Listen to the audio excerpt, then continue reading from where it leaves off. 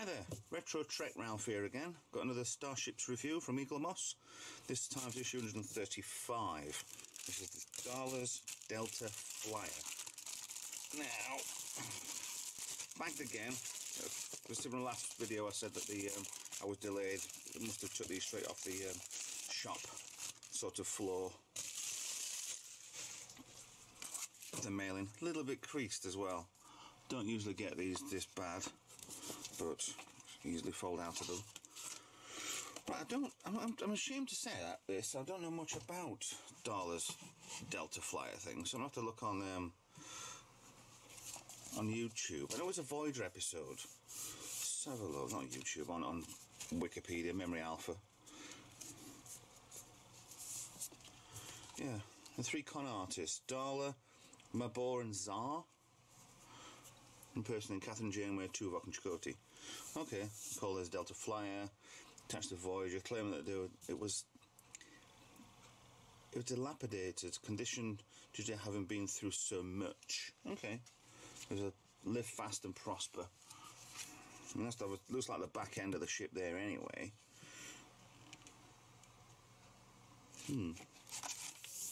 Why show the back end all the time? Okay. Design of the ship. We've got season 6 visual effects on this one for Voyager. Some interesting little pictures there for this. Parts of the ship. So let's get on with Darla's Delta Flyer. Front part here. Now it looks kind of like an inspired dropship from Alien. No, sorry, Aliens. The parts on the front here, the landing gear legs would come out.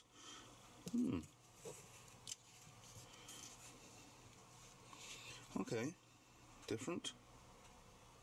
Well, similar. Was it marked up with the red lines, red flashing, Delta shield on the side of the nacelle? No registry markings to copy the Delta Flyer.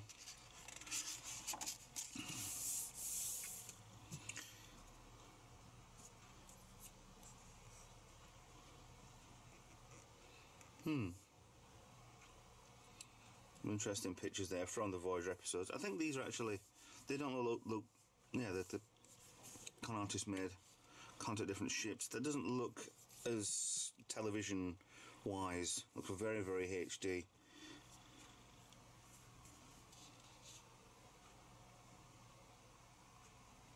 Yeah,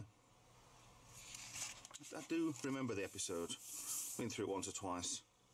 Right, aft cargo bay, navigation deflector on the front. Okay, docking port at the front. Docking clamps, just like all I think it is, seem to be as a dock. Cargo containers on the back, looks like they could be jets and add more on. Just more of a transport sort of vessel.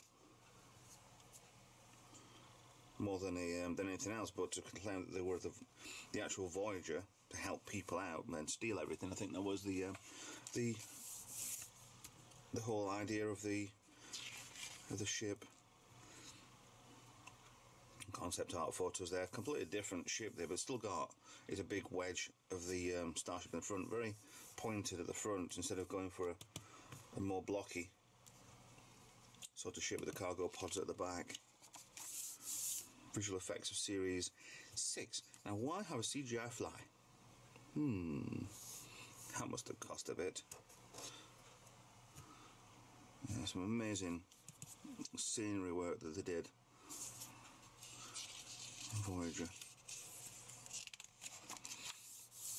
Yeah, more there.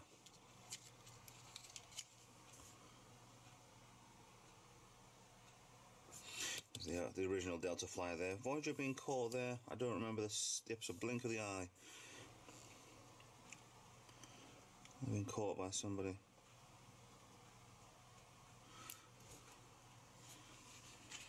Okay. Oh, yes, the effects. That was the, Spirit Folk. Harry's kissing a cow.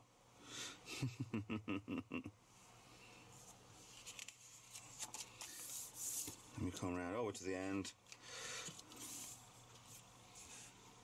Caitlin Hopkins. Do recognise her face from something. I don't know what. Should be in anything else. ever since. But I'll have to have a look into that.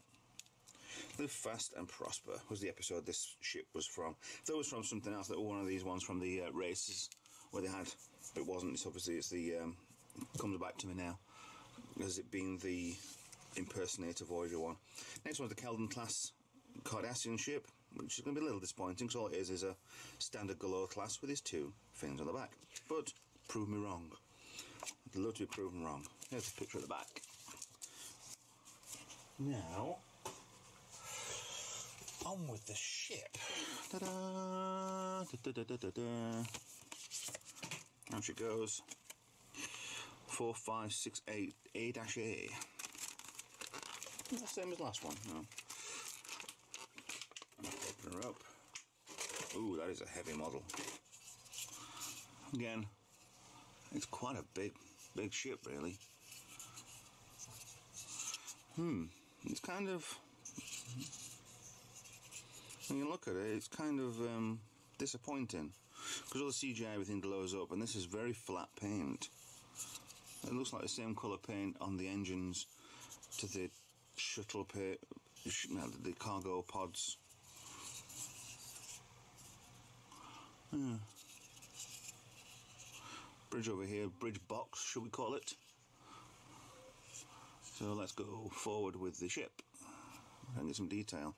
There's actually not that much detail on this. It's quite weird. I thought there might be more. But it's just, I don't know. You have your Delta shield on the side. I've got a green side marker there. I'll assume that on the back. I'm not getting much detail off this, you know, because there actually isn't. Oh, no. Green, side marker left and right. Should have red on the left. A port. There's a gap down there for no reason at all. I really can't show you much on this because there honestly isn't much to this. Yeah, it's kind of disappointing, Eaglemoss.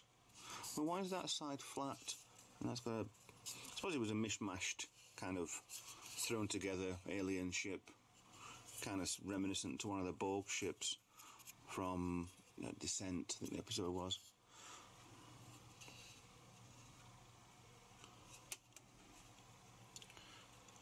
Yeah, it doesn't seem to be, there isn't much. There's a lot of panelling on, yes, but it's not really showing up much. But it just seems one big block, which I suppose that's what it was designed for.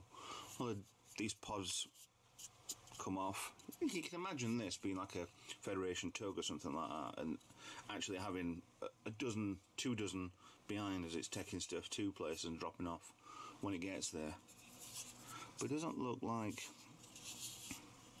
it might just be the way they've done it, but it doesn't look fully like, if this is disconnected from all of those, apart from this section here being complete flat dead end, that it would actually disclose, unless it's, these are clamps for the pods. These pods would just section off, release the clamps, take that one out, deliver it to wherever. A mismatched lining on there for the red line. I'm looking more on it.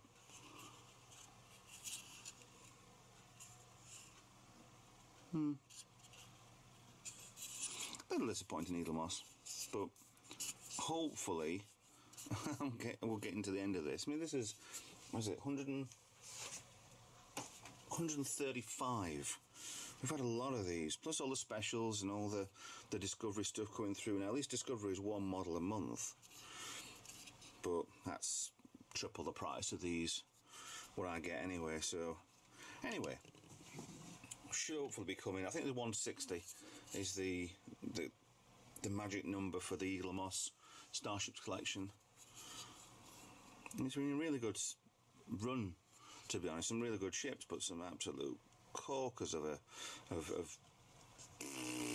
along the way, shall we say.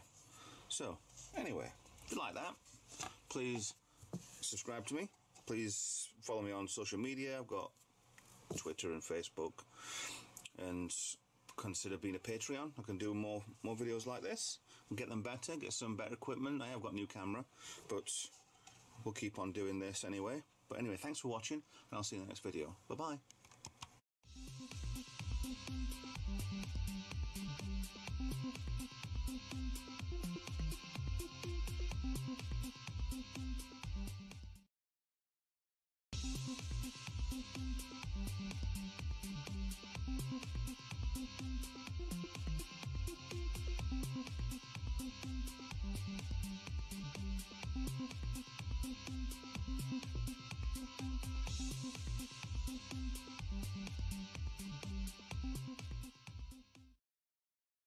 Hi guys, Retro Trek Ralph here with another Eaglemoss Official Starships Collection Starship Magazine review.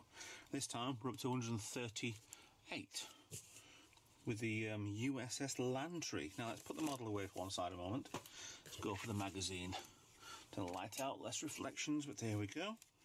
Right. Lantry was a Miranda class starship launched in the 23rd century. Crew of 26. Yeah, I thought something this size, because the dish will be the same size of a refit Enterprise sort of ship. That'd have more than a 26 crew. Okay, I can kind of, I cannot believe that. NCC 1837. Now the Lantry, wasn't that the one that was in the Next Generation episode where they all went old? There's no cure apart from sending Pulaski through. Oh, she'd send her to the transporter, which, great, you can save her, but then everybody else on the ship was dead. So very, very, very similar to the Reliant standard Miranda class starships, except without the bar over the top for the extra weapons, the torpedo launcher and the phaser banks that come on the side. So it's kind of almost a standard class Miranda without extra bits on. Nice, very nice looking there, the ship. Surprised now, a ship like this actually lasted quite a while into its service.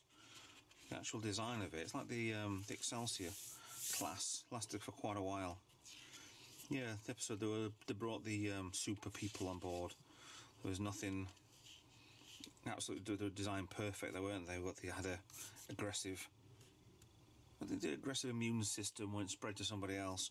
So I can give Pulaski a bit of a lovely face there, isn't it? And the crew absolutely old age, just died out. The specs there of the Lantry. There's a bridge section there, phaser emitters, 3 on the top, probably on the bottom as well.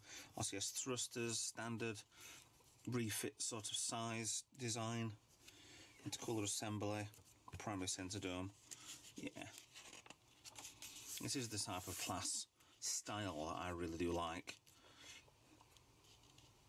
I mean, more than original series, more than next gen, just the these sort of style ships.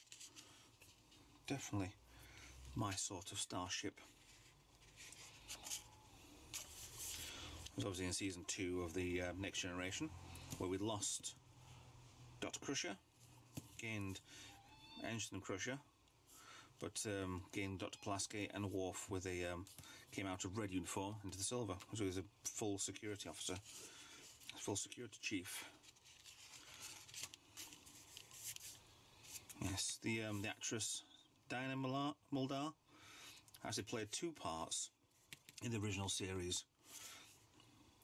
And she actually played, she did the, Dr. Anne Mulhall, Return to Tomorrow. She actually did play, there was she was blind, was it the Medusan? So she actually, strange enough, she played 2 parts without us even realising it when she came in as Dr. Pulaski. More stuff on Series 2, K'Ehleyr came in, was Worf's partner, the Borg. Finally showed themselves. Little clues in Series 1 that something could be the Borg, but finally came in.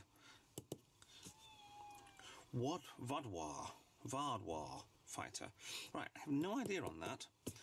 Well, that's next time anyway. So what happened to the Lantry at the end of the episode, unnatural selection, was they blew it up because they couldn't control the virus on board. So, bang. Been easy to just send it into a star. But hey-ho.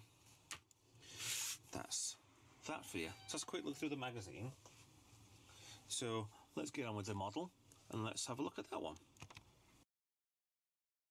Right, and here she is. Okay. Just kind of looks like there's something missing, which there isn't. This is how the ship is. A little bit. Yeah, some of these ships actually clip into place inside the mouldings. This one doesn't. It kind of sits on there and doesn't. But there we have it. There's a USS Lantry. There's a load of detail on the ship here. So pan forward, shall we? If we can get it focused. Come on, in you come. There you go. A lot of detail. Flip this round. I'm kind of keen on this line around the edge of the ship, but tough look.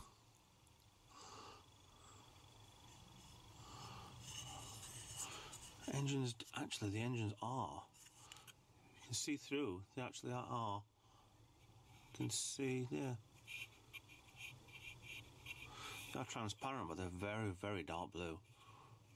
I wouldn't say they're black. They're very, very dark blue.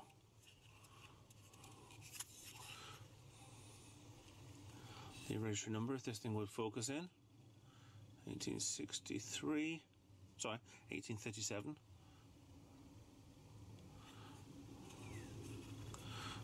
A lot of cheap parts there with the decks just being painted on the edge. That's not bad actually.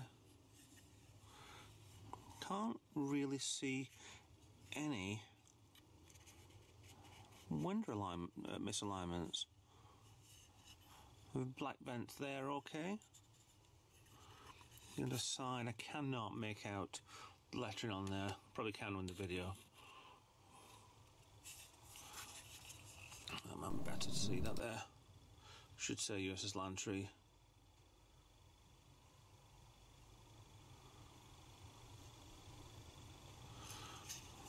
Yeah.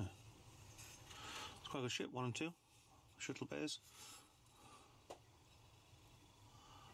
I quite like that. But then again, I would anyway. There's a lot of decks on here. For the bridge, there's a hell of a lot of decks.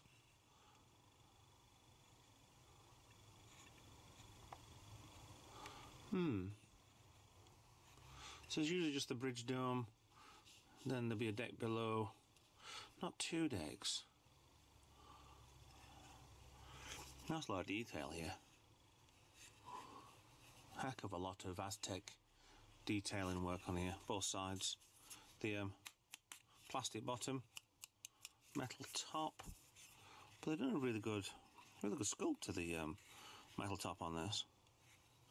Notice the Lantry is a little bit not exactly printed correctly, but there's a line across the 8.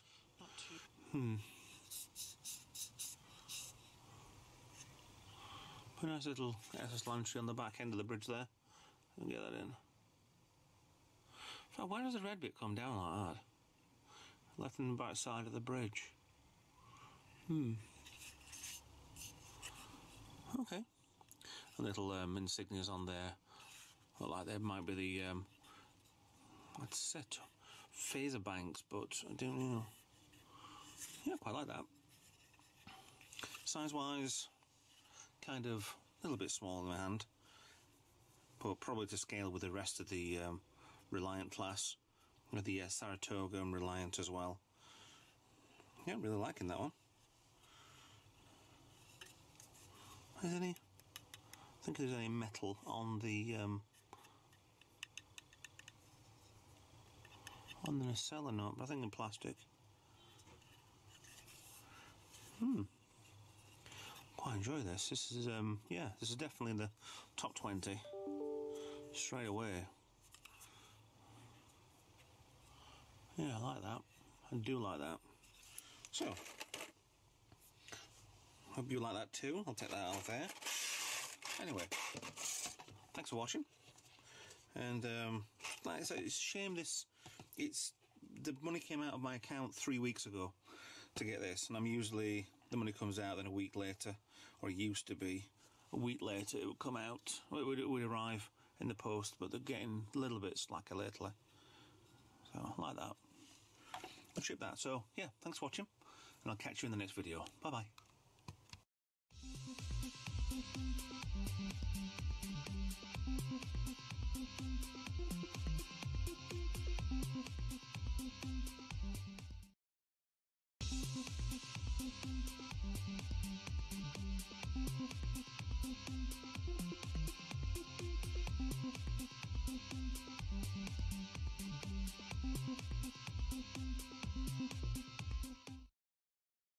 Hi guys, Retro Trek Ralph here with another Starship Star Trek review from Eaglemoss. This time it's the special Enterprise F in the online livery. So, models here. Let's go after it in a second. Let's have a look at the magazine. So we have it there. We had this model a few weeks ago. I think it was in the standard livery, which I thought was only in the online livery, to be honest. I've actually seen it in. So let's have a look. We saw through different parts of the ship where it's got the 2 parts of the hull, possibly a neck section as well for 3 parts. But with the extra section on the back there where the shuttlecraft can, or different pods could go on the back of it, which is a first for an Enterprise flagship sort of class. And this is the Odyssey class anyway. Captain, yeah, I think he's a Vulcan. Vakel Shon, no idea. There's a lot of mythos on here. Set in the War Tone 2407, Star Trek Online, we saw Starfleet develop a bold new iteration of the Enterprise. So more battleship than actual exploration, but with the capacity of doing both, probably either anyway. It's a really nice, good-looking ship, I think. It's a good evolution on the Enterprise. We're making look. These nacelles, I thought some of the nacelles look a little bit kind of weak. With the size of the bridge, these nacelles are absolutely huge, but they look more, you're shielded in by everything. They look like they're getting more longer and streamlined backwards, but at the same time, they're getting less and less of them. You got to think this is kind of 25th century, where you've actually got warp drive is an ancient relic, so it's quite old. Right, I've actually noticed something before. I had to do a quick cut there. Is they have another free online section there for the to download this class of ship. So there's a code behind there for my code. That's mine only. Didn't realise they were doing it for both. But yeah, this gets the Odyssey class with the upgrade, well, the ship upgrade. I haven't actually got mine fully yet because I need to unlock certain parts of the game. I've been on it forever on Star Trek Online, but I haven't fully unlocked the base parts. Just basically got a ship and flown around and not much of the storyline. So you'll get a free one of these, a paint pack with this anyway. So yeah, over onto the side. More concepts art of how the ship could have looked. That looking very much, it's, I don't know, it looks very much like the Stargazer, but the engine's really rag backwards, so it makes it a lot more lengthwise instead of it being bolt on top of like the Stargazer class was. Which is not the Stargazer class, it was the Constellation class. Yeah, I'll get it eventually. So it's a nice ship. We never actually saw it live, but that was like a really good rendered picture, that. It could be from a series. It'd be nice if we saw this in the new Picard series coming up. But, yeah, we'll see what happens. The new series of Discovery is going really well with the Red Angel mystery. Really enjoying that. I mean, we know it'll turn out to be either Burnham or Spock, so yeah, well, that's fine. We'll keep it going. Don't mind. Beautiful artwork on here. I mean, your shuttlecraft, well, actually, these are your independent ship sort of Is it the Aries series? Aquarius. There we go. That's a massive ship for a massive. Yeah, even got a bridge section. 1, 2 decks, possibly 4 decks. Torpedo launchers, phaser banks will be somewhere around. Very different. You've got different sections on the back there. To change it, I suppose, or is it? No, it's the top and bottom section, right? Don't fully know if they've got a captain's yacht underneath there or not, or whether or not it's underneath, like a section there we've got doors on. Possibly might be on there, or they haven't completely and they're just doors. A really nice looking ship, this. Some new sections of the Star Trek Online where they got the Discovery set coming through. Like I said, I've still not fully played this. I need to get on with this. Try and play this. I'm too busy playing Elite Dangerous or fixing stuff anyway, so it's, yeah, it's on the list of things to do. Star Trek Online. You are the captain. Play for free. PC, PS4, Xbox One. I have one of those. Not these two yet. They're not too retro enough for me. So the online livery. Didn't realise they'd do 2 books for this. I thought it might have just been a quick magazine. Well, not that magazine. Straight away in with the model. But let's get the model for this one and see what's what on this. Right, I've actually dug out the original one for this in the standard livery. I thought there'd be a little, if any, difference, but there's quite a lot there. Now we'll bring out this one. We'll put this one aside for a second. We're going to use that as a compare. It's only because I actually found it. You're lucky I actually found it, because there's that many of these models around. It's ridiculous. Let me show you the number on this one. 5211/A-A-A-A, yeah. 5211, right there. Enterprise F. So they got this one right anyway. Eaglemoss, well done. Don't be patronising, but I'm sick and tired of having stuff that go wrong. So let's get a magazine. So we have here the Enterprise F.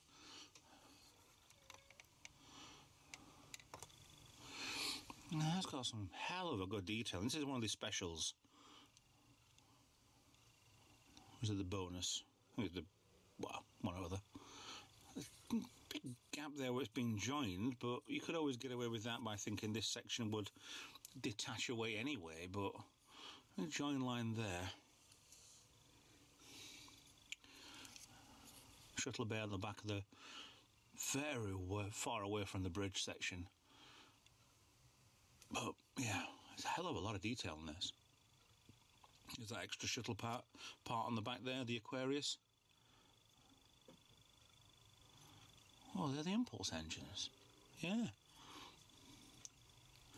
So they got away with the idea of having the impulse engine on the back of the ship, and the vents on the back, not very well painted, back of the pylons there.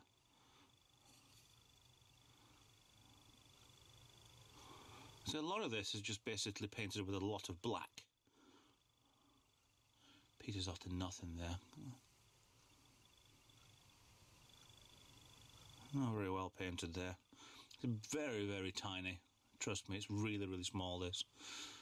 But to get somebody to actually paint this is quite ridiculous. There's the Aquarius there. Underneath the Aquarius, have a look. Not much detail at all. Okay. I mean, actually, are those the orange parts here? This is how small it is. Are those impulse engines, or are they running lights?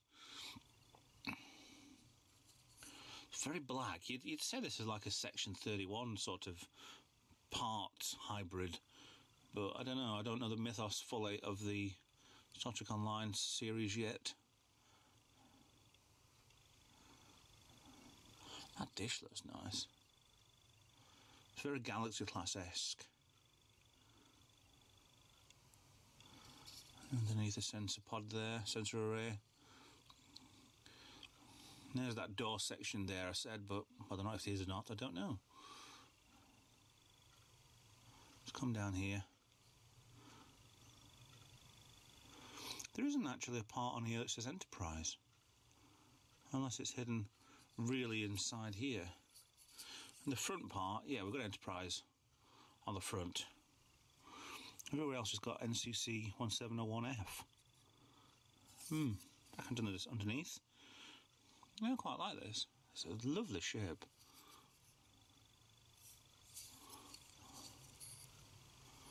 And the profile of that is lovely. Kind of comes in and just gently comes down. No neck part to make it, but there is neck parts on here. And you can see straight through. Yeah, I think there's just the two neck parts.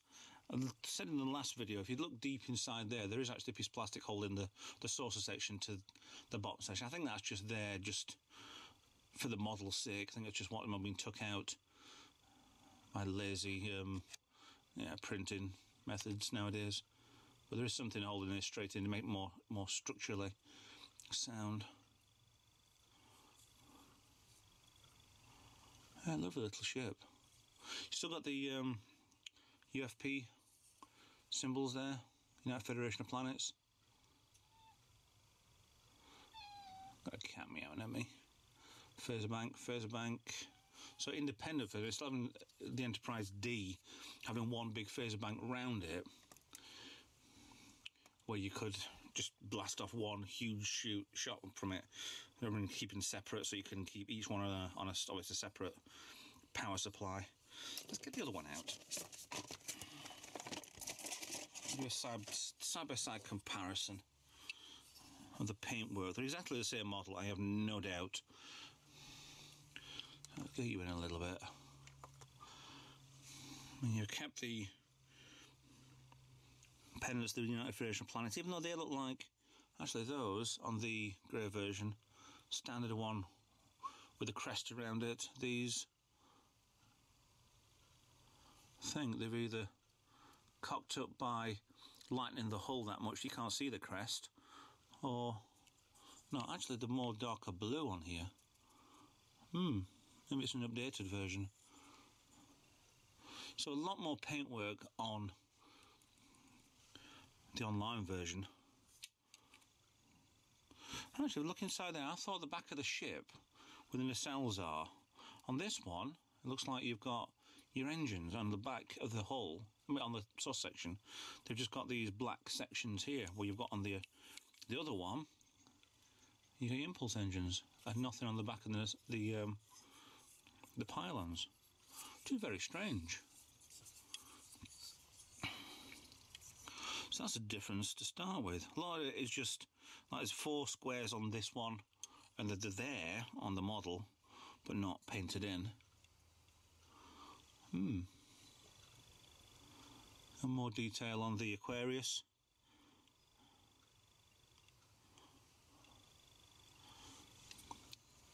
Lining the sails up, exactly the same. Just the whole painting, it's completely different.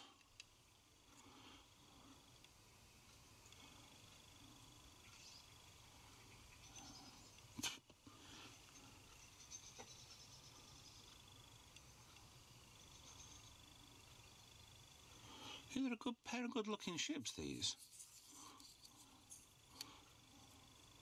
Back to back, they're exactly the same.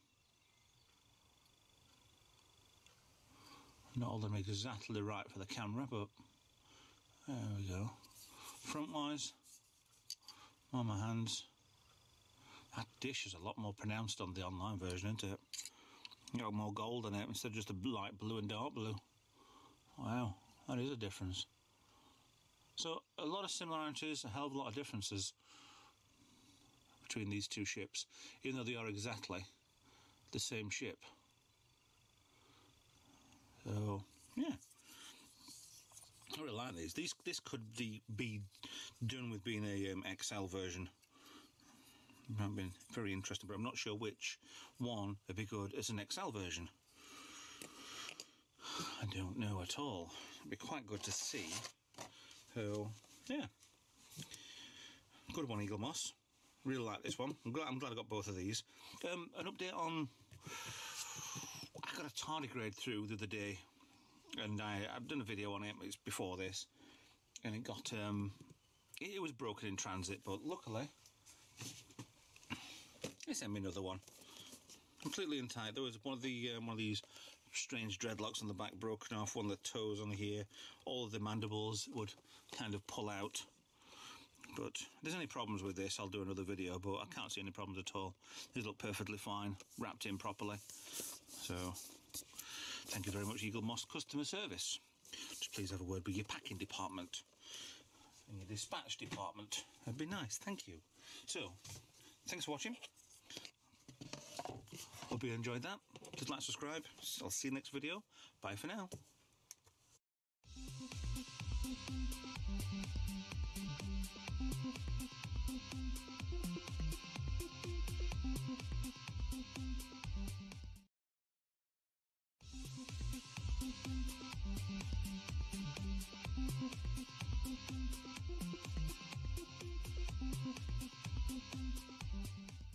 Hi guys, Retro Trek Ralph here. Now I've got next instalment of the Eaglemoss official Star Trek collection. I've got that wrong around again, I know I have. But next one is for issues 31 to 40. Now let's get on with this and let's get these things open. Right, 31, we start off with Romulan Valdor. It's the Warbird Valdor. I call it a Warbird, I don't know. Because it's nothing like a, well, I suppose, with the original plastic Warbird, then possibly. You've got that little gap under there for the neck, but it looks like it just stretched and squashed. But, this was from the Nemesis film. The Valdor, wasn't that the wing broke off this one when we were one of the sister ships that got destroyed. It's a lovely little ship. There's so much detail actually built into this thing, not just painted on. Well, very much looks like a massive Klingon bird of prey. It's so fragile on this, but yeah, it's a good ship. Really nice ship, to be honest, but wide. I mean, that you compare these to the size of your hand, but these are, yeah, the there's damn it. Shame there's no clear plastic parts on this, but I think the ship was huge anyway,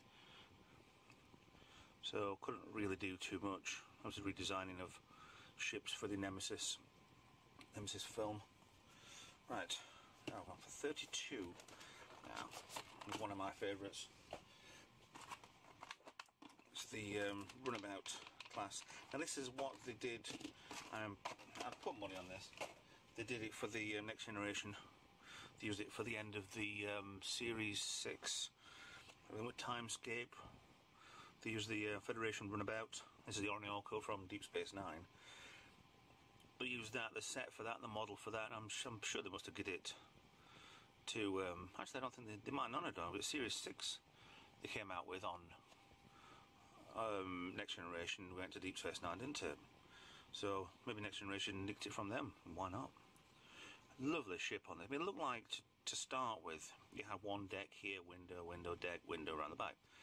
And then they expanded it so much to being possibly 2 decks, maybe 3 decks on certain episodes. It looked confusing as hell. But a lot of detail on this. A lot of the pod on the top as well. Some of the shit that runabouts had, some of them didn't. The Rio Grande, I think, was the first ship that they had with these. So, yeah. The first one, I'm sure they brought the Rio Grande in to start with. And the Orinoco, was it Orinoco and the Yangtze Kian? Then they brought another ones in because they kept blowing them up. And yes, I'm not surprised they blew them up, to be honest, because they were on the edge of the frontier. So that's 32. 33. Oh. Yeah. What the? Cardassian? Hideki class? What the bloody hell is that meant to be? I think I've seen I think I've seen a ship somewhere on something else that is exactly the same as this and reclassed it, but I don't know what it was, but it wasn't a Star Trek thing. Well, look, is that meant to be a gun? Is that meant to be a docking port? Is it, I don't know, is it looked tiny like a bit of shuttlecraft or something, but I think this is when Eaglemoss started to think, well, I've got to put some fillers in somewhere. So not my favourite, I think it's just disappointment. 34 comes up with more disappointment. Now, this is going to break. This is... What is that? Is it just a bloody toothpick or something? I mean, you saw this ship. It's even got clear plastic parts which can't be lit from behind. Oh, I just remembered I was going to do get a torch. See if I could light things up. I've forgotten completely, but yeah, I don't think it's worth it, to be honest, especially not with this. It's even an oval. It's not even round. But when you see this coming towards you, oh no, look at it, it's tiny. I mean, I know, palm of the hand again. It does fit, but it just, I think, disappointment again. The Vulcan ships, Vulcan must have had a lot of ships, but I don't know. I just don't know. It's nice to see something that's different, but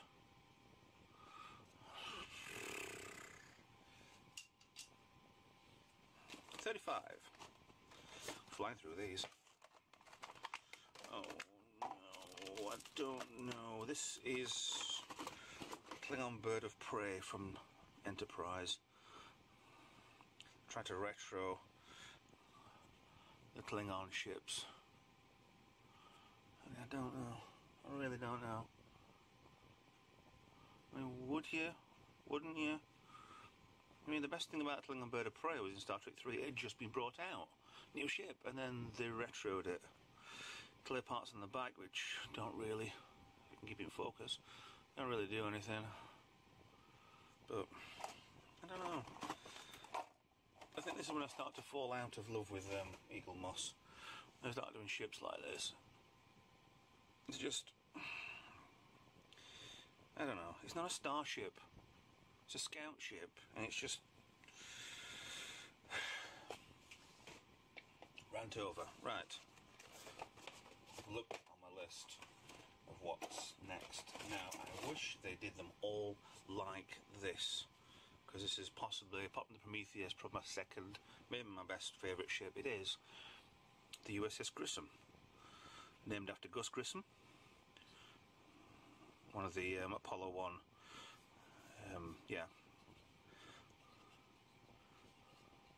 Apollo 1 pilots sadly died on the launch pad. But this ship, the size of it, we knew it was a small ship. This was a scout vessel, but it's such a... I mean, Star Trek 3 is possibly one of my favourite soundtracks. Oh, it's a shame on the back, the bloody paint dabs are way out. Oh, look. They're not too bad on that. There's a gap in the middle, it's white, and it shouldn't be. I'm going to do it all grey. But the vents on there, they get from the Enterprise original and the refit, and this is completely different. Windows are all out of alignment again, like they usually are. But I just love this ship. Absolutely love this ship. Light back on. It's such a radical departure from anything. It just flies at you. Amazing ship. Right. What we're on now? That was 36. Obviously. I'm just trying to stack up stuff over here. It's just packing. 37. Comes another Enterprise one. This is the Andorian cruiser. Andoria battle cruiser. Now I like this for one big reason. It looks wrong. It looks like everything angle on this is completely wrong. That's not right either. I mean, your engine on the back, it's got this flat section. That shouldn't be flat, but big. And then again, it looks Babylon 5-ish. but it looks flat there, which it is, and it's big and bulky at the front, and it's wider. I just love the design of this. It's just so different. Clear parts for no reason again to light up. I'm struggling with focus on this. There we go. Better. There's even a bit inside there. Yeah, okay. Yeah, they look. I think it looked better when it was on the episode. See, there's some sticking up here. But I really love the ship and the design of it. I'm not sure if that's the way up. Oh, that's the way up. Either way, it's such a good design. As you might be able to tell. Right, 38. Voyager time. Delta Flyer. See there. This is a nice heavy. This is how ships should be, solid. You could take that out and you could give it a good throw, but I mean, again, this suffered from another problem with the like the runabout. Is it started off on one deck, and I don't think the scale's too far out of itself, to be honest. That's supposed to be shuttlecrafts. But didn't this start off as same as this, with one deck? Cabins behind here, all these windows, and then you got these two decks behind for some reason. Even though that's only just like a fin with the thrusters on. I don't know. Well looking ship. When I first saw one of these were the Christmas tree ornaments that they were doing. And one of these was one year, and it was an absolutely brilliant shape. There's a couple of little dabs missing off the cockpit with the windows. These were absolutely stunning shapes. Weird design, but a big solid lump of a design. Back towards the Defiant, where everything's bolted together. If something comes off, then your engine's absolutely had it. But love the ship. Nice ship. Right, 39. We have Disappointment Time. It's a Romulan drone. Goody, I think I just broke something. Why make something that's easily bent on a shape like this? I mean, nobody is. I thought they were solid. They're all movable. This is the Romulan drone from Enterprise. And kind of scooted around and flew around, and there's nobody on board with remote control from Romulus. I mean, that's a metal part, that's not. I mean, there's a lot of design on here. All the emitters for the holographic, so it could change shape of itself, make it look like it was something else. Yeah, nice. Again, different. I don't know about the grill on the back, anything particular, but definitely different. Definitely something we've not really seen before. Reminds me of a fish for some reason. But, yeah. I suppose variety is, as they say. Right, number 40. Now, we've had the Excelsior. We now have the Enterprise B. The Enterprise B? Enterprise Squidge. I thought there were dirt all over this, but it's not. It's attempted Aztecian. Yeah, it's nearly a B. I do like this ship. I've got a model upstairs of this, and it's a pain in the arse to do. But when you first saw this in Generations, Star Trek 7, it was this bit here. Excelsior's amazing. They made these extra bits sticking out for no reason, and he made these little fins on top of here, like a, I don't know, it was like a gladiator or something with somebody with I don't know, old styled armour on stuff, made fins and extra fins and two silly engines on the side, even though keeping the original two for no reason. Well, they've done that on the Excelsior anyway. We're going from the original one with the transwarp to the standard, having two dilithium chambers or whatever they are. But do like the ship. I remember having the Playmates model of this, and it was just blue. It's horribly blue. If I'd still got it, it'd probably been faded by now to a bright orange or something, but it was always wrong in every way. But yeah, because they made the Excelsior as well, just changed the number on the front but kept all the engines and the fins and everything else on top. So great one for Playmates. Right, so right, that's the last one.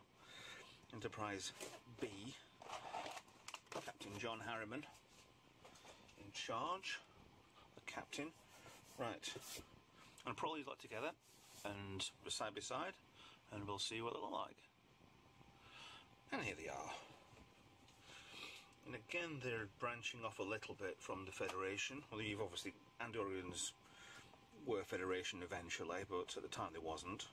So on Starfleet ships, 1, 2, 3, 4, Klingon, 2 Romulans, Vulcan, so at least that's a Federation ship, and a Cardassian, which I used to say, but that will not stop it, will it? Sit, bloody Cardies.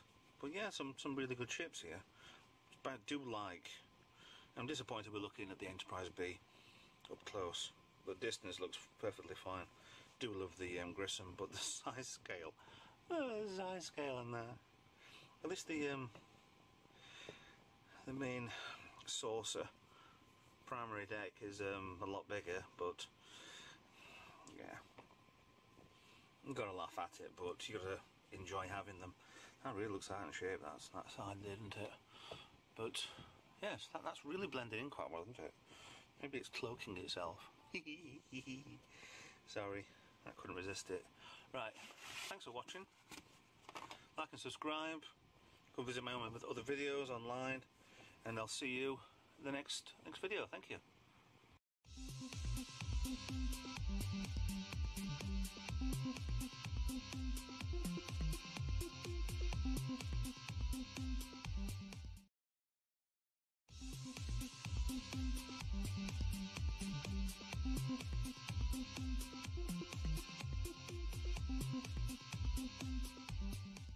Hey guys, Retro Trek Ralph here. Right, another episode, the official Eaglemoss Star Trek Starships collection. This is 111 to 120. I'm really plodding through them now. So, start off from the beginning. Now what we have here is Captain Proton's rocket ship. Somehow I thought they wouldn't do this. Why would they? It was just a copy from all the old serials, films, sci-fi stuff from the black and white era. It's a joke more than anything, but I don't know. It's some quite good dabs on it, I suppose. It's all just in silver, all in black and white, that episode. But yeah. Interesting little ship. Captain Proton and his sidekick, it's Harry Kim and Paris, trying to defeat Chaotica. Very different. It's a good old-fashioned design on this. Very old-fashioned. But like everything, they would look rather phallic, shall we say. But let's leave it at that, shall we? 112. Now, this is probably one of my favourite ships. It's the USS Phoenix. It's just the detail work on this. I mean, already we've got to the first two, and I've already got my favourite. 65420. If I can get a model kit of this, I'm not sure what pot I'd have on the top, but definitely I would love to do this. I mean, the cells are really good. Yeah, I think I'm going to get warm in the garage today. Yeah, not majorly badly lined up, all these markings. But it reminds me of one of those ships that you get model kits where the whole lot of it is covered in a sticker, in the decals, or whatever they call them. The paint colours, all the details, the windows, everything is just stuck on top of a plastic shell, but it's obviously been painted on. There is Aztec work on there. Yeah, really good ship. Interesting, futuristic sensor pod. And they did change these for other ships. It's really good. So thin and clear. Clear blue section there that would be lit up the right way. Still crummy on the deflected edge, which has been painted.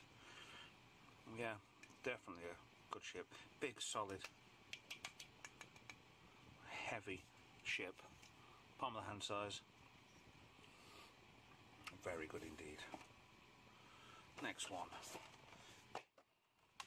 Lockyer Rim warship. I don't fully remember this one. I think it's a Voyager episode.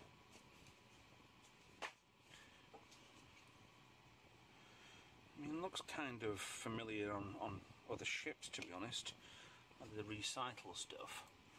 Have a look what Lockyer rims are. Yeah, looks like a Voyager. Yeah, Voyager episode. Body and soul, flesh and blood. Delta quadrant. So yeah, well, as a ship wise, so look. That looks like it's solid painted. No detail apart from the white. And some purple. Is it purple clear bits or purple gloss? Bits of purple gloss everywhere, and the bronze and the gold. The grey over here looks a bit like should have painted it silver, but I don't know. Yeah. It does remind me of, and I've gone through most of these, it does remind me of other ships. But yeah, not a bad ship. A heavy piece as well. Now we're back on to... I don't think I remember seeing this one at all. Or is it a Challenger? Challenger class, USS Buran.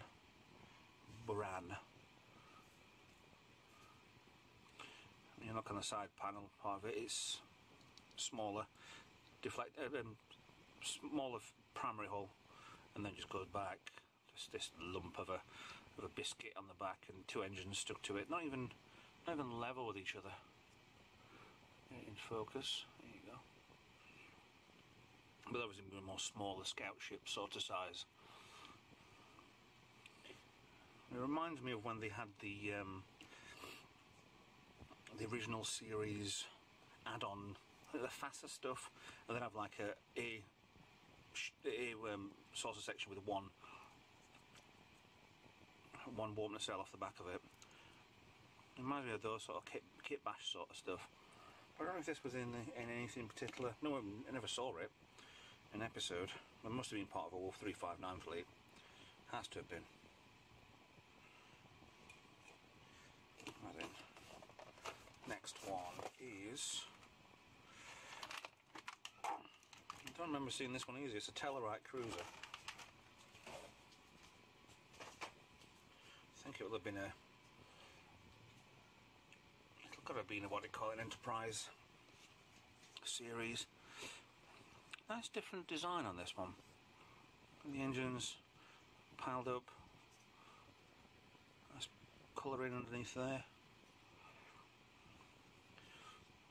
The green part, they look like a... Oh, there's another ship that looks like this as well. They've redesigned so many different things. They all kind of some look similar. There's all the deck lights, deck windows there. It's like a side view of the Enterprise D or something. Very different, but very similar. The Tellarites were the one with the they were pig faces or something, weren't they? I'm sure they were. They had the strange snouts. Yeah, the original series. Look like when they got the faces, the pig snout, but then they got black eyes from the masks. It doesn't seem to fit them right. So you have to laugh at some of the old special effects from the 60s. Right, back to Wolf 359. This is the USS Curry. Doesn't say if it is a Curry class or not, but this was obviously according to Eaglemoss's, on the Memory Alpha site, special effects Dan Curry, who's a special effects guru, so he's been named after him. But it's a proper kit bash, isn't it? You've got the Excelsior dish, Excelsior secondary hull with a shuttle bay on there instead of being on the back. It's completely flat on the back. Lots of stuff on there, and you've got, yeah, black warp nacelles from a weirdly painted, blue painted Reliant. Really, maybe obviously with the, oh look down there, the neck part's got engines stuffed in it. There's a proper neck piece as well. You've got the small torpedo launchers in there. You can barely see that. But yeah, it's different, very different, but very similar at the same time, which I quite like. A lot of Aztec in on the saucer. That's not bad. Not as over the top painted as what. Not too much detail than what the Excelsior was, but nice colouring, nice, not a bad ship. So they never really existed because it was in pieces. It was in the battle. Well, you never really saw the battle of Vol 359. You just saw the aftermath. Right, now we have a familiar ship to the next generation era is the Ferengi. The Ferengi ship from the 22nd century, so another Enterprise ship. So I think they saw this one. They didn't actually meet these, but then it was a big surprise in Next Generation, obviously. It had been a prequel series that, look, nobody's ever seen a Ferengi. Yes, they had, because they'd seen them. Got two docking ports either side, weapons bridge at the front, possibly. Landing gear, maybe. A deflector dish. Maybe it used to be able to fly that way around. I don't know. That looks very flimsy. If I put that down, that might break under the weight. Definitely a different tech on the Ferengi style of ship. We're being 200 years before we actually properly saw them. Right. I've almost spoke about this ship earlier. Firebrand. Freedom class. Now it's a deflector dish very similar to the Galaxy, slightly different, one big gun and only one engine, so you couldn't really hold it like that. Don't hold it too long, it'll break. But another one, the Wolf 359 scrapyard, graveyard. We've made so many ships just to get something on film to look like it was a big battle scene, but it's easy enough nowadays with the computer generated stuff, but back then you had to build a model. Must have took absolutely forever. And that way doesn't look too bad, but it is actually that way. It was a short range sort of craft with a big massive gun bolted to the side of it. Quick, let's get into battle. Let's stick a gun on it. Yay! Not really. Clocking along now. Right, this one we've seen bits of this before, I'm sure we have. This is the Hirogen hollow ship. This will have been from a few Voyager episodes. Wasn't the one that they were stuck on the 1940s? They all lost the memories.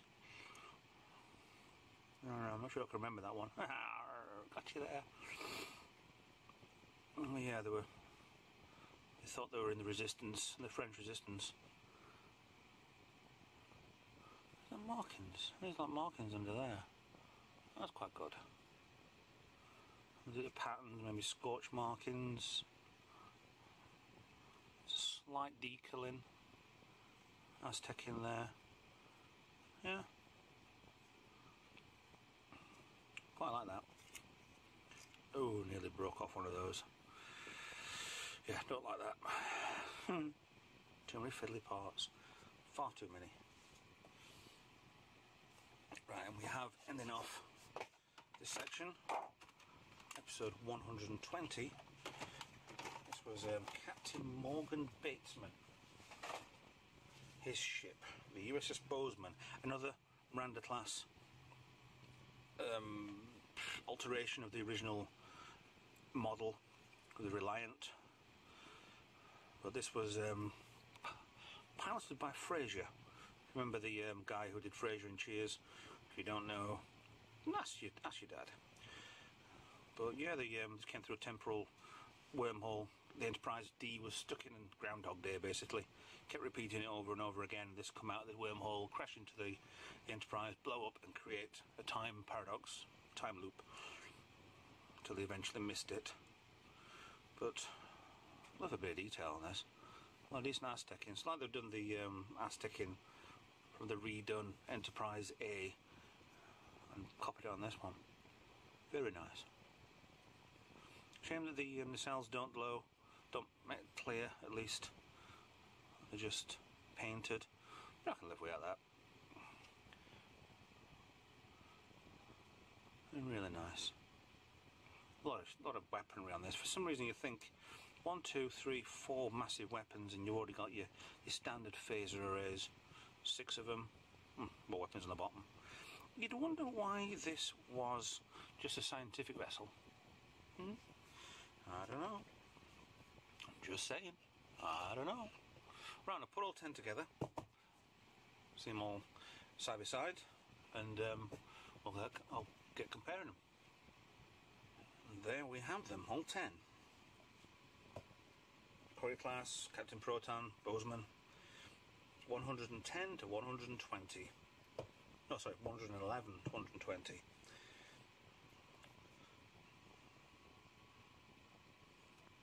They're very similar on these two. What are these? One was the Herodian. The other one was, come on, the Lockrim. Lockrim? Yeah. Very similar-ish, but not. So, favourite time. I wonder which one is going to be my favourite. Let me think about the Phoenix. Wins hands down. The actual design of it and the full design and the full level of detail on this wins it hands down. This is one of my favourite. Goes in the top 5 definitely. As if it's a favourite, then I'd love to do the actual model itself, proper size model. So here we go. Phoenix is a winner on this one. So thanks for watching. Like and subscribe. And I'll see you in the next video. Thank you very much for watching. Bye-bye.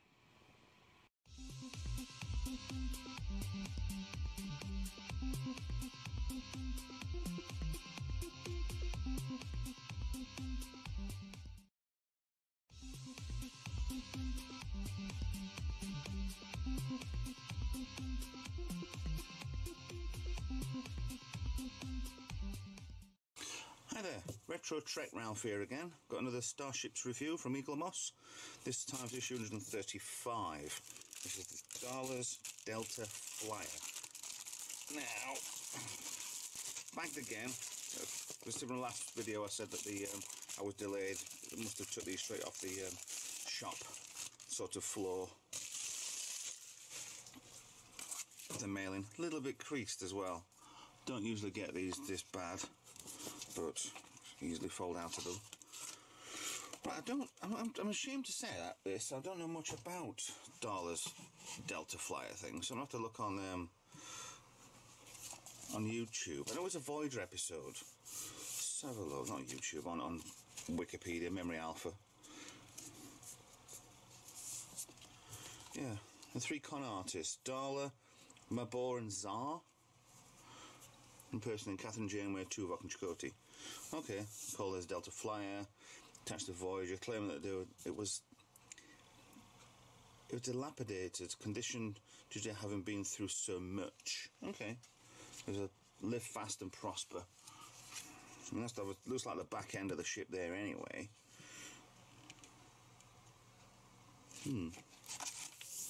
Why show the back end all the time? Okay. Design of the ship. We've got season 6 visual effects on this one for Voyager. And some interesting little pictures there for this.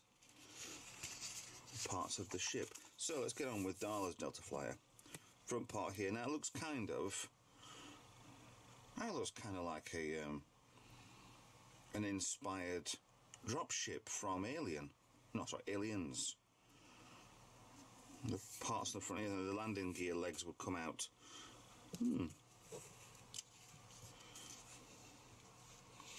Okay, different. Well, similar. Was it marked up with the red lines, red flashing, Delta shield on the side of the nacelle? No registry markings to copy the Delta Flyer.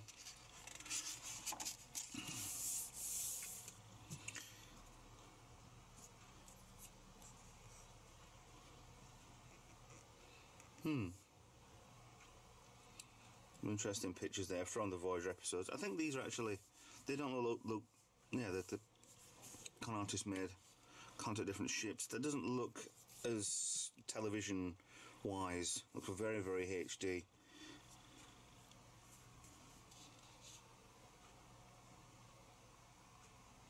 Yeah, I do remember the episode. Been through it once or twice. Right, aft cargo bay, navigation deflector on the front. Okay, docking port at the front. Docking clamps, just like all I think it is, seem to be as a dock. Cargo containers on the back, looks like they could be jets and add more on. Just more of a transport sort of vessel.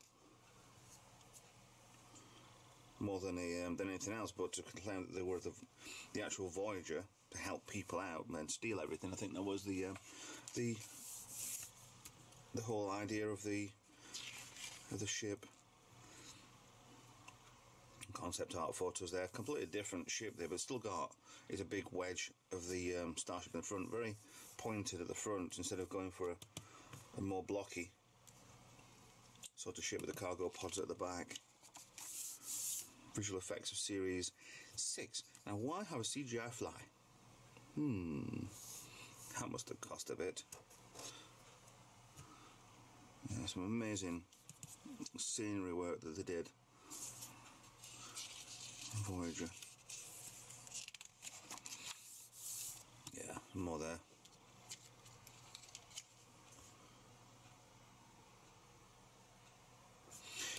The original Delta Flyer there. Voyager being caught there. I don't remember the episode. Blink of the eye. Being caught by somebody.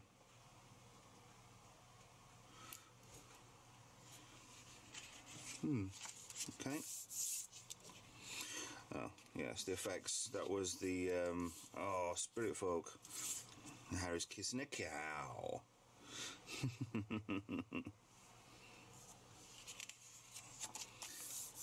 Let me come around over to the end. Caitlin Hopkins. Do recognise her face from something. I don't know what. Should be in anything else ever since. But I'll have to have a look into that. Live Fast and Prosper was the episode this ship was from. If that was from something else, that was one of these ones from the races where they had, but it wasn't. It's obviously it's the comes back to me now as it being the impersonator Voyager one. Next one's the Keldon class Cardassian ship, which is going to be a little disappointing because all it is a standard Galore class with his 2 fins on the back. But prove me wrong. I'd love to be proven wrong. Here's a picture of the back. Now, on with the ship. Ta-da! Da-da-da-da-da-da. How she goes. 4568 A-A.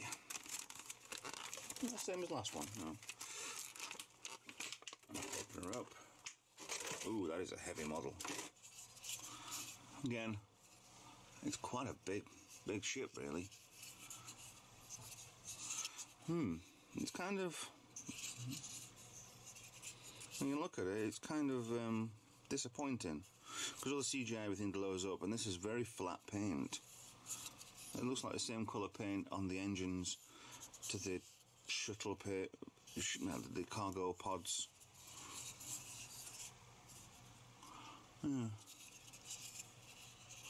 bridge over here, bridge box, should we call it?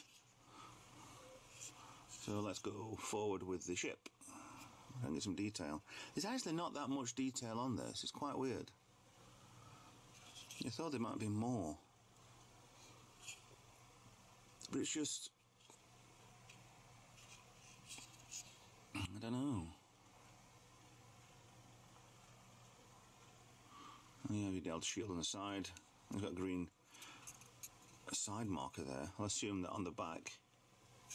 I'm not getting much detail off this, you know, because there actually isn't. Oh, no.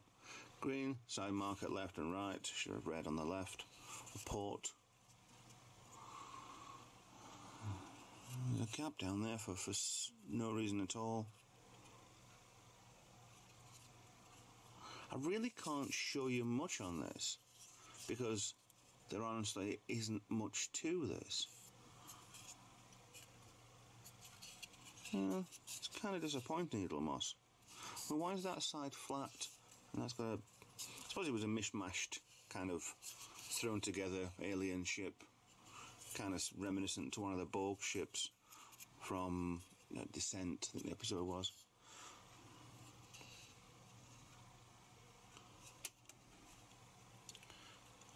Yeah, it doesn't seem to be, there isn't much. There's a lot of panelling on, yes, but it's not really showing up much.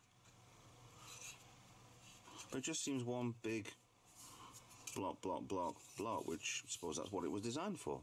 Well, these pods come off. You can imagine this being like a Federation tug or something like that, and actually having a dozen, 2 dozen behind as it's taking stuff to places and dropping off when it gets there.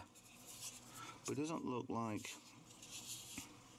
it might just be the way they've done it, but it doesn't look fully like, if this is disconnected from all of those, apart from this section here being complete flat dead end, that it would actually disclose, unless it's, these are clamps for the pods. These pods would just section off, release the clamps, take that one out, deliver it to wherever. There's a mismatched lining on there for the red line. I'm looking more on it.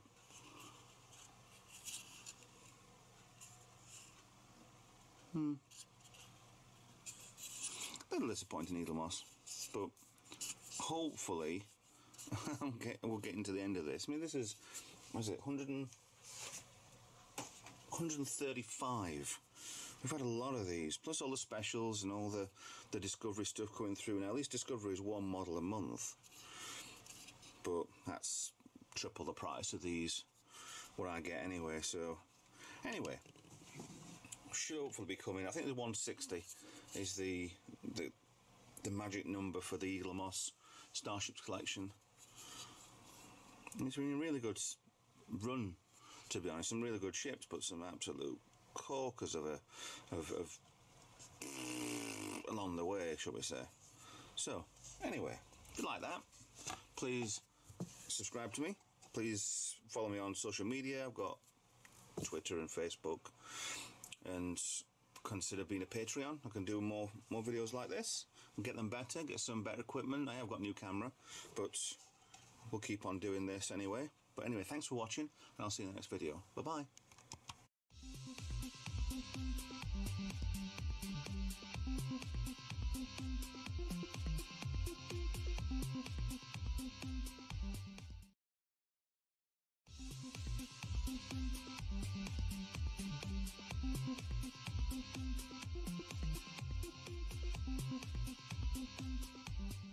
Guys, Retro Trek Ralph here. Another Star Trek Starships Eaglemoss collection for starships in Star Trek. Right, we're past the 100 mark. Out of what's released so far is 129. So let's start with 101. 101 is a Bajoran freighter. Simple as that. Didn't realise the Bajorans had freighters. I thought they were poor. The website's wrong. But yeah, it looks very much... Hold on a minute. I think this one? Does this not look familiar to you?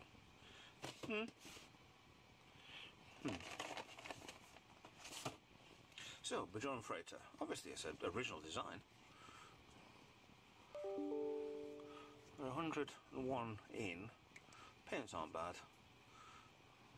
Nothing indented for all the windows on the side, but I could live without that. Engines on the back. Not much detail. It's like a sensor dish on top. It's like they just put a hexagonal plate on the top. Hex 5. No, I'm bothered. But it's just kind of hanging in there for no reason whatsoever. But just a big bulk triangle sort of ship. Can't really say much about it, to be honest. 102. Now I think we're back into Klingons. It was a Klingon D5 class battle cruiser. This is again the Enterprise series taking their own license and sort of shoved it on some base. D5, that doesn't look like big enough to be a D5. It's like a attack ship, a little small fighter or something, but instead of a big D5 class. Because your D7 was what were in the original series. So 100 years before, there were two classes before with these strange supports and more things underneath that you would break. Ridiculously, stupidly, I'm going to break that. Yeah. Klingon D5. There's Aztecing on there. There's no raised or anything. It's just all printed straight onto there. It's pretty neat and straight. The engines look a bit weird with the extra bits on the end, but well, yeah, somebody's obviously taking credit for that. Very heavy front. That's where the weight is. Looks very much like a Romulan. Romulan nose on that one for some reason. Well, the other with the Romulans and the Klingon sharing technology, but I didn't think they did back then. Unless when nobody knew who the Romulans were. So, 103. If I was remiss, I'd say this was a Vulcan. But it's not a Vulcan. I'd say it's a Ferengi. It's not a Ferengi. This is from Voyager. This is a Vidian warship. Those buggers who kept nicking parts from you. Hey, I need your lungs. I'm going to nick your lungs. Hey, you don't need your heart. I'm just going to rip it out of you. Well, yeah, I'd say with the way that this species is, it'd be more of a dirtier ship than this, but it's not. It's quite a few blobs of detail and stuff on there. Slight Aztecing. Certain bits you can see, but you can't see. Yeah, this is nothing like we've seen before, or is it? Is it not like a Romulan bird of prey's warp engine? This section here. No? Okay.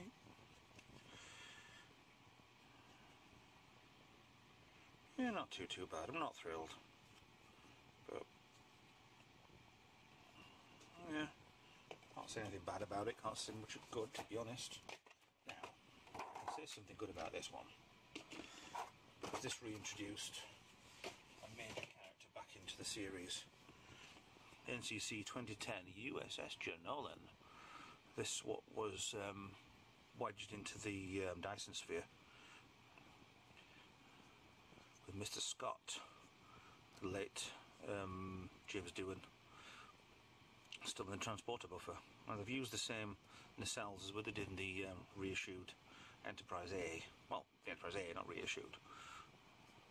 So it's actually they haven't. They haven't. That's really bad. They put a part on there. Even these are black. Not much consistency, Eaglemoss. Still a nice big wedge of a ship. Looks very much like a shuttlecraft from the end of the motion picture era days. Yeah. No reason. Got like big engines on the back, detail, but then it goes smooth on the top. Yeah, it's definitely a shuttlecraft, executive shuttle. I think it was from Star Trek 5, 4. I think it was, maybe 6. But still the classic refit engines. nice-ish. So, right, 105. You've already seen this one. So this is a smuggler's ship.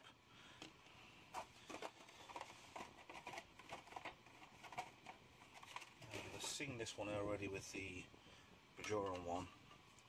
So have a look. Exactly the same. Even the same markings there. There's a circle there, parts. It's very, very, very. It's obviously the same model. I've added wings on and bits underneath. A few more bumps. Some more extra Dalek bumps. Same. I mean, they might have. You know, I'm guessing with this one being a freighter, this should be big. But this was a smuggler's ship. Maybe they were smuggling quite a bit through. Maybe they'd like to have a big ship. But I don't know. It's just the same model recycled again with Star Trek. Looks good. It's hot black. It's black on black. Black light that lights up black, saying "Don't press this button again." Is that broken? Yes. Up to the glue again.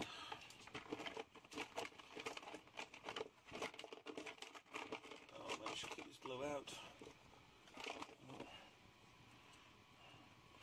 Yeah, this was the one that was in. Was it Unification? That I'm trying to find Spot with, and they couldn't because he was smuggling stuff into Vulcan ships, and he was hit. He was smuggling weapons, and he blew up. So it wasn't in the episode for long, but at least the ship itself was in quite a while, the model itself, so they just reused it.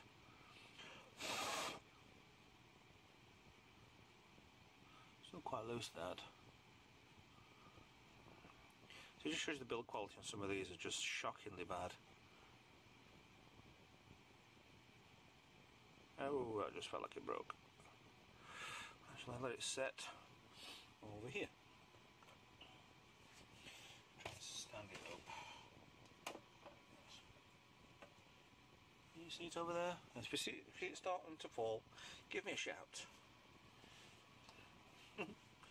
106. Such a big part at the beginning of Voyager. The Kazon Raider. This was one of the big ships, wasn't it? Looks really tiny. Different colours on the front there for the windows, or whatever they are. Fins, because it's their warp idea. Mist paint inside there.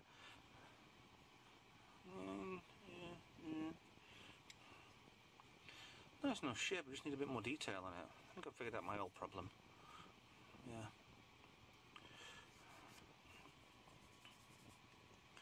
Oh no, that blue mark on there. I think I've got blue on there. Yeah. Not what I've just put on. There's overspill on blue on there, that's what's shining there. But again, metal part, less detail. Looks flat, maybe too much paint on it. There's that bit there. Let's see them on there, the gold parts. I don't know what them bits are, if it's the case on Odler's brand or something, don't know. But yeah, not bad. Not bad. On to 107 now. I mentioned this in an earlier video. This is a Klingon bird of prey, and the wings are in the attack position, which saw in Star Trek 3, even though everything else afterwards the wings were up, and then just stayed as they were. But yeah, bright green like the HMS, USS Bounty or HMS Bounty ship. That I don't think they'll do that, but it'd be nice if they did. Marked along here, I think it was. Bounty. Yeah, nice enough ship, nice like metal wings. I mean, I do hope they don't do the one with the wings in the upward position like it's landed. If they did it with landing gear, I think they'd be a whole lot better. I don't think they will. I think we'll just bend the wings up and that's it done. the retooling on this one. It'd be a shame if they do it that way. It's a bit of a cheat. But let's find out later, because that hasn't come out. As to the time of this, that hasn't come out yet. Right, 110 is that one. 108.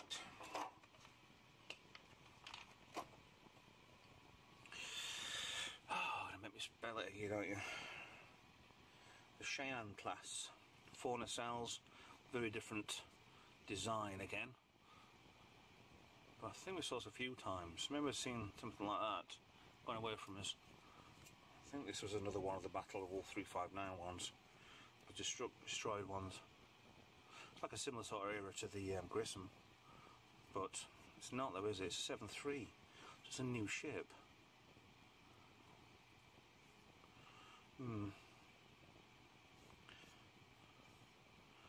Different. I mean, it's a rejigging of the Enterprise, the Galaxy class, but I don't know. I just don't know. Maybe just sit and just have a good faff with these one day. There's some decent-ish Aztec in, as I can see better. Light off. You can see quite a bit in there with the light reflecting right. On the centre, the edge. There's missing off there. We have these 2 neck parts, and like they have in the Galaxy class, we've got one on both sides. Captain's yacht in the middle. Just don't think we'll have one of those in the collection. But yeah, not bad. Not bad at all. We're on 109. We have a Borg Queen.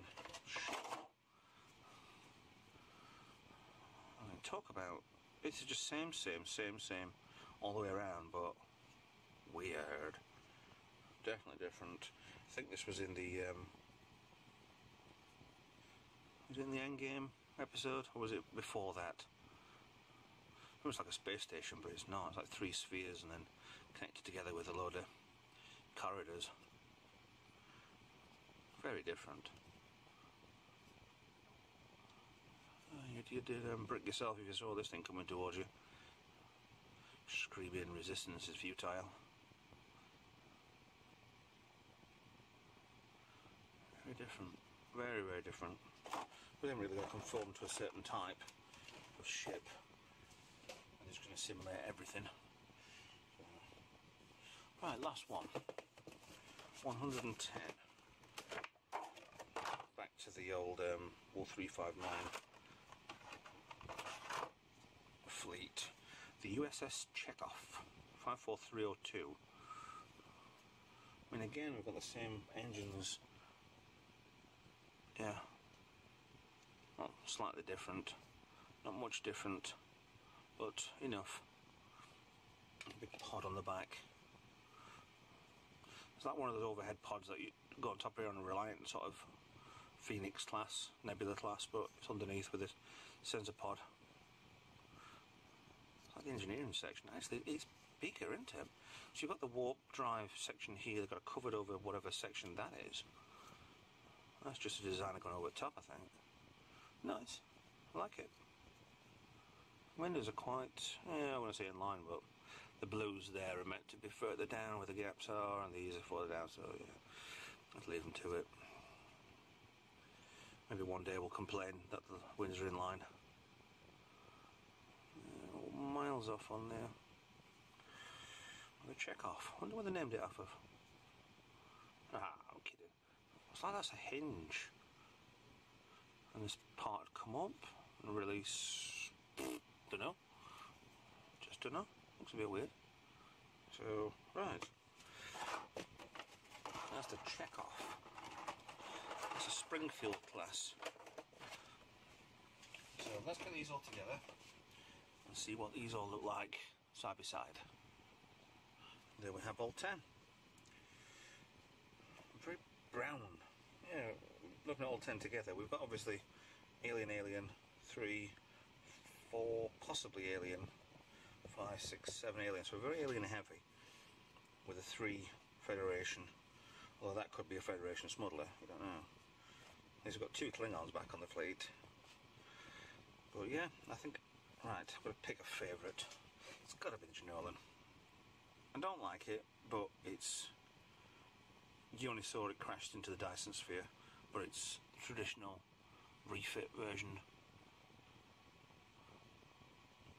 So, favourite out of these. But, yeah, brilliant app. So that's 110. 101 to 110 complete. So, there we go. Thanks for watching. Like, subscribe, and I'll catch you in the next video. Thank you for watching.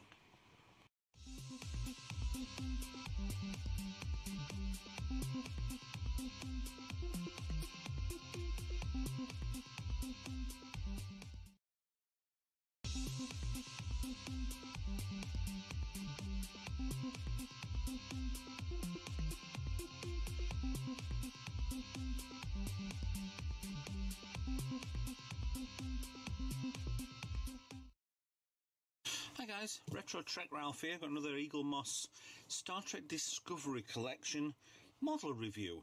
Now, this is they used to do subscriber only models, freebies, shall we say, which is nice that they do things like that. Keeps you still going and keeps you having a subscription with them, especially with the original Starships collection. That's why we get such a discounted rate with the prices that they've hiked up over the past few years. But this is the tardigrade that they've brought out, which was the creature that came with, they found on the USS Glenn. A bit mucky that. Came with on the USS Glenn that they found that powered the not frame shift drive, the spore drive, because it's part spore creature thing, whatever. Anyway, so let's get into this and have a look. You might have already heard something then.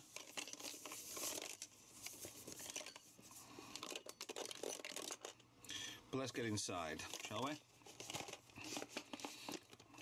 This is actually on Eaglemoss's website for £20. If anybody does want to buy this, but as a subscriber, you get it for free. Standard box, yada yada yada, normal stuff. Actually, it's not a standard box. This is the first box I've had for the Discovery like this, with the plastic container. I just figured that one out, because always in the boxes, the big box with the polystyrene in it, because they're bigger models. That's why they're £30 and this is 20. But standard box for the Eaglemoss collection. Now,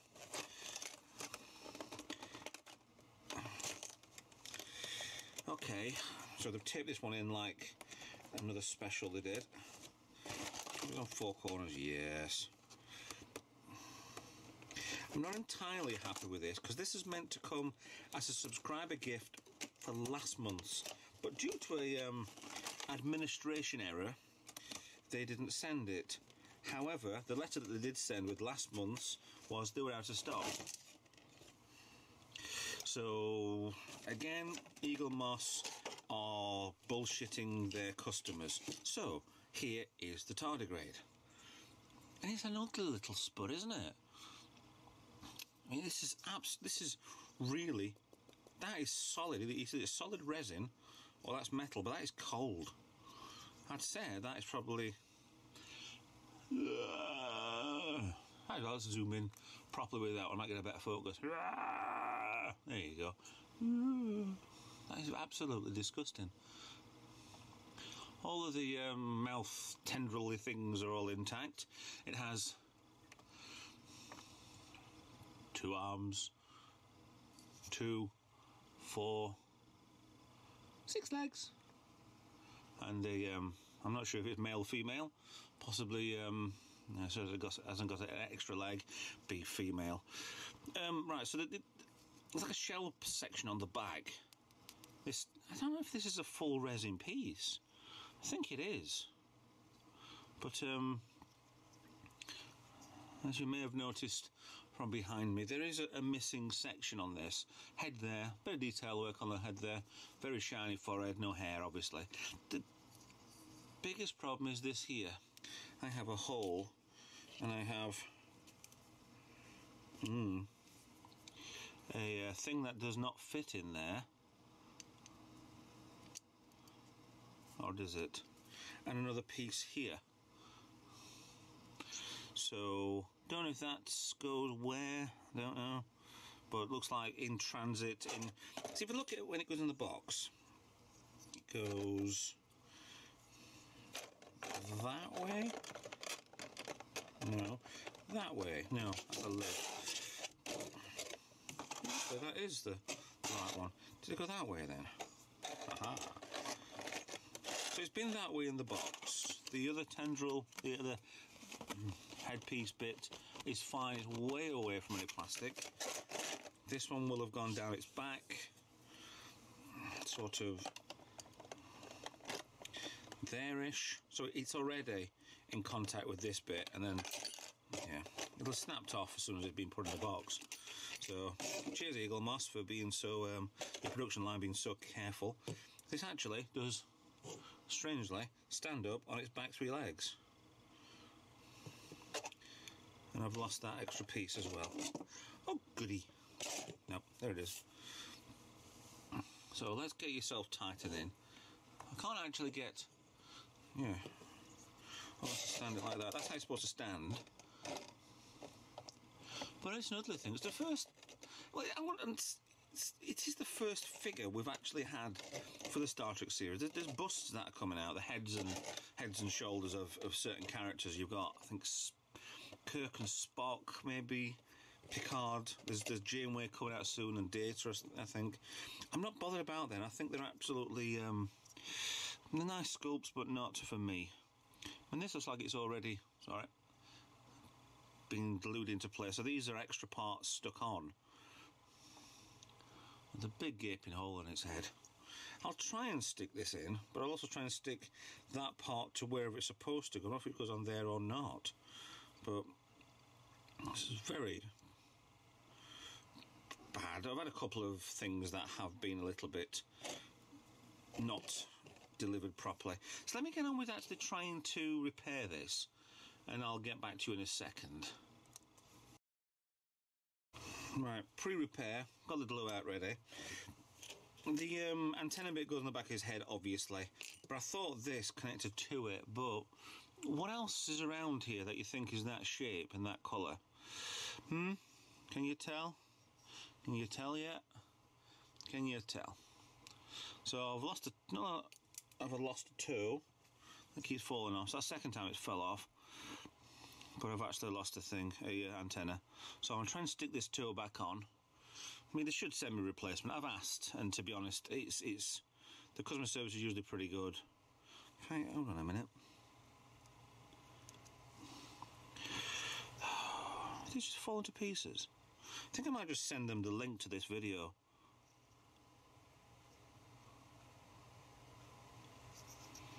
I mean, that's solid. Well, none of them are solidly in.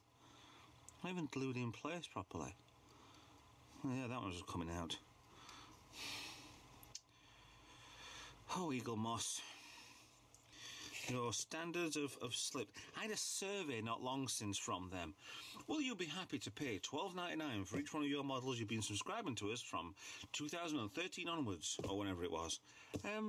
No, because your quality's shit. I've had a couple, with the older stuff, which things had happened. Yeah, a bit of plastic that fell off, but this is bloody metal. And I'm supposed to glue this back on. How?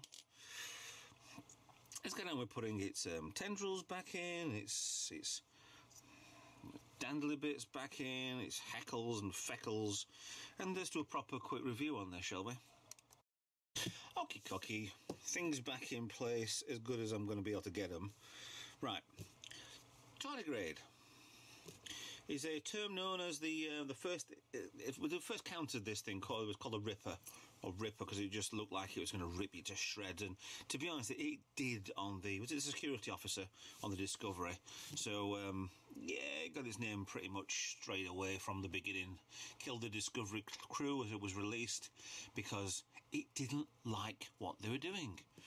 So this is a multi-dimensional creature with genetic makeup, allows it to navigate the mycelial network.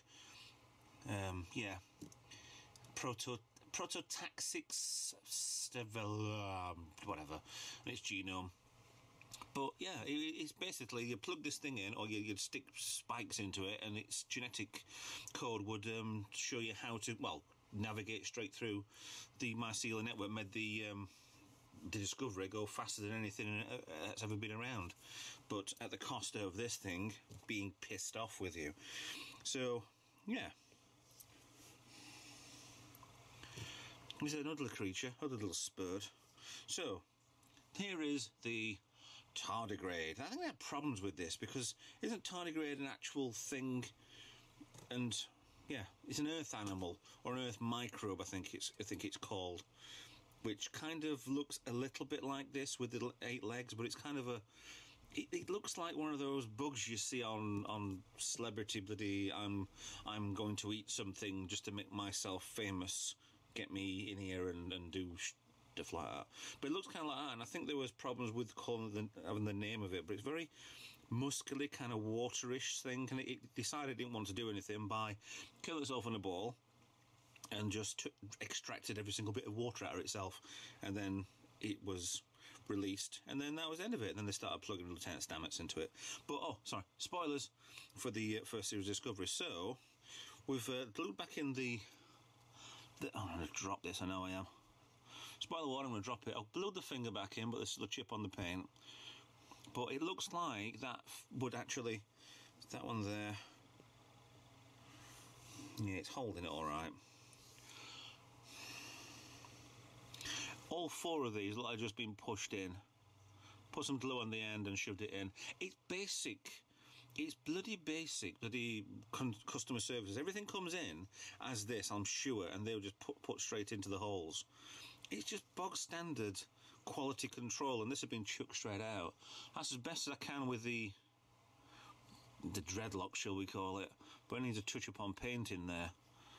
That is exactly where it should be going, but it doesn't seem to go that well anyway. But it's all solid, all back in one piece again.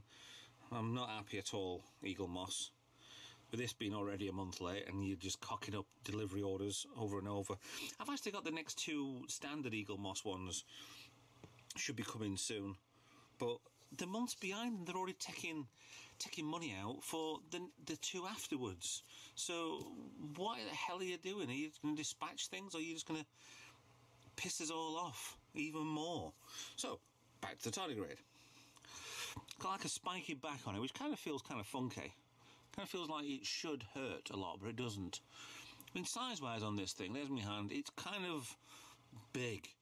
But why would you have... well, yeah, it's strangely got 2 legs out of its ass. But obviously it's got its bottom cheeks there. Cheeky bottom, nip, nip, nip, nip. Nope. Okay, I'll stop doing that. Well, there's shell on its back as well. I think that shell is what it crunches itself back into when it dehydrates itself, when it's feeling scared, tired, when it wants to go away. It's a pretty little thing. No, it is teeth. Nom, nom, nom, nom, nom, nom. But, yeah. I've got no problem with Eaglemoss's stuff of how they make the stuff. I think quality is just absolutely getting diabolical lately. I mean, I know a friend of mine, Irish Trekkie, did he did his last video, I think, something to do with he had to unsubscribe from the Eaglemoss stuff and then resubscribe. I think it was Discovery or something. Something happened, but I don't know what. We'll get to the bottom of it one day, I'm sure we'll. But there you go, there's the tardigrade and how to construct it. They are doing soon a how to make a Starship Enterprise Galaxy class. But I never thought I'd be making my own figures for the Discovery collection. But, okay, there we go. End of that one. So anyway, thanks for watching. Hope you enjoyed that, and I hope you enjoyed seeing this being already been broken. And I'll be getting in touch with Eaglemoss to try and either get it replaced or I don't know what I expect, to be honest. So yeah, please like, subscribe, follow me on Twitter, Facebook, yada yada, usual stuff. Instagram I'll do a little bit on, but nothing much. Patreon if you like, and I'll see you guys next video. Bye for now.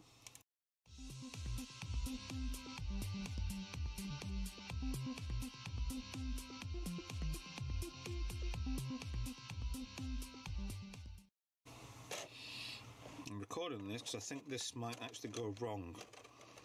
Where's the broken toe? There it is.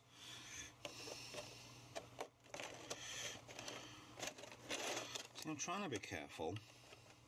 The hands are away. That's there. Okay.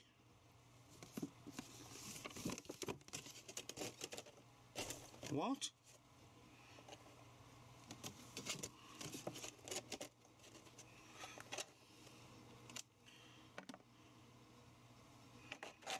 Is that meant to go back in here? Yeah, there, like that. So there's a bit of air gaps. So you can see there's a massive gap where that dreadlock thing was. So it's not even touching, it's on the shoulders. So how the hell that broke, I don't know. And the finger there, which other one? They're miles away from anything. So it has to have been a put in the box problem. Thanks, Eaglemoss.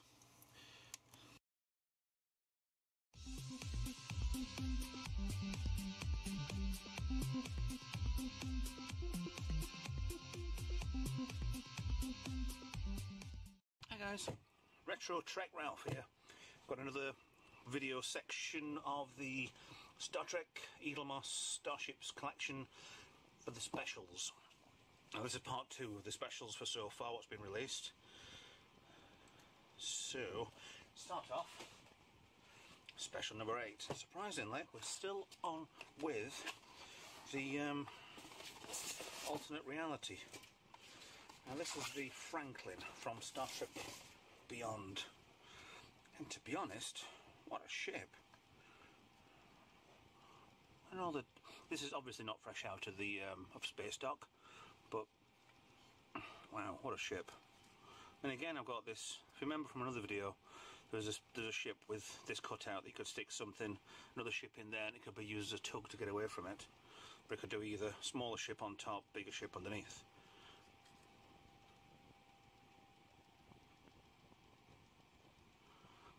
But it's so well detailed, this. NX326. A yellow Bussards with a cross on them. Yellow. Wow, it really is something. It obviously looks like it's been stuck underground for 50 years. It's completely different. They're so far behind, but then it just resembles so much of a Trek. Yeah, quite like that, except it just looks, and then it stretches, but it doesn't stretch out because it's too short. Well, yeah, good model. I'm in two minds about that. Depending on how it goes, that might be my favourite, but I don't know. Not quite sure. Good, but right. Let's hope that we're away from the reboot. And we have the swarm ship. Altamid. Stuff knows. Swarm ship now. Another one of these with too many extra bits. And you can bend quite easy. And there was obviously quite a few of these. This is the one that like a ruddy Power Ranger, didn't it? And at speed, it would obviously charge itself into the hull, penetrate straight through, and then rip open, dropping the crew off, so they could kill everybody who they could find. Well, they didn't. They actually captured them because they wanted them as slave labour. Well, definitely different. Happy smile, unhappy face. Well, it's a different design again, completely alien to what we've ever seen before, except for the Zindi, one of the Zindi insectoid ones with all the lines coming out the back of it. It's a shame on some of these bonus, and the bonus ones you have a choice with, but the the specials, you'd have to.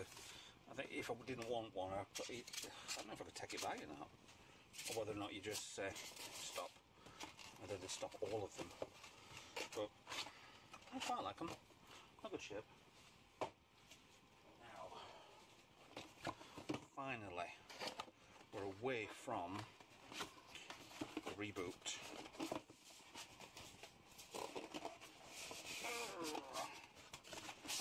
Polystyrene. Look at this. This is something special. Deep Space Station Case 7. This is from the Trouble with Tribbles episode. I mean, look at it. It's old, but it's such a good shape. That might be a docking bay, might just be a piece of plastic that fell off. But it's just so old. Look at the antenna on top there. Shame they didn't do a blue one. Different sections, K, KC, KB. If you approach it that way, you've got green, red. Dot your shuttle.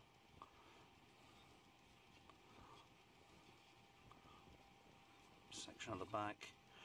I don't know. This was a big space station. Maybe that was the Quanto Triticale store. I don't know. Oh yeah, completely different again to anything they had beforehand on the show.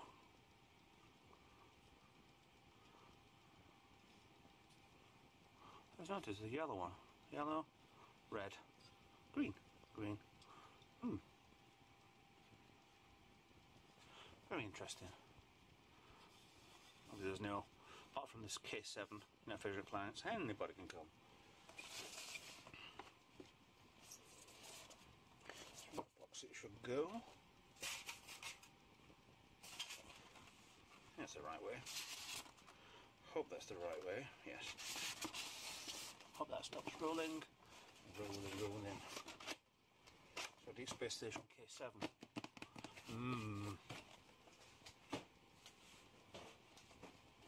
Now, here's a spanner in the works. I was going to say that last one was a definite favourite. But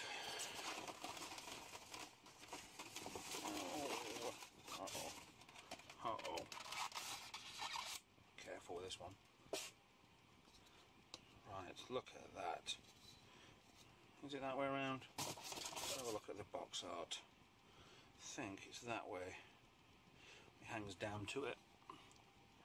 This is the XCV-300 USS Enterprise. Only ever seen as a picture on Star Trek the Motion Picture. On the wall on the rec deck. So heavy. I mean, this bit's all metal. Comes into here as metal. I think there's plastic. Metal. That's plastic there. So there's a join somewhere. I mean, this wasn't even a ship. This was just imagined. And obviously, this is a prototype warp ship or something that never happened, but why bloody not? Oh, amazing, I actually made this.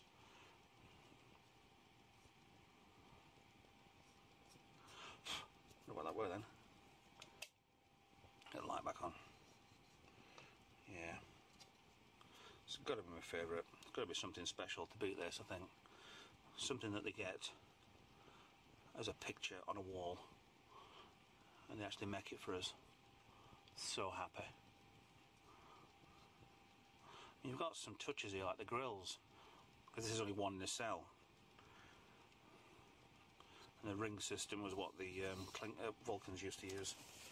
But right, let's see if I can get this back in here. Yep.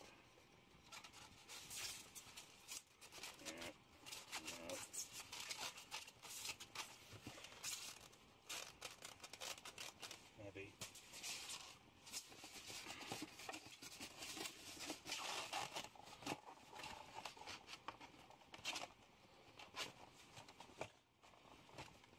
Yeah. more left now, and surprisingly, or maybe not surprisingly, back onto the reboot. Now this was the, I think this is a really weird thing with this ship, because it's a refit version of the Enterprise. Bigger engine at the back, swooped the nacelles back even further. I think the dish is the same. I don't recognise that bit, because I've made this model, I've made the original one. Changed the engines a little bit on there. They actually look quite weirdly long. And the neck, there's no neck on it. It completely took off. I mean, you've got some good Aztec-in work on here. But it just looks... it looks kind of weird. But, again... yeah, it's obviously it's been out for a while. And they've come back refit. And here we are. That roll in.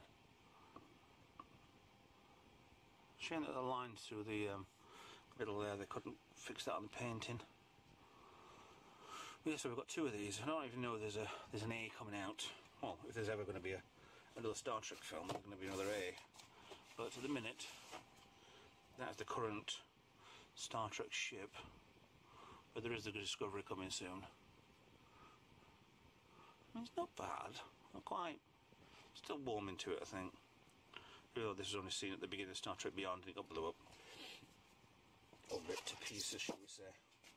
Crashed and flipped. Lucky it had not been refitted just before. Right, final one. This one was the latest. This is from 2009 movie. Klingon battle cruiser. I'm guessing it's a K. It doesn't say it's a K9 battle cruiser, but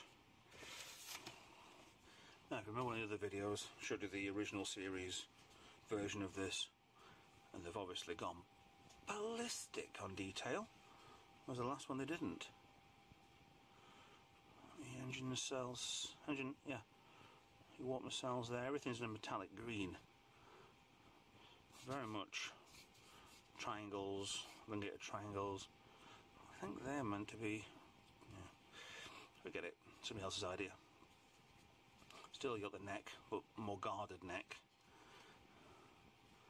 This section comes in here, very, very much like the original, or the refitted version for the first film, not the rebooted, but the first motion picture. Quite like that. That's quite good indeed.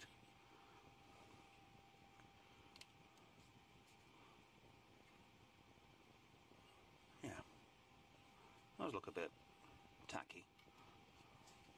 Not light out on that one.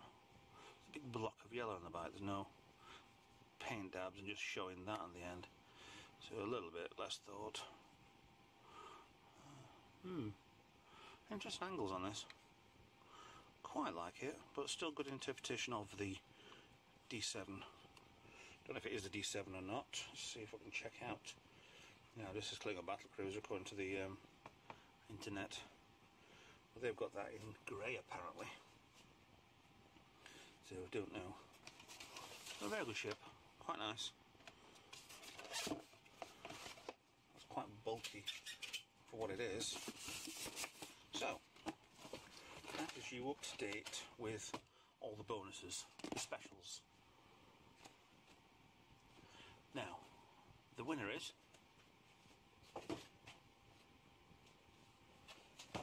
I'm gonna have to give it this. The XCV 3380 concept ship, well, picture on the wall ship. Have to, because if you just do one drawing, which is a dodgy drawing, there's not many pictures online from when it was actually around, you can see this properly. But to make a full ship out of this, it's amazing. Amazing what work they can do. So anyway, thanks for watching. Like, subscribe, and I'll see you in the next video. Thanks for watching. Bye.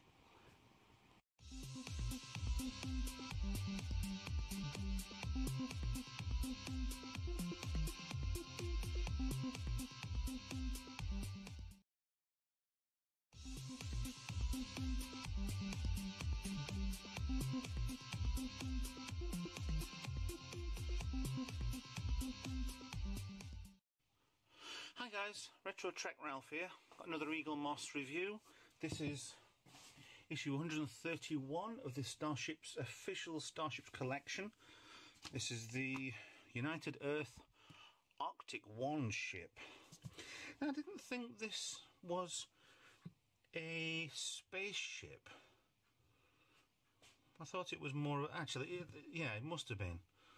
Well, then saying that, it was an Arctic explorer, so you'd think it would be more of a ship that would either hover, but I don't know. We don't think we saw much of it because it got Borgified in the Enterprise episode. But let's have a look here inside. You've got the apart from the writers on Regeneration, created the Borg on screen, Borg costumes.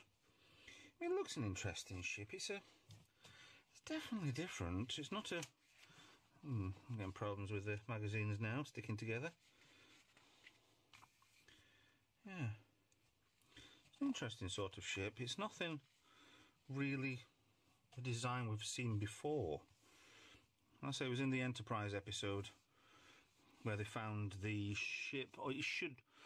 I'm 99% confident that it's the Borg ship that was from the First Contact film. The parts that crashed onto the Earth, but obviously they've been crashed in the Antarctic or the Arctic. Well, one of the poles anyway. The part was crash landed there, and they found the parts. And lo and behold, the Borg regenerated. Used this ship to get themselves back. Well, attempt to get herself back to the Delta Quadrant. And you see here on this picture here, can you see that? It looks like there's a curve. So you'd think that's probably going to be the Borg drone that came out of the centre of the cube. What they actually did find. RCS thrusters, landing thrusters, their cargo hold, cockpit. It's more like a very large runabout with a lot of RCS thrusters on them. Kind of very much like I won't say like an Elite Dangerous sort of ship, but not exactly Trek. But I don't mind. Something different, why not? Writer Mike Sussman on Regeneration. And Phyllis Strong, writers and partners. Or writing partners, should I say. And some other aliens here. And Dr. Phlox. Oh, is that one of the Binars? So look, yeah, Binars and Ferengis. Now these, technically then, when these the first Ferengi we ever saw. Can't even see it because the light's too bright. These three guys. Now another guy in the middle used to be, he's been in everything. He played Brunt with Bigger Lobes, I think. Oh yeah, you tell me. I'll. Jeffrey Combs. Yeah, there you go. Can't even see it on here actually. If there's anything written on it, but that's Jeffrey Combs. So he turned out to be one of the first. I don't know who he is. Looks a little bit familiar, but he is the guy who's been in absolutely loads of things. But his most famous, I think, has been in was the Corbomite maneuver. He was the small child-like boy who was in charge of the first Federation ship, and he keeps popping in and out of Star Trek all the time. So yeah, a little bit of movie fact for you. He's obviously a lot older than we were in '66. And this in the second film, second episode or third. I think that's third or fourth, or something like that. Oh, the Borg changed different, didn't they? Scheme suit fabrics, patterns. Well, it's a different outer endoskeleton sort of thing instead of more like a body armour. What they ended up with. I do like the Borg like this. Nowadays they seem to have slimmed down. Oh, nowadays. Then the last incarnation we saw of them seemed to have slimmed down quite a lot. That's an interesting one. It's like Cyclops.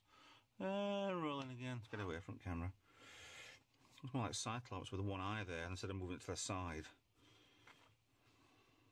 Very, very different species.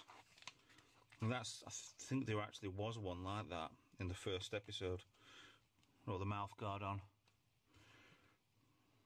A very weird species. But it's amazing dressing up like one in cosplay. And we show the ship as it is in space, and then Borgified down there, but we'll get around to that in a moment. Next episode is a Warship Voyager. Goody. That was from the one of the recreation episode where they found the Doctor's backup program. But we'll find that out next time, or whenever Eaglemoss send. So, nice little bottom picture, rear picture, bottom picture, yep. So, onto the model. Ta-da! Bigger than the last one. Hallelujah. Let's get this out of the box. Model number, let's have a look. Moon Transport? Okay. 22372-A/B, so I'm assuming it's not the first run, but the latest one. Good sign. Nothing's fell out. Right. This feels quite a heavy ship, I'd say. The top's metal because it feels colder. But let's have a look at some detail on this. Got the bridge section there. Round to the front, there's a navigational deflector. Come on, zoom in. We have up to... Come on. You know you want to. Arctic exploration. Saying that, let's get these lights out a second. Choose the flashes, the camera's flash. Body panels there. I don't know whether they've missed there or if it's meant to be a thruster sort of ejecting. There's one on the other side as well. Usual window misalignment again. Can they never get these things right? Right. No registry number. Why is that as bad as that? Is it meant to be like that? No. Actually, according to the box art, that bit's all supposed to be blue. Bridge section up here. Strange how it has skis.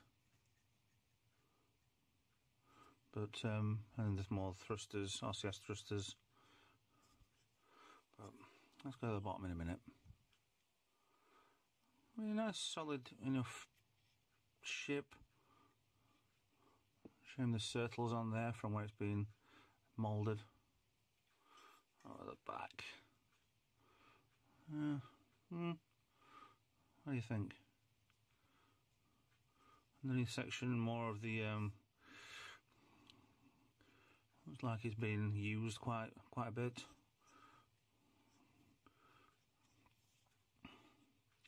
Looks, isn't this the same colour as the Romulans? That pale green. Well, not too bad. But let's compare it side by side with the Borgified version. Now,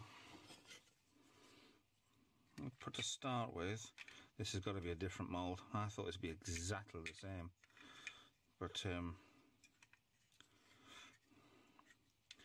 yeah, different scale completely. So that's up to the front there, way out on the back.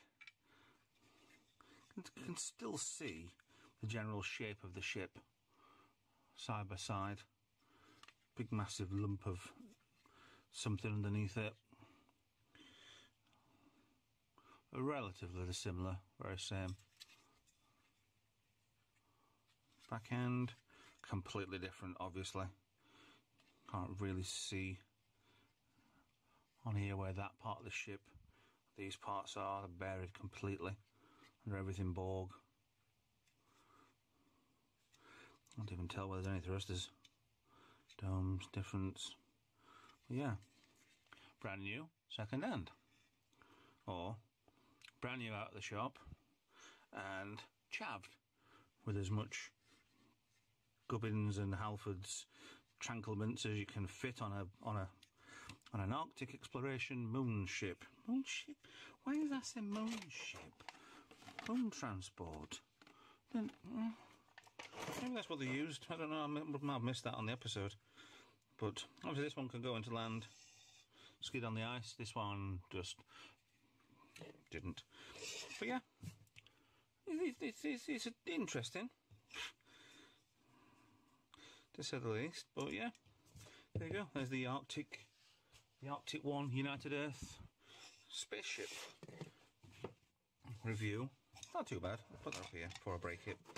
But yeah, please like and subscribe. And yeah, it's starting to grow on me, this, I think. Yeah. Okay, I'll stop playing with it now.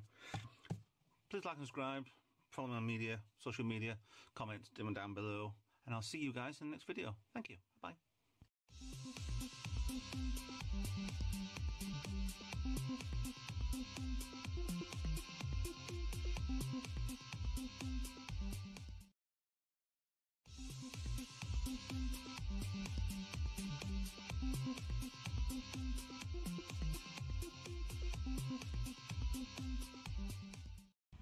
Hi guys, Retro Trek Ralph here.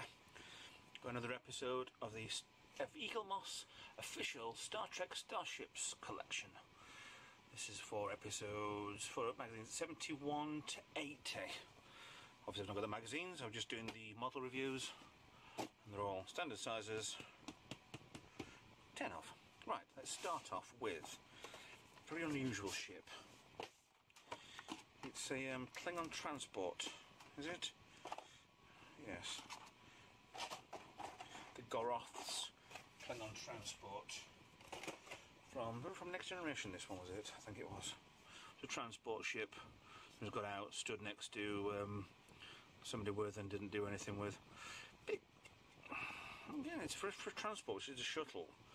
It's quite a big ship, really. Oh, something clicked.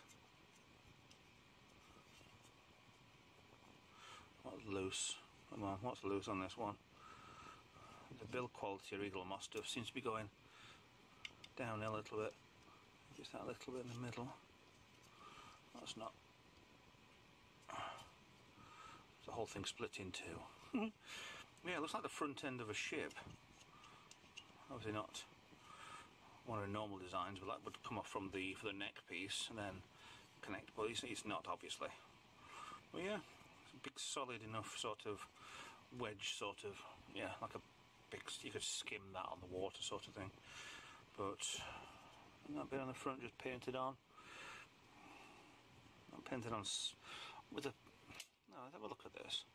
Because there's dots in the middle of it, and there's a pink around the outside. It was meant to be like that. Or they're just lazy painting. But it just looks like the head of something. Clear parts on the back, but not able to light. Oh, well, Klingons like the green. So, that's the Goroth's Klingon ship. Next one, right. This is possibly one of my favourites that they did. Now, they did the Enterprise for episode 2, for magazine 2, and they redid it for the Enterprise A. Now, if you remember the other one, that was shockingly bad. It was blue. It was so badly detailed. They've done this so well with such a subtle Aztecing on it. Nothing on. Is it?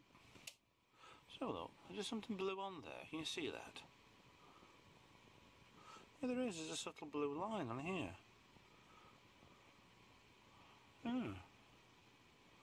It's a nice white colour, even though the model, we never knew what colour it was. It was a pearlescent. There's a guy who was trying to get a fundraising to redo the original movie version Enterprise, and there was apparently a pearlescent that you could never actually match, so you needed to give him £1 million for.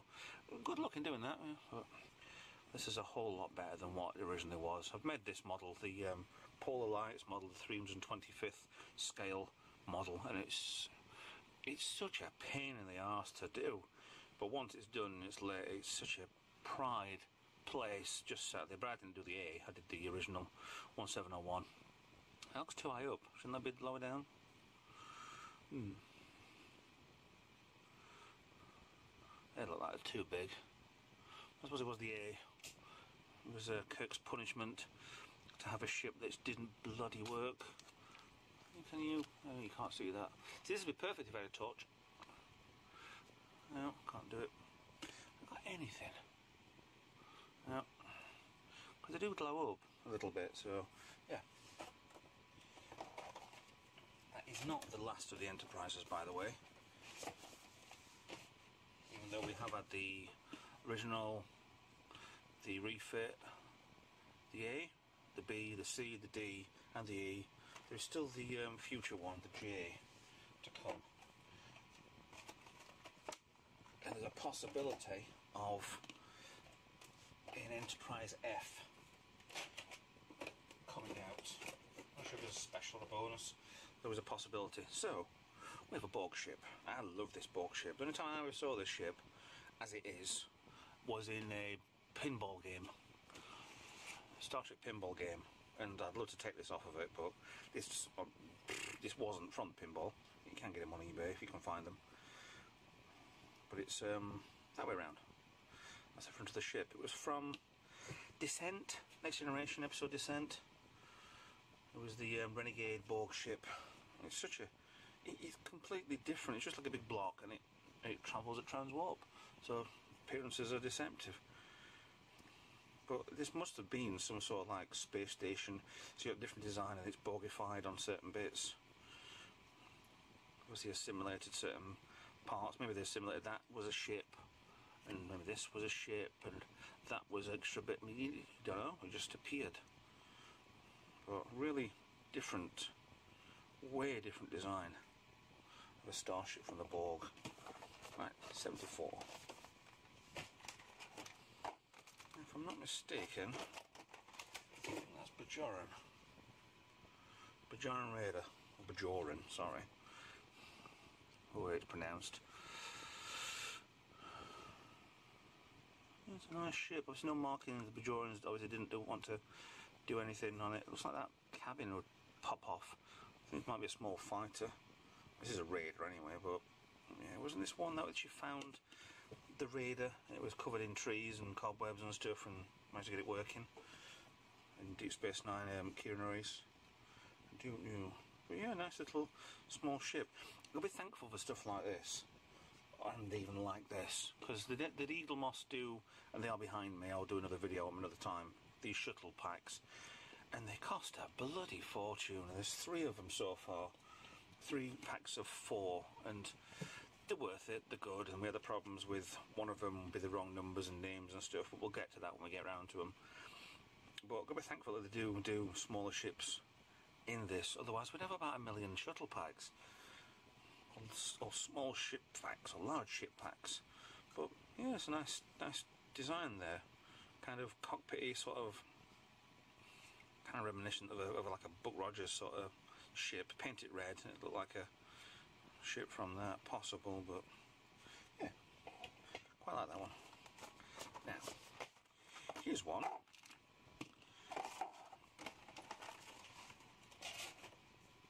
It's the Captain's Yacht, the Costo from, what was it, in Insurrection? Yeah, 1701E. It was obviously attached to the underside of the Enterprise. Would come out, and then these wings would deploy, and then you've got a Captain's Yacht, or yacht, as you're probably screaming at me.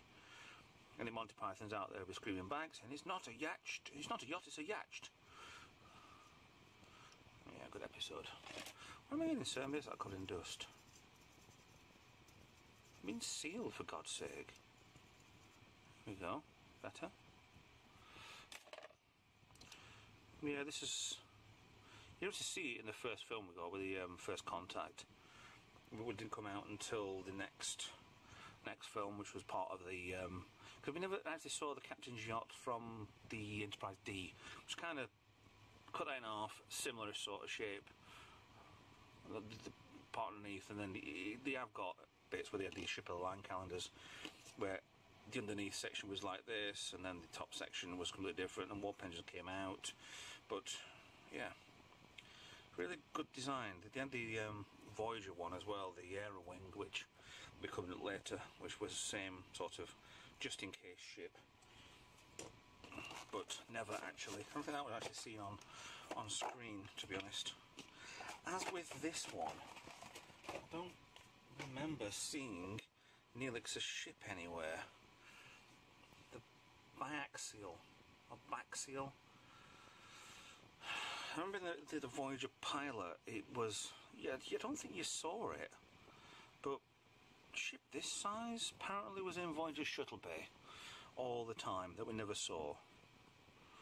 But I don't know. I think it was in one of the latter episodes when we finally lost him. He went and his own people just before we managed to get home. Oh no, stranded forever. But yes, it's a different sort of ship. But then so was Neelix. He was a lot different character. Kind of had an attempt at a sense of humour, but wasn't that good. Listen to me, being all depressed. Hooray! But yeah, another different sort of runabout sort of size ship. But the back end looks too big. It's out in proportion with itself. Front bit, yay! But then, but yeah, not bad, I suppose. Right, next one. I think back on.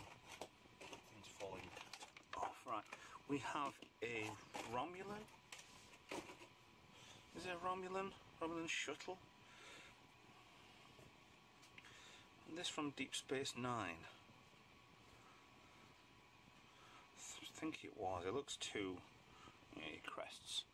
That's a good crest, that.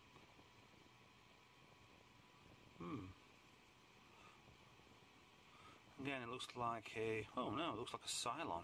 Actually, it looks like a clone trooper. With that bit coming down here, it looks like Boba Fett.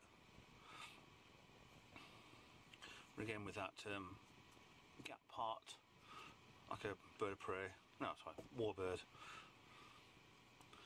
Yeah, nice little ship. These glow blue for no reason, even though Romulan colours were always green.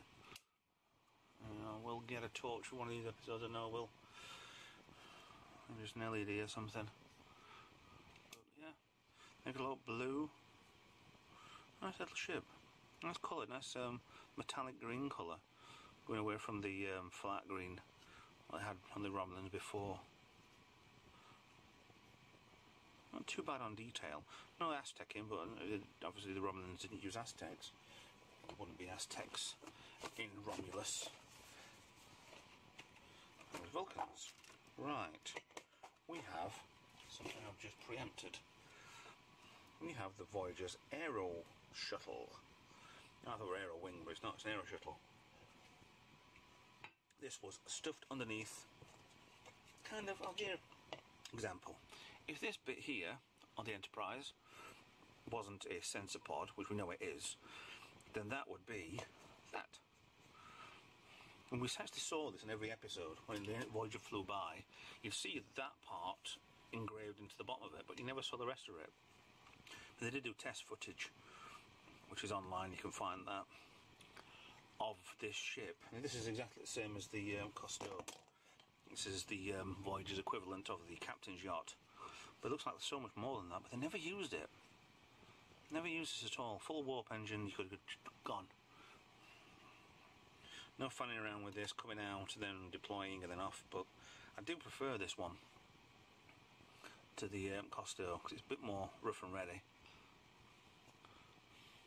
But yeah, another ship we never saw, but we knew was there. I mean, I have a Voyager model already done, lit up, but managed to get these little tiny models that are under scale with it and painted this up. It's a pain in the arse to paint something that is literally that big, but managed to do it. It looks really good. I like that one. Pretty much one of my favourites again. Right.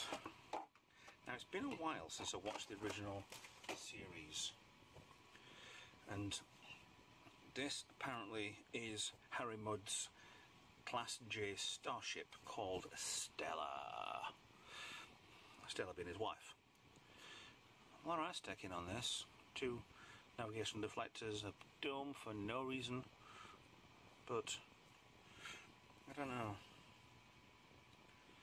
I don't even know if they put this in or not. They must have put this in. For a Class J starship, very short, stumpy, blue nacelles. They wouldn't like a Federation one, to be honest.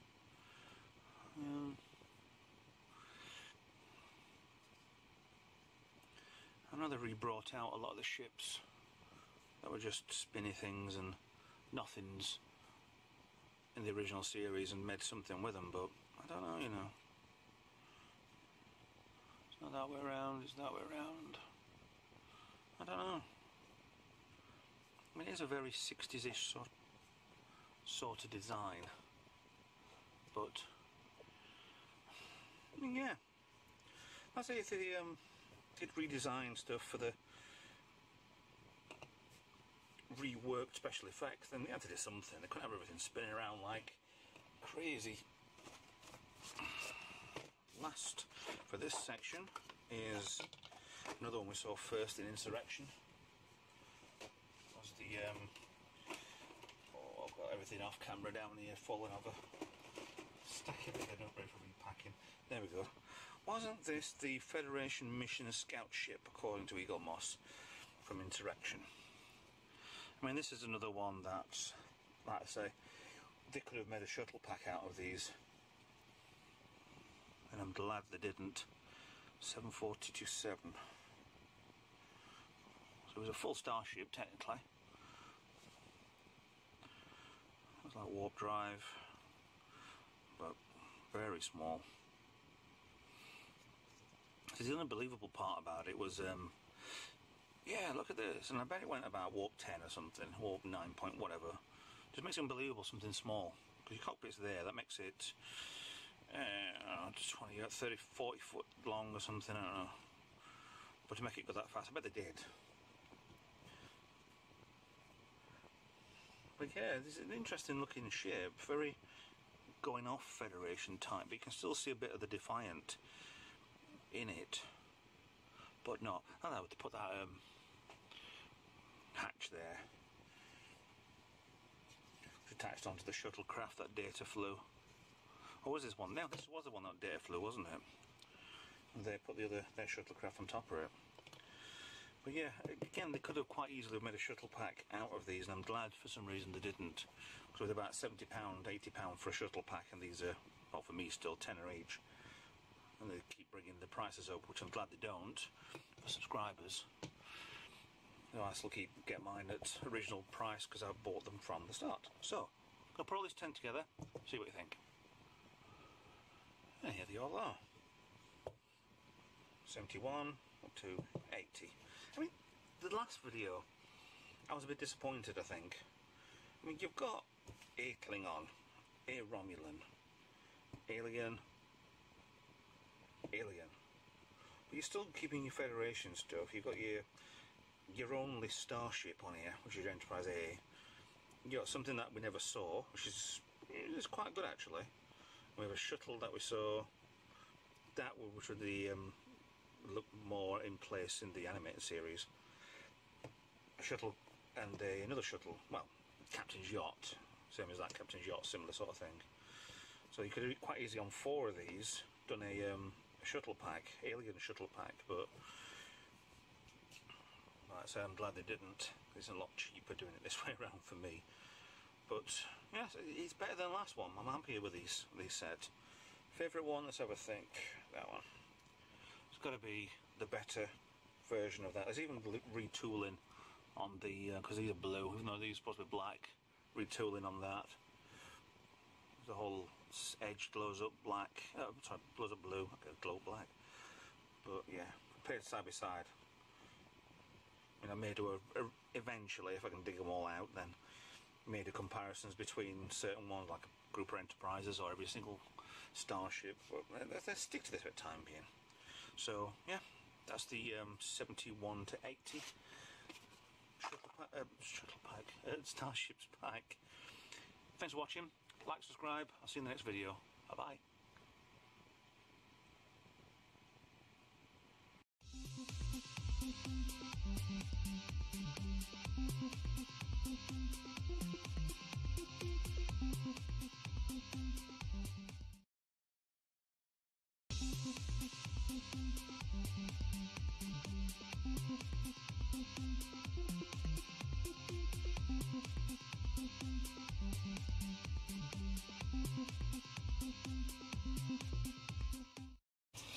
guys, Retro Trek Ralph here with another Star Trek official Starships collection from Eaglemoss model review.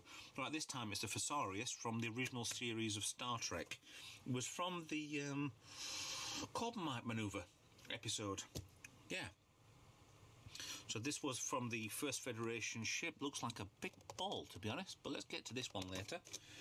Let's get on with the magazine. Right, was the flagship of the First Federation, used in 2266. Was the first series of the original series. Its diameter was more than 1.6 kilometres, so about over a mile wide. That's all it is. Same picture. Or is it? I don't know. Is it? Isn't it? So there's a similar sort of pattern running through this entire ship. It's kind of, I wouldn't say Borg, but I wouldn't say it's not Borg related-ish, because it's a similar sort of repeating pattern all over the ship. But yeah, as I First Federation, Belloc was the operator, but there's one guy on board the ship. One little, he was a kid. What the actor who played him was a kid. Was when he was on board with a really weird teeth, but he's got a bald head. He's been in loads of films. I'm sure we'll show him anyway in here. Belloc, you thought, was this creature here, and this, oh, he scared the crap out of me when I was a kid. Absolutely detested him, because it was always at the end of an episode. It was every single bloody episode, apart from when they, well, there's some they changed, some they didn't, but it was either Vina from the original pilot, Cage, Menagerie, whichever episode, or Belloc. Right at the bloody end, it was like I was hide behind the settee to look at him. He's the horrible look of the kind of alien-y sort of, I don't know, he kind of looks, if you look at properly on this one, if you ever look up the alien species, this is kind of nutter sci-fi, not sci-fi, sci-fiction. If you ever look up the greys, very much big bug eyes, very much longer head, bigger forehead, and he reminds me of that, but he's obviously green skinned, but he was a puppet, which kind of makes me feel better and makes me sleep at night. But yeah, it was a puppet. But whoa, though, First Federation planet that Belloc pilot.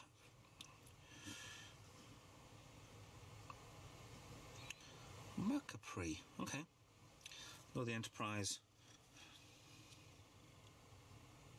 I mean, you had stuff on this. I mean, it looks like a small moon. These are from the remastered versions. The original series didn't really have much on effects budget-wise, which is fine. They were updated. But why was this? Because like, before encountering the Visarius, Enterprise met a multi-hooded cube. Yeah, because it spun round trying to as a probe. But they did actually get certain bits better for the where they redid all the special effects, which is great, which is fine, but did kind of take a lot of the shine off. So the actor there, the young kid was well, he was called Belloc. Was the puppy called Belloc? Not quite sure. But the effects they looked a lot better when you got around to the redone versions, the remastered versions. But still, it still looked very impressive. Look, they were very much similar to this, a big ball of balls. This was the original series, where it looked like the Visarius. But it looked like Belloc was just a person on his own, the last of the First Federation. We've had an episode in Discovery where they've met all right, spoilers. In Series 2, where they've met some sort of intelligence which has scanned different planets. It's got so much data in its system, and it gave it to Discovery, and they tried to decipher it. And the last episode, which was, I think, today, the day, whichever, and there's a character on Discovery, which is the robot, kind of looks like a robot-ish, but there's not much backstory to her. And it's the computer programmers took over the character. And no spoilers on here, but it's very, very good episode. Very moving as well, quite strange for a Discovery episode. But, you know. But that was the case. The first Federation must have had a lot of information in the Visarius, gave to the Federation. Same as the alien entity. We still don't know who it is. We also don't know who the Red Angel is, but hey-ho, we live in hope. See, this is the original series ship there. Also here as well. It looks a little bit too over the top. The designs on there. An updated version. Very much similar, ball on balls, but you made each one of these like a dome on top of the ball. So each one of these could be compartments, could be houses, could be cities. You don't know. But definitely an upgrade, but still a good upgrade.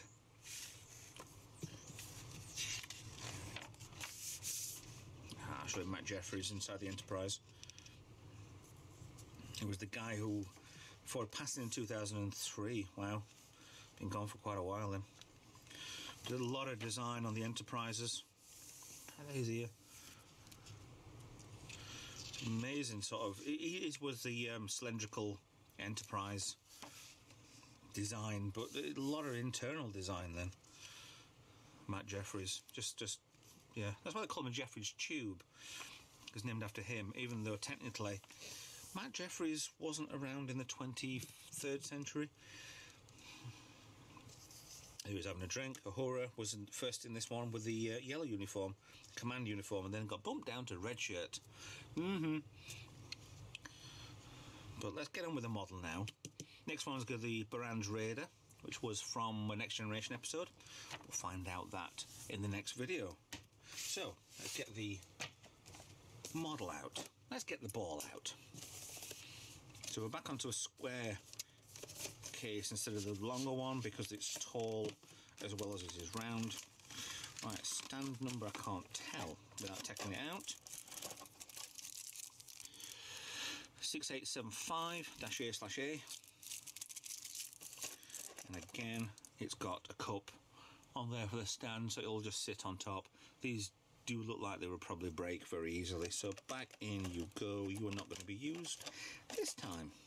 So,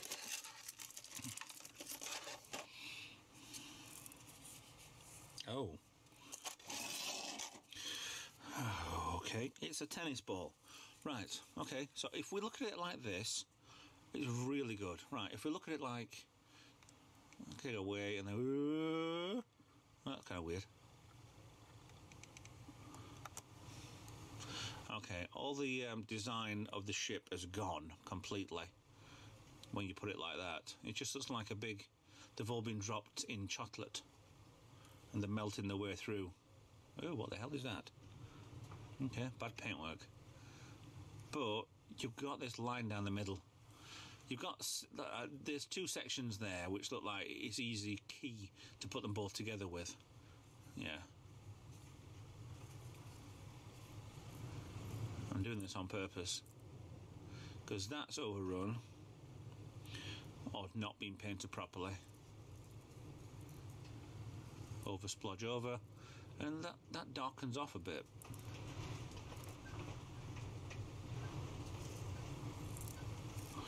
Okay, I can understand why they did that, but it's just a plastic ball. There is some weight to it. So obviously inside here there is probably some sort of metal structure and that rattles. Oh, here we go. There's a massive gap on this. There's not much gap there, but there's a massive gap there. It looks like this would pull apart. Now, probably get a screwdriver then and pull it apart, but yeah, it's a ball. It's definitely a ball. There's definitely weight on there as well, for some reason.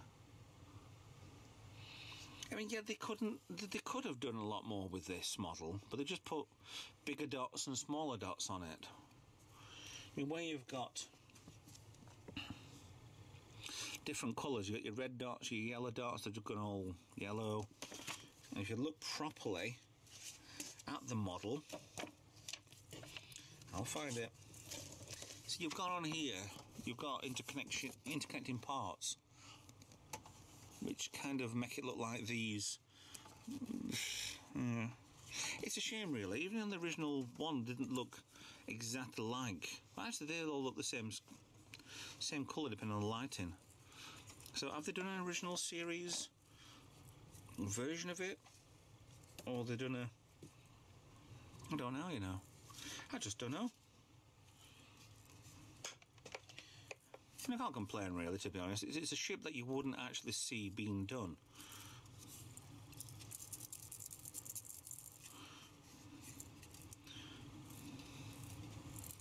But these are never meant to be played with, meant to be faffed with anyway, just displayed, really. Just sat on the ball like a Mover globe. But it won't turn like a Mover globe would. Oh, if you want to see a really good video on my Mover globes, then check out, check out my other videos. I've got 4 Mover globes at the moment. They're absolutely excellent. I just do recommend them. I've actually had an email from Mover Globe saying thank you very much for reviewing our product. Absolutely brilliant. But yeah, it's another could have been better Eaglemoss. But what else are you going to do with this sort of scale? If you had one massively sized, yeah, you could do something with it. What if they do a Dyson sphere then? That's an idea for you, Eaglemoss. On-time deliveries and a Dyson sphere. I'm sure about that bit there, but hey-ho. Gives it a bit of character. So, not much I can do for a zoom-in view on this one, to be honest. Can't really do much of a model review, apart from it's just a ball with dots on it. But it's the Fusarius, and it's the first time this has ever been a model. Actually, looking at this through the camera, and I can see triangles of pattern on this. Maybe there is method in the madness on here. There's a double-sided triangle there. 2 above. It's a repeating pattern. I can't see it when I'm looking at it, but I can see it through the camera. There's a definite repeating pattern on this. I wonder if it'll show up actually in the video instead of just on the screen, but there's a definite repeating pattern. Like a diamond sort of shape with 2 eyes in the middle. Yeah, okay. That's making me think more. That's making me think like that Klingon ship from Discovery that I couldn't put down. Not different. Triangles. Okay, there's a hexagon there. 1, 2, 3, 4, yeah. The more you look at it, the less you look at it, they think, yeah. But the more you look at it, it's panned. That's mind-flipping me. Okay. Alright, I'll give you this one, Eaglemoss. I'll give you this one. Okay, well done. So, thanks for watching. Please like and subscribe. Please follow me on Twitter. Oh, hello. I found the sweet spot. Twitter, Facebook, Patreon, please help me if you'd like to, and other social media, and I'll see you in the next video. Bye for now.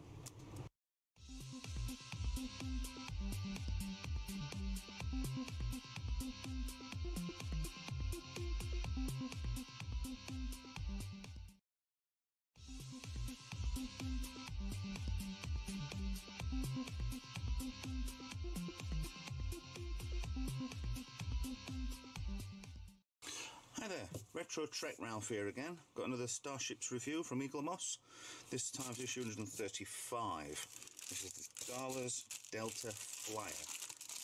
Now, bagged again.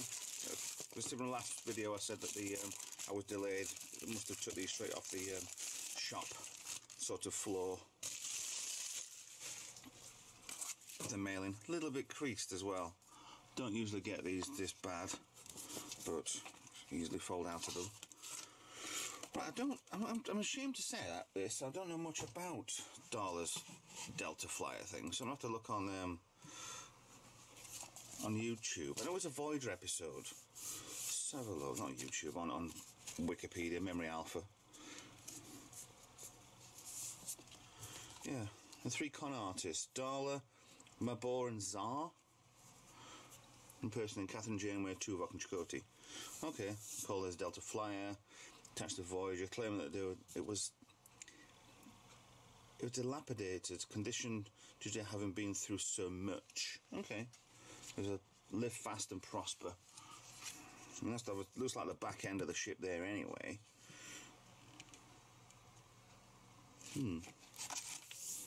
Why show the back end all the time? Okay. Design of the ship. Got season 6 visual effects on this one for Voyager. Some interesting little pictures there for this. Parts of the ship. So let's get on with Darla's Delta Flyer. Front part here. Now it looks kind of like an inspired dropship from Alien. No, sorry, Aliens. The parts in the front, the landing gear legs would come out.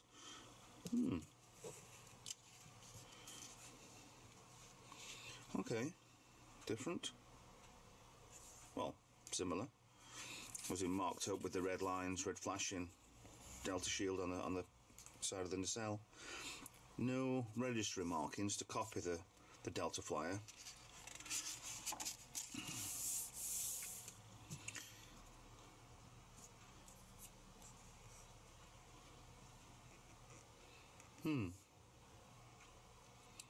Interesting pictures there from the Voyager episodes. I think these are actually, they don't look yeah, the con artist made contact different ships. That doesn't look as television wise. Looks very, very HD.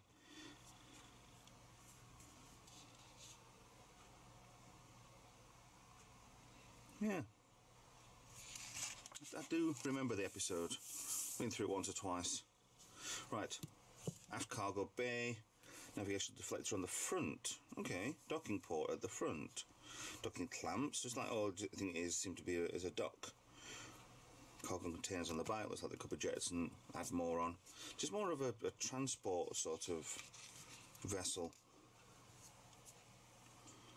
More than anything else, but to claim that they were the actual Voyager to help people out and then steal everything. I think that was the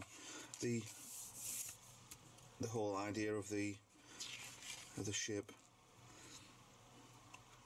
Concept art photos there. Completely different ship there, but still got is a big wedge of the starship in the front. Very pointed at the front instead of going for a more blocky sort of ship with the cargo pods at the back. Visual effects of Series 6. Now, why have a CGI fly? That must have cost a bit. Yeah, some amazing scenery work that they did. Voyager. Yeah, more there.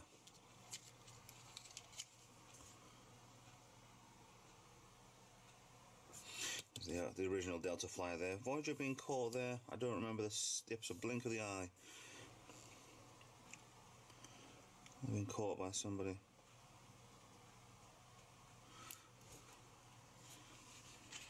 Okay. Oh, yes, the effects. That was the, Spirit Folk. Harry's kissing a cow.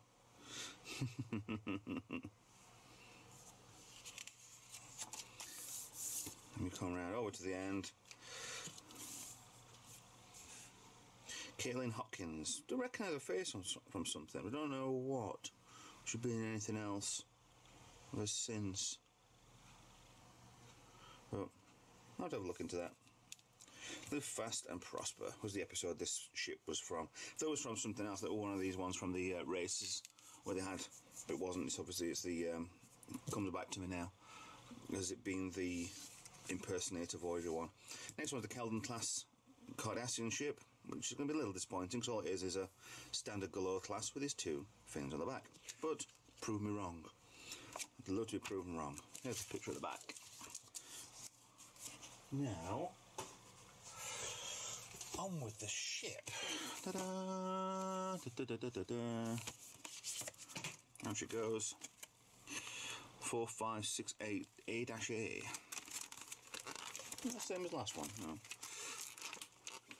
Open her up. Ooh, that is a heavy model. Again, it's quite a big ship, really. It's kind of, when you look at it, it's kind of disappointing because all the CGI, everything glows up, and this is very flat paint. It looks like the same colour paint on the engines to the shuttle paint, the cargo pods.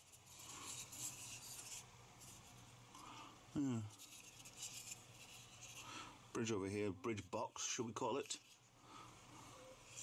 So let's go forward with the ship and get some detail. There's actually not that much detail on this. It's quite weird. I thought there might be more. But it's just, I don't know. Yeah, the Delta shield on the side. It's got a green side marker there. I'll assume that on the back. I'm not getting much detail off this, you know, because there actually isn't. Oh, no. Green, side marker left and right. Should have red on the left. A port. There's a gap down there for no reason at all. I really can't show you much on this because there honestly isn't much to this. Yeah, it's kind of disappointing, Eaglemoss. Well, why is that side flat? And that's got a, I suppose it was a mishmashed kind of thrown together alien ship, kind of reminiscent to one of the Borg ships from Descent, I think the episode was.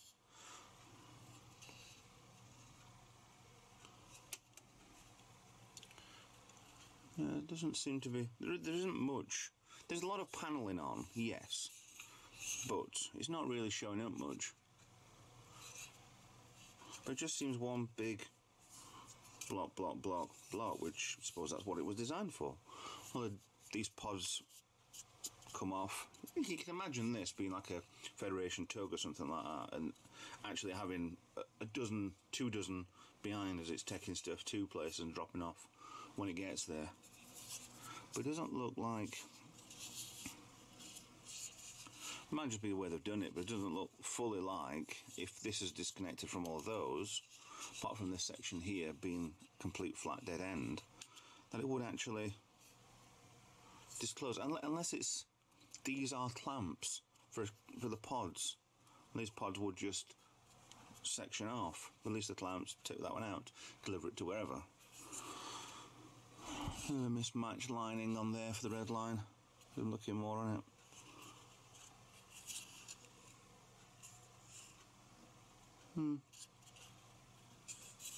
A little disappointing, Eaglemoss, but hopefully we'll get into the end of this. I mean, this is, what is it, 135.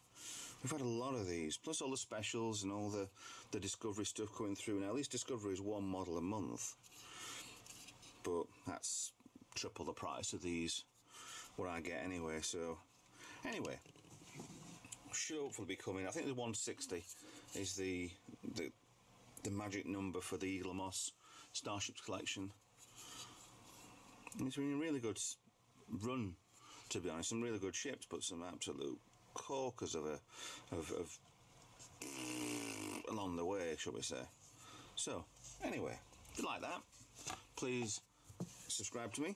Please follow me on social media. I've got Twitter and Facebook.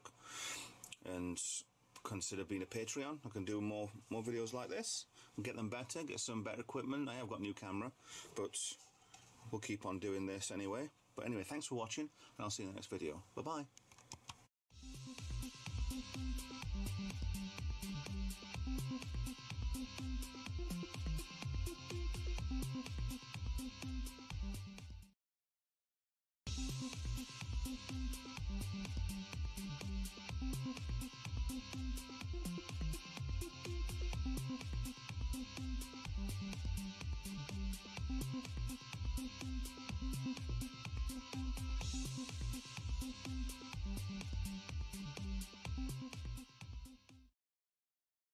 Hi guys, Retro Trek Ralph here. Got another Eaglemoss Star Trek Discovery official Starships Collection review. Now, Klingon Kug class. Yeah, I'm sure I've got it wrong. I'm sure it's pronounced and I can't do that. So, this came in the post today, and I'm still 6 weeks behind everybody else. I've not seen any reviews for the latest one yet. I think it's the Edison or some of the Federation ship. So, other sides, usual Discovery boxing from a hero collector Eaglemoss. So, without further ado, I don't kind of like the design on this ship. I think it's a bit weird. So, straight away, let's get into the magazine. Lights off, because you can see better. Right, get you in a little. Right, starts off with the cover art. Bright pink. Are they warp, impulse engine, warp engines? I don't know. I really don't know. So, the class destroyer. Designing the class. Okay, there's a lot of lighting that there could potentially be on this ship then. With the overhead, with the back section with it being blue and the red section's been up here.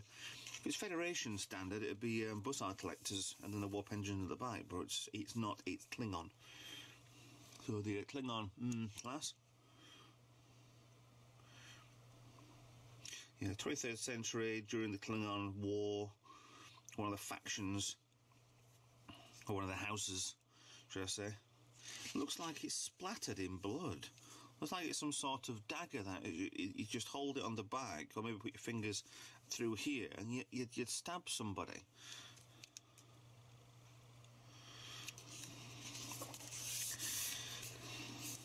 Not much on there's plenty on pictures.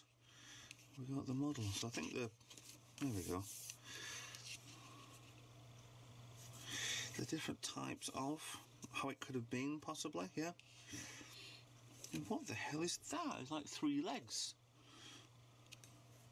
with a ball. Okay. Or disaster class. Okay, thank you very much for clarifying that. One of the most prominent Klingon attack ships created for the unnamed fleet. Okay. See the design for the different. That's the. Is that the larger ship? Yeah, the sarcophagus ship. You can see the design where they're going with this. But what's all these added on stuff? Possibly. Variants the feature of the central body with 2 pontoons. Okay. Just more variations on a theme at the moment. So a little bit disappointing. Magazine. That's the Clark. That's next. Issue 9. What? Hold on. Another Eaglemoss cock-up. Issue 8, Star Trek Discovery, the class. And they've got it as number 8 on here. Eaglemoss really are lacking in a bit of detail that you could easily spot.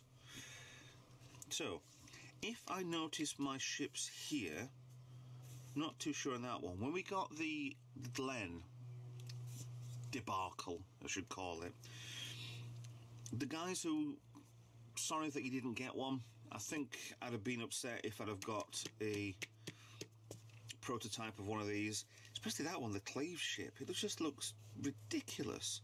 Where could be possibly that we're all gonna get these anyway, but these are 4 that I think we saw that the guys who didn't get the Glen got.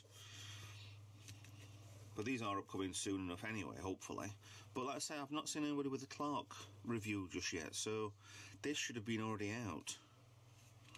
So, back model there, back picture of the ship. So, let's get into, so I'll figure out what a zoom out is, into unboxing the Klingon ship.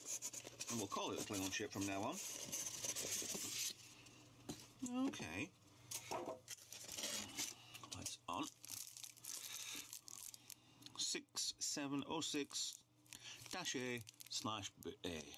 B, what's a B then? At least I got the right one there. Good. Now this looks like it's going to break.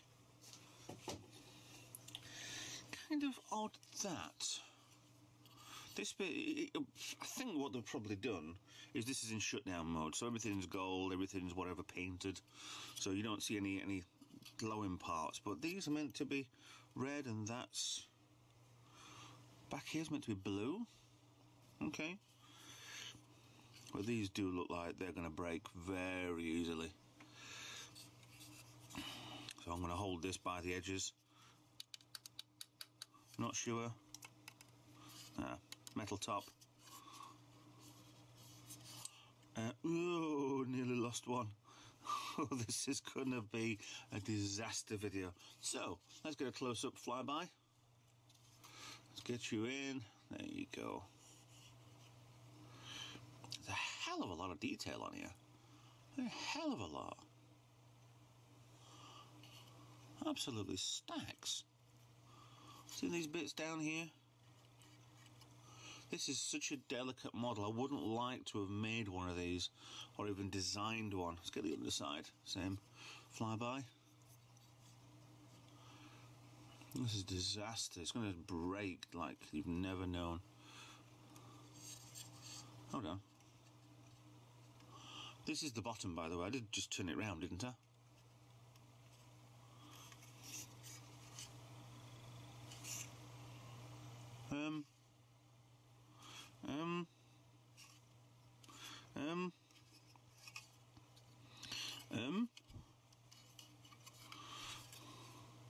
Back bit there, let's have a look. That bit there.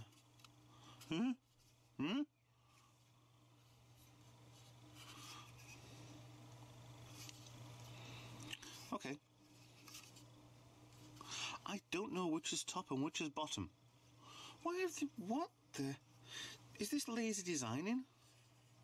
That this is exactly the same upside down. This is not a magic trick, by the way.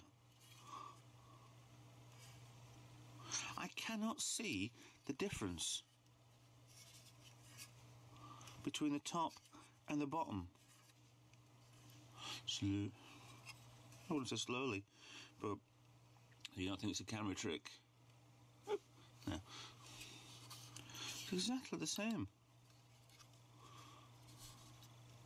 Side parts. Let's have a look at the side view. Into the side view yet, have we? Come on. Let's line that up for a pass. Front mandible, shall we call it? Side wing.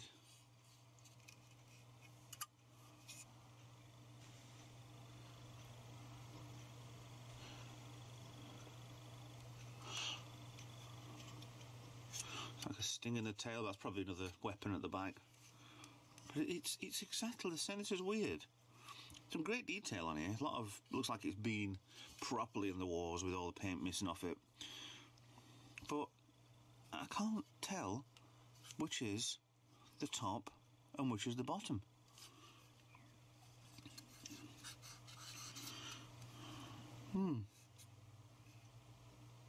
Okay, I'm kind of even more disappointed now.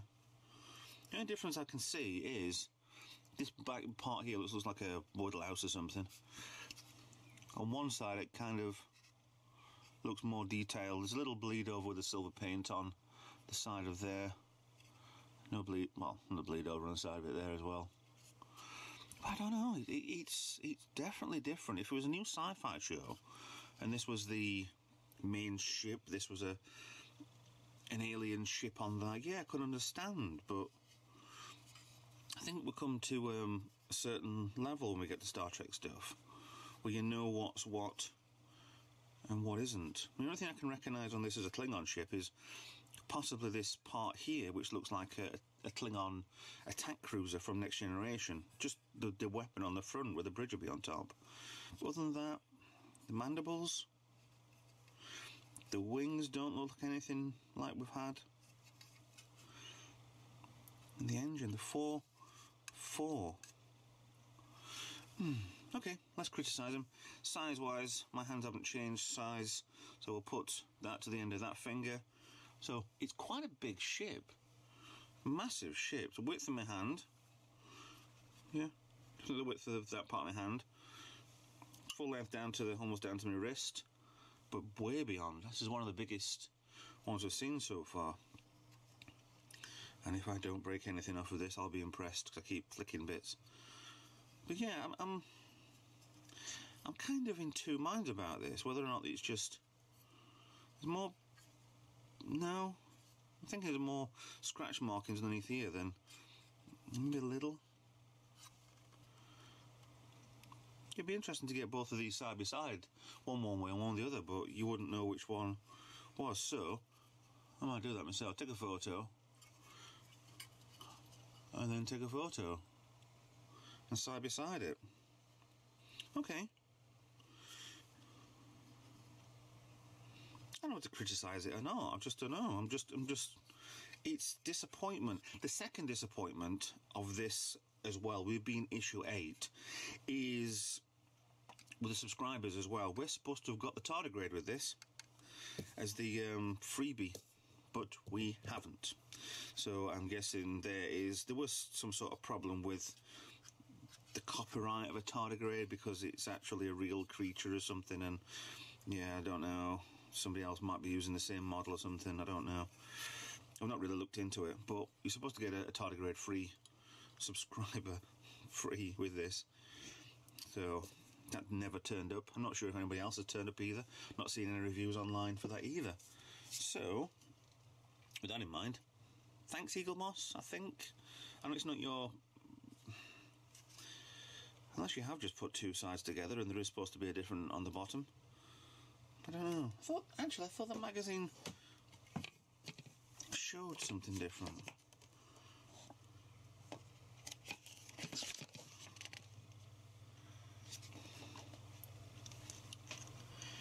I don't know. This is the first time I'm actually questioning this.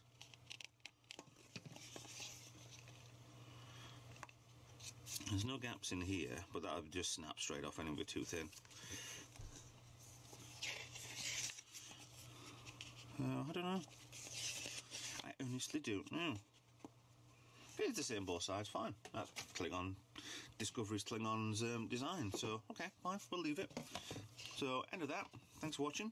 Like, subscribe, follow me on social media. Not posting much, but then again, doesn't really matter. And consider being a patron so you help me out in the channel, so keep me going, because I'm quite struggling lately, so yeah. And I'll see you in the next video. Trek or tech, or I think I'll have a trip one coming up, but yeah. But thanks for watching, and I'll see you guys later. Bye bye.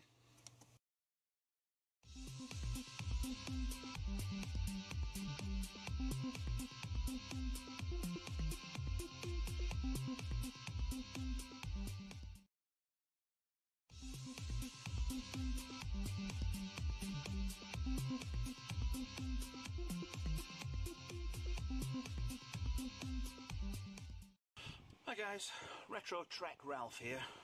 Got part 3 of the official Eaglemoss Star Trek official collection of Star Trek models for Trekkies. So let's start with big hello to Damien and the Irish Trek collector. Both of you, hi. Both your videos are absolutely brilliant, inspired me to do something with my set. So, without further ado, let's start off with number 21, which is the Sovereign class USS Enterprise 1701E. Now, to start with, I'm doing the weight-wise on this. I'll turn that off, there we go. That's a bit better. Everything's dark below, but that's a bit better, isn't it? I mean, the detail on this is for something this small, it's phenomenal. However, can I get close enough for you to see? All of the windows are so far out of alignment, it's ridiculous. But if you look at it like that, yay, it's amazing. But again, metal top, well, metal top, plastic underneath, plastic, clear parts of the nacelles here for light to go through. It's a very, very good model, very well detailed. Slight attempt of Aztecian around the edges and different panelling. And they're not bad, not brilliant, but still, not entirely sure. This is for all you nerds out there. Not entirely sure which one this is. If it's the First Contact version, if it's the Nemesis version, if it's the one for. Oh, that's a good point. What is the other one? Insurrection, because they changed them for each film for some reason. They changed the CGI model. But no idea. I've been silicon sealing something between videoing. Don't want to get these covered in silicon. And yes, it was silicon. But yes, the Enterprise E. Nice enough little ship. Just the size of this is bigger than a lot of the ships we've seen, but the scale seems to have shrunk. But you have to do within the size of your hand. I suppose that's all the collections are, is that sort of nearly pocket size, but you'd never get away with this in your pocket at all. Oh. Number 22. Now, this is the Kremlin Temporal Warship weapon ship, yeah. I mean, on the actual CGI model for this is it's massive. It's a big weapon at the front which changes time and everything goes balmy and tries to get back to a timeline which is more useful for the Kremlin Empire. But it does look really impressive, this. It's slightly on the front, the metal part of the back here you can tell because there's bugger all detail on it between each one of these. But yeah, it's very interesting, this ship. The blue sections on here look like just being stuck on. But yeah, well, I don't know whether to rate these or not. I mean, it looks good. There's so much detail. It's very much like a Babylon 5 ship. Or a Babylon 5 station or something, but it's that look to it. But I don't know. I'm not fully convinced, but yeah. Right. Next one. We have the Honshu. Now, I love this variant. It's an absolutely brilliant variant for the ships. The Nebula class. I want to make one of these in with a full Galaxy class saucer section within the next section where I could light up it and clear. There is a website out there which I believe still make the sections that you can have, and then you stick on the lid from the AMT set. But there is sections on here which are Aztec. You can see in the reflection there, but you can't see it with your own eyes. I think this is the difference between the 1701 and the second batch. There was different colouring, the different lettering, well, not lettering, the Aztecian. And I only have the original, the brown version. But you can tell a lot on there, but there is a lot of detailing.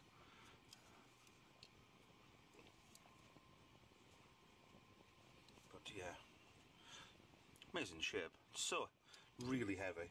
Compare it to the yeah, it doesn't fit. So I don't know, but yeah, still excellent detail on this. I'm not sure who the full. I think this is one that was with the first introduction of the Cardassians, with the captain that Miles O'Brien was. Yeah, it was. No, it wasn't. That was the Phoenix, wasn't it? I don't think we've got a Phoenix in this set, so they did the Honshu. Not looking into who Mr. and Mrs. Honshu was. Don't know. Right, 24. We start to go back to the Enterprise era. That's in bloody way. Now this is the Xindi Insectoid warship. That on its way.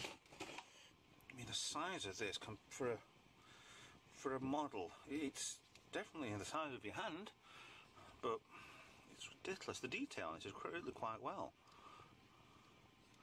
It's like there's some panels that would move really loose. But again, it's just I never really looked at this one properly. It looks like, look at that, it's one hull, but you've got the split in the hull. You got twin hulled section. For some reason, if you look in there, the underneath section, the blue part, is clear. But the top part has been painted in, on both sides. So it wouldn't even light up even if you wanted to. You see the inside there. It's like, why? Why is it a clear part and then balls it up? But still, wow. It looks like a Babylon 5 sort of Minbari sort of ship. But very different. Very, very different. Completely different imagination with the Enterprise series for the ships than what it was before. They had to look rougher or older, retro, should we say? Yay, retro Trek. But yes. And back onto small boxes. We have, I think I can safely say, this is my favourite ship, without a shadow of a doubt. Might not be the favourite model. This is my favourite ship, the USS Prometheus, NX-59. Is that an 8? 59650. Very much on the design of the Voyager, but gone balmy. Shame there's not much on there. There's a couple of lines and Aztecian. There's plenty of Aztecian on it. Again, I think that's it is a really good ship. You've got the fifth nacelle in there. So obviously you've got your 4 on here. This would split in 2 sections. So you have the bottom section here would be one ship. The top section here underneath would be another, and then the actual saucer part would come out with the small engine. Shouldn't be only go like about warp 3 or 4 or something, and these would be able to go faster than that. But I really do love the design of that. If I could find a model kit that's good enough, I could like and get this one made. I would love to make it. If anyone wants to give me one, a model kit, shall we say, and I can do a series on it, and I will crack along with it nicely. But this is a really good model. Shame the deflector. This looks like it's being a bit light out, painted on, not even straight. But this is really digging into stuff. I'm sure if you look at my models, if I ever put a video on them, then you'll see that there's very few straight lines on my models. Right. This is a Tholian. I'm not sure if it's an early Tholian ship. This is from the Enterprise era. But big dart. So that was a big dart. Now what I'm going to do is the latest model has just come out, and I can't see it anyway, but hang on 1 second. I'm going to have a look, find it. Right, I found it, because this is the retro version of the Enterprise. Not sure which way it goes. This is what they've just released now as a Tholian. This will be in episode 129, but this is what they redid for the original series, just to compare why it's to hand. I mean, the bluer one from Enterprise is a bit bigger, but still virtually exactly the same shape. I do like where these vents on here is, but I'm not going too much of a head on that, because this isn't about this one. But a lovely ship. Wait, and that's ridiculous.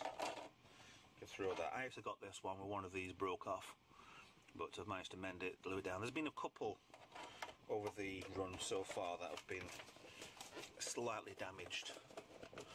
Nothing over the top, nothing I've had to send anything back with, but clear yellow parts, clear blue.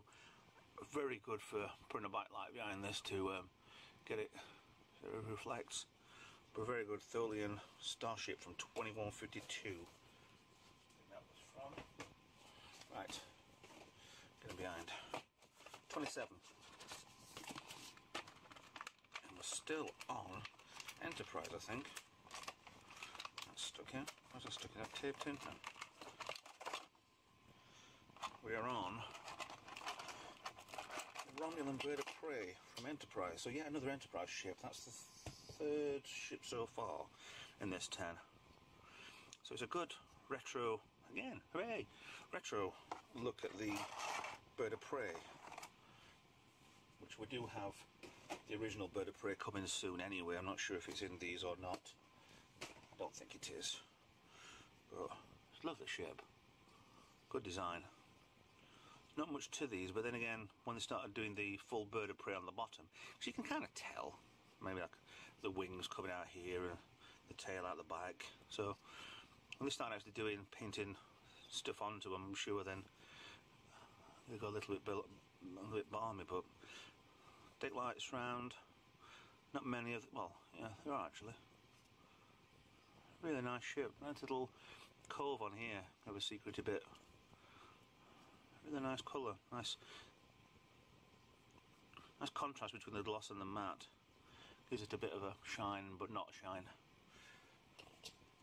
Right, number 28. We have. This is either, now, you're either going to say it's a Marquee Raider, or it's, what do you call him, ship? Oh, Chakotay's ship from the first episode of Voyager. Now, they come in the Next Generation before Voyager. I think what they did on a lot of them when they come to the end of the Next Generation run was we'll make some ships, make some models, make some bits and parts, and then give it to, like, make a load of sets, but then give it to Deep Space Nine, give it to Voyager, so at least it can get out on their budget. Well, it seems that way anyway. And this all looks like it's never been painted. It looks like metallic. There's a shinish to it. If I can't, I think I can show you that properly. Yeah, there you go. It's kind of a, it's been sprayed in silver and glitter. But very much Federation, sort of. Oh, yeah. Broke in there. Never noticed that. Is the piece in there? No. But yeah.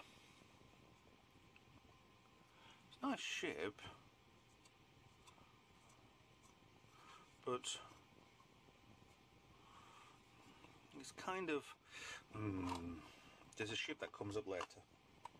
It's the Jaeger, and it's got half of this and half of the Voyager, and I hate it. I saw it in a concept and then realised it was in an episode, and I absolutely hate it. It's like, hey, we're a bit bored, let's kit bash something. And they did. The two ships from the first episode, and it looks horrible. So, back to number 29. It's the Gem Star Fighter, or as I like to call it, the Bug. Well, a lot of people call it the Bug, so it looks like a beetle. But lovely colours on this, silver, the purple, the blue, absolutely amazing. Such a good look for these with the purple nacelles. Get that back on, light. It's amazing. It is just a winged bug. Yeah, absolutely stunning look to it. Don't know about the full layout, obviously I've guessed that. Actually, if it was because with normal Trek, that bit there would probably be the bridge, weapons, engineering section underneath there, big fat bug. Nothing like a dead bug. So, last one, number 30, and that is... Get this out of there. It's Nausicaan Fighter. Now, I think it's an Enterprise one, yeah. Because we heard about the Nausicans with the Captain Picard being knifed through the chest by one. Actually, look at that there. Looks very much like the ship in the last video, the NX-01A, the dome underneath, the Quantum Slipstream. Daedalus? Dauntless? I don't know. I've got it already. Now, let's have a look at my list. It was... Dauntless. Damas. Yeah, it looks like the bit that's underneath the drive section, the saucer section, kind of here-ish, but yeah, It's recycled old parts. See, I've got a problem with this. Look on the gun here. It looks like there's a lot of flashing on the sides of it. It's not been designed fully and just dumped on. You can definitely see the quality going downhill on certain bits on this, with this sheet, yeah, up to now. I think they are plastic inserts, but there's doesn't look like you had light. Could do with a small torch or something. I don't think I've got one, just to test some. I'll see if I can get one for the next video and put a light through it and see if it would. So the only way I can do it is by doing it there. Maybe that wouldn't. I've got a light here, but nice little ship. Different take on the Star Trek era of the design of the ships, but yeah. Right, let's get these all out and I'll put them all side by side. There they are. All 10, 21 to 30. All done. These we're branching out a bit on the alien races. We've only got the 3 standard Federation ships, the Enterprise, the Honshu and the Prometheus. It's a Federation shuttle, Marquis style, but still different. But at least we're getting into some alien races and bringing Enterprise into this by having 1, 2, 3, 4. There's 4 Enterprise ships in this. 1 DS9, 1 Voyager, 2 Voyagers. Yeah. So we're definitely branching out, and especially going into the Enterprise sort of a lot. But there we go. Really nice ships. That one from wobbling. But yeah, thank you very much for watching. I'll see you in the next video. If you'd like and subscribe for more videos, more content, and comment, and I'll see you in the next video. Thank you.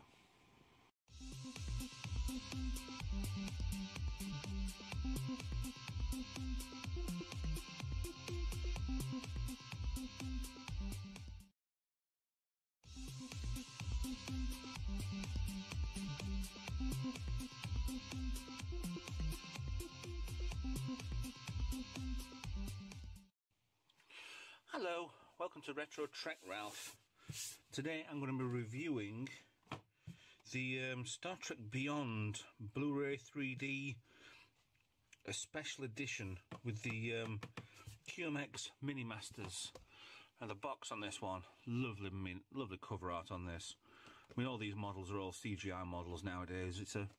I thought it was a really bad idea having CGI models because you could not make models from them, but I'm doing it the old school way of seeing a picture and you'd make the model from it. You'd see the actual model and you'd measure designs from the model, but apparently it's dirt easy to actually make these because you have the 3D model on a computer and you just 3D print them.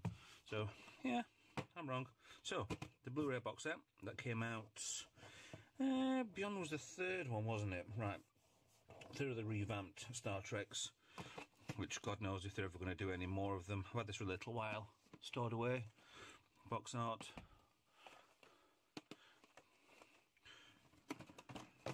Cast on the back. Well, yeah, it was a good enough sort of film. I'm a traditional Trekkie anyway, but they're good. It's a continuation of the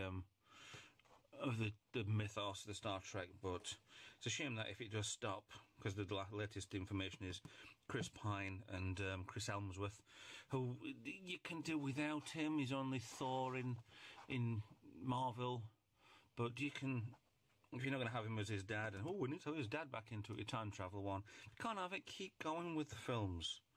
But it's a shame, but that's my rant over with. So, let's get inside here. Now you will notice something in a second that I don't know how to get in here. Oh, just hot glue together, aren't they? Right. Boxed open. Right, you'll notice that the that's missing. That there is a Blu-ray missing. That's on my bookshelf at home inside the house, so don't worry about that. I have got that. It could come with it. Gap on there for absolutely no reason. But what we're reviewing is the ship, the USS Franklin. So we'll get rid of this for a minute. Frankly, it's reflecting too much. The USS Franklin comes in the plastic. Now they did do, so I do review all the Eaglemoss stuff when it comes out, a bigger version of this, and if I can find it, I'll get it at the end of the video. But at the minute, this was a free model that came with the Blu-ray. With its own stand. USS Franklin. Starship Registry NX326. Now, what a lot of people know, and I'm going to add on this, is that if you look on the nameplate in the film, it's actually not called the USS Franklin. It's actually called the USS Frank Lynn. It was after, was it Justin Lin, who was the director? Who was actually after his father. So a little bit of a tidbit if you didn't know, but there is a gap between the K and the L on Franklin. So have a look out for that when you see the film next. Right. Let's get this ship out of here, the packaging. Right, the ship itself, it's not like the Eaglemoss stuff, it's all plastic. But for a free ship, what do you expect? Now, let's get in there a little bit on the detail. NX326, USS Franklin. It's got a lot of detail on here. It looked very dirty, like it's just come out of the ground. Or out of I'm about to say something else, but out of the stones and that was buried underneath. Lovely nacelles on these. Short, well, look short and stumpy, with the traditional orange on the end. It really isn't a bad looking ship. I mean, it looks to me that if you flip it over, I'd say that this part here would dock on something else, but there's no evidence of that. There's no nothing. They could probably carry a freighter or something, maybe another secondary hull or something. But it just looks strange, like this step. Underneath, a lot of dirt. You'd look at this in maybe 10 years' time and think, oh, well, they haven't cleaned it very well, so you'd be scribbling away, but it's meant to be like this. There's a lot of windows on the edge of this, but not like Eaglemoss. They haven't coloured them in the wrong place. They just haven't coloured them in, which, in my opinion, makes it look fine. The USS Franklin on there, on the side of the nacelles. A really good take on an old but classic design. Bussard collectors on the front there with the answering the put in the comment what these were. They were white on the original, and when it's changed to vents on the original Enterprise, the 1701. But really great detail on these. Line markings on there painted on. No Aztecing, but I don't think there was, even if these lines on here are Aztecs. Look at the rear view. It's, for a non-offensive ship, it's not bad at all. It's a very thin profile when it comes towards you. So have a look at that. Yeah, in focus, please. Not much there. You could mistake this for a Constitution class. I mean, granted, the new Enterprise from Discovery has got that window there, big window. But you look at it there, you could even mistake it as the top half of the Enterprise, because it's got the same profile, raised up nacelles, but obviously nothing below it. Now, what's good about these is you've obviously seen that metal part there, and a metal part here. Magnetic mount, even though that bit isn't magnetic. Force that in a bit better. It just clicks in place. Very easy. Let's test the magnet. Not a good magnet for sidewards, but we'll hold it upwards if we need to have it looking like that on your shelf. Actually, that ain't bad at all. Forwards, upside down. I mean, these were made by Quantum Mechanics, which are absolutely excellent model makers. But to have a free model like that is not bad at all. Now let me try and do a comparison with this one and see if I can find the Eaglemoss special edition. Yeah, actually, just do one more angle on this. Yeah, you got the Starfleet symbol underneath, even though yeah, I'm a Canon sort of person, so the original insignias on the uniforms should go with the ships, but hey ho. I'll get rid of this, yeah, I'll ignore it for a little while. Well, let me get to the Eaglemoss and I'll get back to you in a second. There they are together. Now immediately you can see there's a massive difference in detail. I don't know about quality, but these obviously come with the stands with the plastic. I don't like unwrapping them anyway. With the Eaglemoss side by side is a lot bigger, but this is a special. There's a mass difference on the colour wise. One's more of a whiter shade of covered in crap, whereas the other one is a grey covered in finger marks. But I'll forgo with that for a bit. Sidewards, tip to tip, a lot bigger, but aha. Okay, Eaglemoss, missing red bands around the enemy cells, missing all detail around the nacelles. Underneath, finer lettering. Again, looks like phasers. Bit more detail on the bottom of the Eaglemoss. Now, that's a bit weird. They've got the red marking on here, and you've got more of a, it's gone grey, like a black and white version. Ends in the cells, one's orange, one's yellow. Same on the other side, orange, yellow, but the cells having the cross in the centre. But for a free model, still, not a problem. You see what I mean about the Eaglemoss ones? Here, look, the windows are there, indented, and below are where they've painted.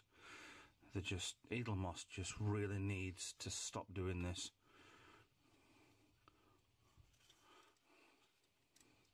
But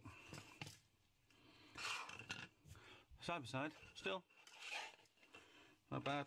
Upside down, yeah. There's a lot of detail on this one, but there's also a lot of detail on this one, and there's not a good mishmash. But this is not an Eaglemoss review. If you want that, you better keep searching on my channel. The Quantum Mechanics freebie that came with Star Trek Beyond, the DVD 3D Blu-ray set, and yeah, it's a big thumbs up from me. I really like this as a standalone model. So thanks for watching. Please like and subscribe, and I've got a lot of links at the bottom for social media. Please follow me on that if I can get more subscribers. Brilliant, there's a free mug in there for me. But thanks very much for watching, and I'll see you in the next video. Bye bye.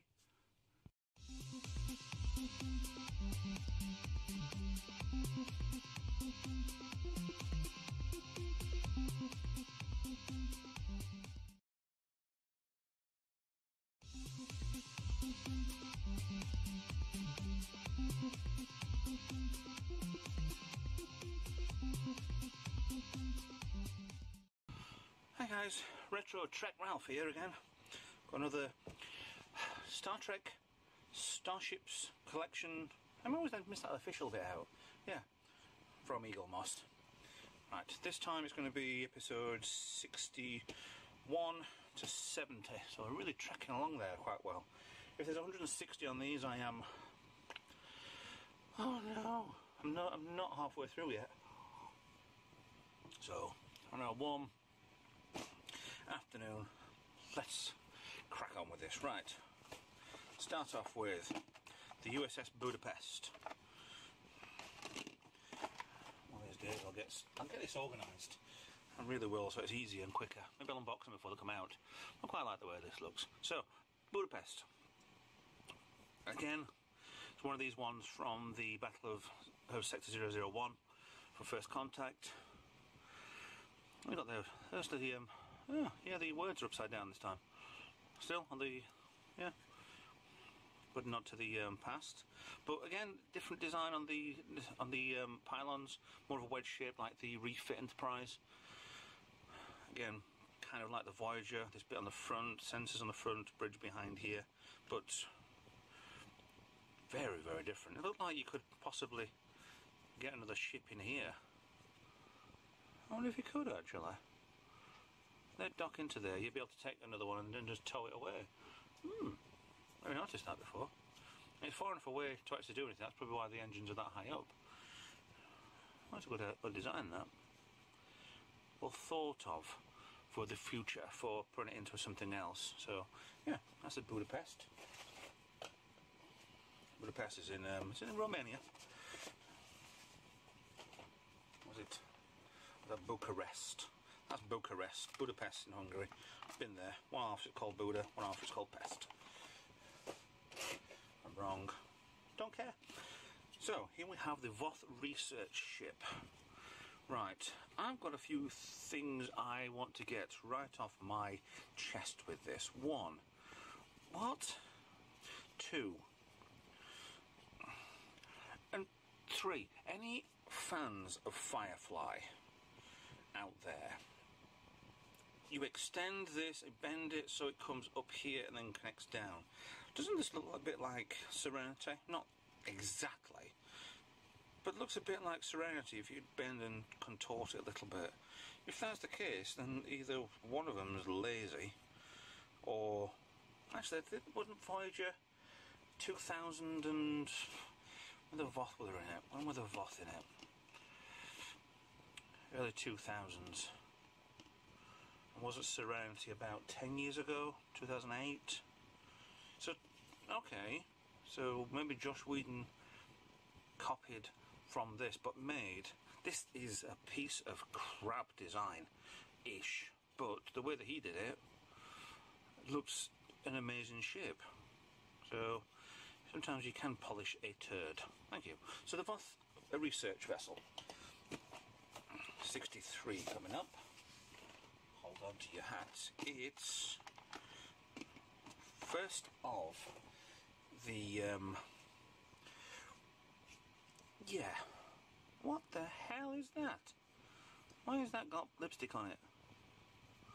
Oh, well, that goes to show what you get when you don't look at them when you first get it. The Antares. I'm not sure if it's a USS Antares or just Antares. It was NCC 501, even though this hasn't got... Oh, there we are. Lights off. Let's flicker. So it was a Federation starship. It was in Charlie X, the original series. Although actually it wasn't in Charlie X. It was in the... I think we first saw one of these in the animated series. And that used to come across and blow up and whatever. It was a cargo ship, cargo vessel or runner or something like that. I was in that, but then they reintroduced it into the special editions, when they redid all the special effects. And yeah, it's nice to see this because it was never in the original episode. It was on the comms, or they were transferring and they got the captain across, and that's nice that they put it in. But if you're looking backwards, so then maybe this is a 505, so that's halfway between Enterprise and original series. So I can't see a retro ship of maybe 50 years before being like this before you get to the NX. But yeah, it was a shame they didn't turn around and say years ago that we're completely ballsing up Star Trek canon, and by the way, who cares? But goodish sort of ship from the animated, at least, that made it to the mainstream. Now, this was the first ever warp ship, the USS Phoenix. Sorry, not the Phoenix, it's just the Phoenix.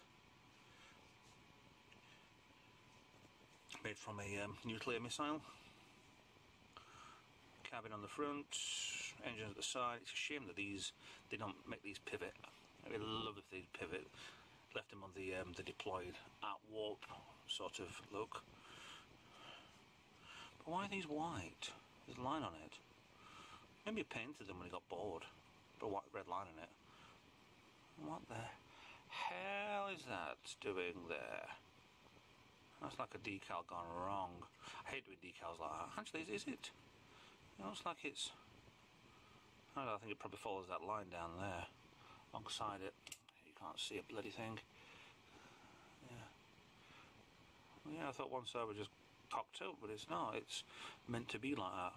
Maybe it drops the warp core when it blows up. Maybe it separates. And who knew? This is a Phoenix from First Contact. The first ever warp ship. And it does stand up. Hooray! Wow! Next one. Zindi Aquatic. Another Enterprise ship. It actually had, I'm going back to the Phoenix. Wasn't this actually in Enterprise? No, the Mirror episode didn't have this in it. There was Zephyr Cochrane in it. It didn't have that. He just insinuated at it. Right. Now, why is it clear on the top? Really? Kind of looks like a... I've got arms out. Or it looks like it maybe go that way around, but it doesn't. Kind of Klingon-ish, where you got the bridge section forward, but it does look like a ship from a species that only lives underwater. But oh, you've got clear plastics on those 4 bits there, and you've got it moulded into standard plastics there. I don't know. It's nice blue highlighting on the edge. That's metallic. But overall, one of the species of the Zindi. There are about 5 or 6 or something. Quite sure. Right, the next one is a runabout. Hooray! It's a Mark 1 runabout. Hold on a minute. It isn't. It's the Raven. You cannot see that at all. NAR 32450. But it looks like a fixed-winged... I'll cut that there. I make clear parts, but you can see where it's been attached on both sides. Shame, really. This was 7 of 9's parent ship, which amazingly was sat on the edge of a cliff, and then this section fell off in the episode. Spoiler alert, by the way. There's no detail on this. Why would they have a Starfleet-ish attempt emblem when they weren't Starfleet? They were just scientists. But why have a ship this big? And there's obviously 1, 2, possibly 3, 4 decks on this. Why have a big ship like that for a family of 3?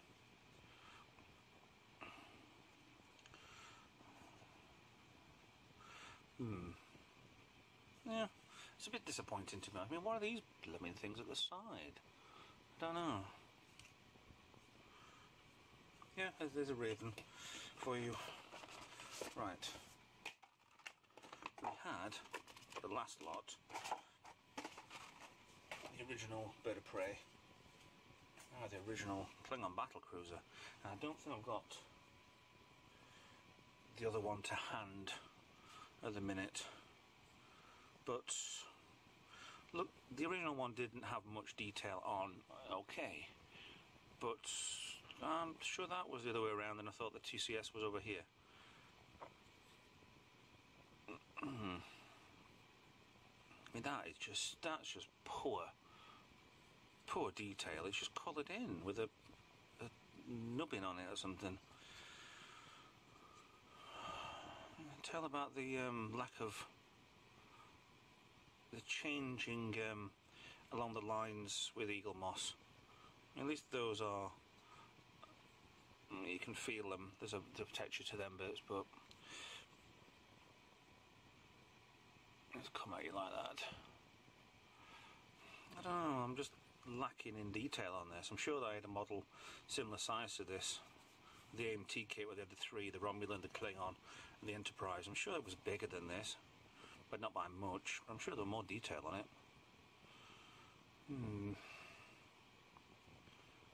I think they've even missed on there as well. Flicker in the background and no power, no clicker. Yeah. A little disappointing, I think. So,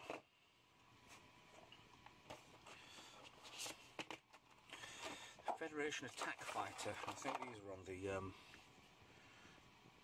yeah, these were on the Battle of 001 again. These are Peregrine fighters, or that might be a different one. And again, there's no actual registry numbers on this. Not too much on detail. Two big engines at the back. Doesn't look like it goes to warp, but wouldn't look like it fit into a shuttle bay either. So maybe Starbase defense or something like that when Starfleet are for peace and exploration only. So, yeah, zooming past that one, I'm not that bothered. Talking of not being bothered, here's the Breen. Why is it the Breen are a copy of everything? I mean, the Breen themselves were those ones with the they can only breathe a certain gas or whatever it was, so they look like Bosch from Return of the Jedi, Princess Leia's character. So they had that bit with the snout on the end, and they looked exactly the same as them. But why does this look like sections of Deep Space Nine? Just, I've got some bits, just chuck them on. It just doesn't look right, it doesn't matter, just straighten them out.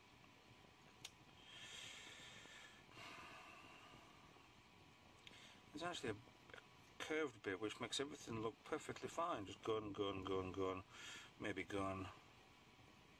All on different levels, so we can shoot you. Maybe a bridge, maybe not a bridge. What? What? And last, but by no means least, whatever bloody hell that means, we have number 70. We have the wonderful, spectacular, oh shit,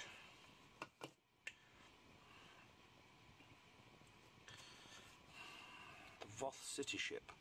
And this on the episode looked amazing. It was one that would just come up to the back of Voyager and then beamed him in. Or did it beam him in, or did it open the hatch at the front? They were inside. But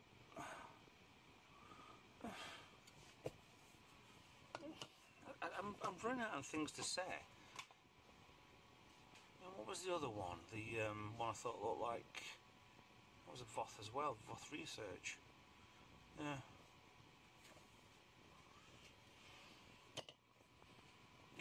Where's the design? Where's the similarities in designing these two? Oh look, we've got a what? That's a city ship. So maybe this is ancient. They've not bothered doing anything over the years, even though they've. But then they made this. I don't see much. Honestly, I'm losing it. I just don't know. Apart from the very similar colour. I'm not sure you can see that on camera, but there is on my eyes at least, there's a tiny bit of a difference. Although if they got any sense, they wouldn't. Why this? And then, if it was a city ship, wouldn't you have upgraded this to be better? If this is your new technology now. But anyway, let's put them all together and see what they look like. Here you go. Well, started off so well with a. I was impressed with that, with the curved bit. You could stick something underneath it and tow it along, sort of attitude. Then went weird, and I'm disappointed with the red paint on there, and I'll never get that off without killing it. So I'll just leave it as is. Phoenix okay. There was too fond of it in the film. Meh. Ooh. What? That's all I can describe this as. I think from 51 to 60, I think Eaglemoss either just thought, let's just not put many good ships. Let's hide it for later. We've got 1, 2 Federation, 3 Federation, technically 4 Federation, 5 Federation. Alien, alien, alien, alien, alien. But you can't win lottery every week, I suppose. Let's hope. This is 60. This is 61 to 70. Yeah. Got that wrong. Next one. Let's have a look. Oh, I've got a list in front of me on the. This is a TV stand. If you not seen my videos regular, there's a TV on it, and I've got a list of what's. Oh, okay. Yeah. Ooh. Yes, for the next episode, it's we've got a mixed bag there. Well, never too bad. So for these, it's just me at this point. I think I want more, and it's not really. So yeah, thanks. Like, subscribe. Watch me in the other videos. I'll see you in the next one. Thank you.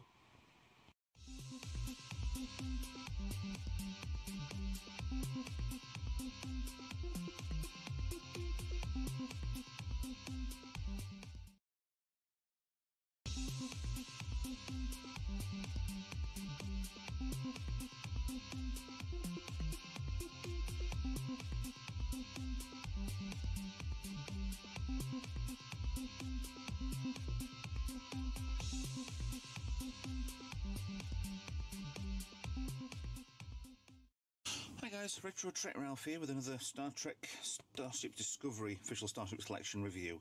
Now, this wasn't expected. Came with the last model, the Baran.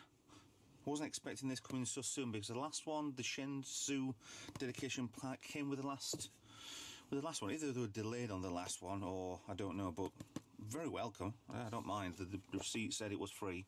Well, it didn't say any price on it, so yeah, I'm assuming it's free. So yeah, dedication plaque.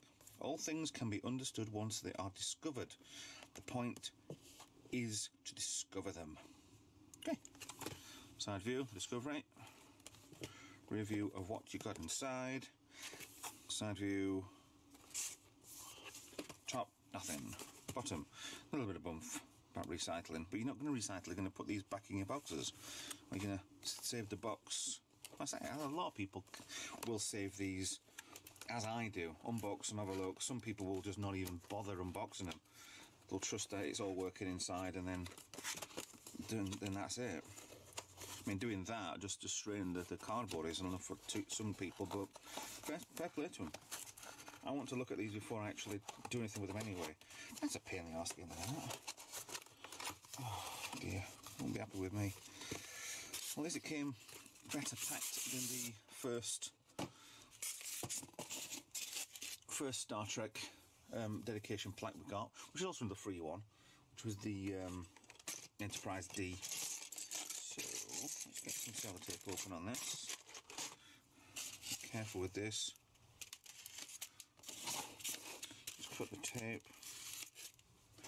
And where's that come from? Is that up there? Yeah. It doesn't matter. It's only a piece of part there anyway. So, ta-da! So, could easily cut there, couldn't I? Okay. Same as before. Same as it ever was. USS Discovery, Starfleet, San Francisco Yards, United Federation of Planets. So this Delta shield with the gap on it. Kind of weird. But registration number NTC 1031. So showing absolutely all the, I guess, a production crew, writers and designers and everything.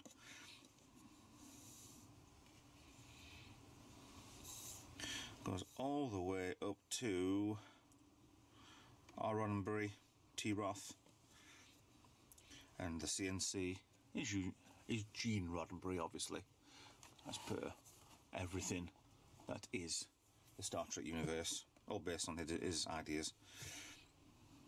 All things can be understood once. It's just the motto of the ship, obviously. But yeah, let's take that out again. Some weight, there's a little weight to this. Like the way they have put these on the back, so you can display them. Pain in the backside trying to get that in, to get a hook on it. So you have to probably put a piece of wire across and then just hang it in the middle. Hook on the bottom. CBS Studios Inc. Remark. That's not really straight, is it? Okay, made in China. Okay, looks like there's been 2 stickers put on there. Studios Inc.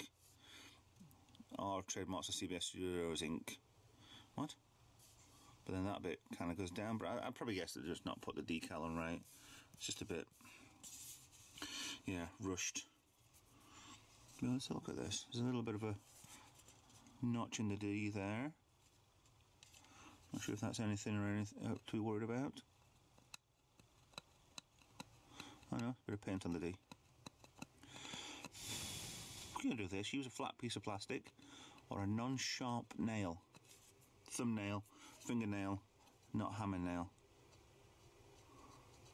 Well, that's fine, that's better now. Crossfield class. That's still got some good weight to that, you know. A little bit of overlapping on the black there. If I'm actually really bothered, I'll paint that. Sorry about that, disturbed by a neighbour. Yeah. There's a lot of good weight to these. You feel that, obviously they're not wood effect on the bike. That's probably just brushing with either a scrape tip with something on the bike to give it a brushed look and then sprayed over. And flat on the front. But these have got to be resin. Has to be easily for resin. You wouldn't dare think about actually making one of these out of wood, but yeah. Squeeze it into a mould and you're all done. Bit of spray paint, done.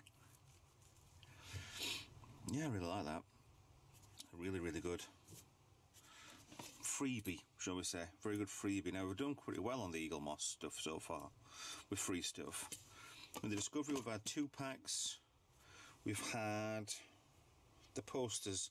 I mean, I missed out on the enamel pin. Anybody at Eaglemoss is watching this, don't know why the Shenzhou enamel pin. Never received it, never got it. I don't know who else had got it, but according to Wikipedia, there's the Discovery Wikipedia section, which is really good, which shows you all tons of pictures, which I use a lot of in the thumbnail for the videos, and a lot of information from them. Is that they're showing that. They're also showing after this we're getting the tardigrade for free. Then after that we're getting the ISS Shenzhou, which is fine.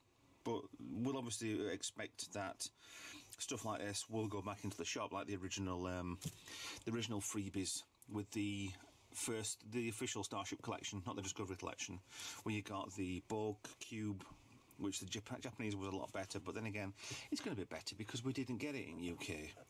So only Japan have it, and there's one on eBay at the moment for I think 150 quid so far. Eaglemoss, there's a big market for you. Sell it. And yeah, well, same as the Glen debacle, shall we say. My latest one is that this is filmed on Friday the 6th, 7th of December or something. Well, we we posted until a while afterwards, but apparently the Glen's been sent out today. I mean, I smell a lot of bull crap, want of a lot better word than that one, but we'll just sit and ride this one out. So after freebies, we had the Borg one with the official one. We had the 3 nacelled All Good Things Enterprise, which looks absolutely amazing. Was a freebie, which is in the shops now. So fine, we got it a lot earlier, but at least you can still get them. I'd like to buy a different one, buy a second one, to be honest, and maybe re-decal it, which is my plan. If the Glen doesn't turn up, I might re-decal a Discovery. So yeah, it's worth an option, worth a thought on that one. So yeah, like that, really good for a freebie. Thank you very much. Now I have to lift this up without destroying it. There we go. Thanks for watching. Like and subscribe me, and click the bell icon. Should be a bell on there, to be honest. That's Jamie next time he gets one. Yeah, it's going to be a Patreon. Links are below. Facebook, Twitter, links below. And I'll see you guys in the next video. Bye bye.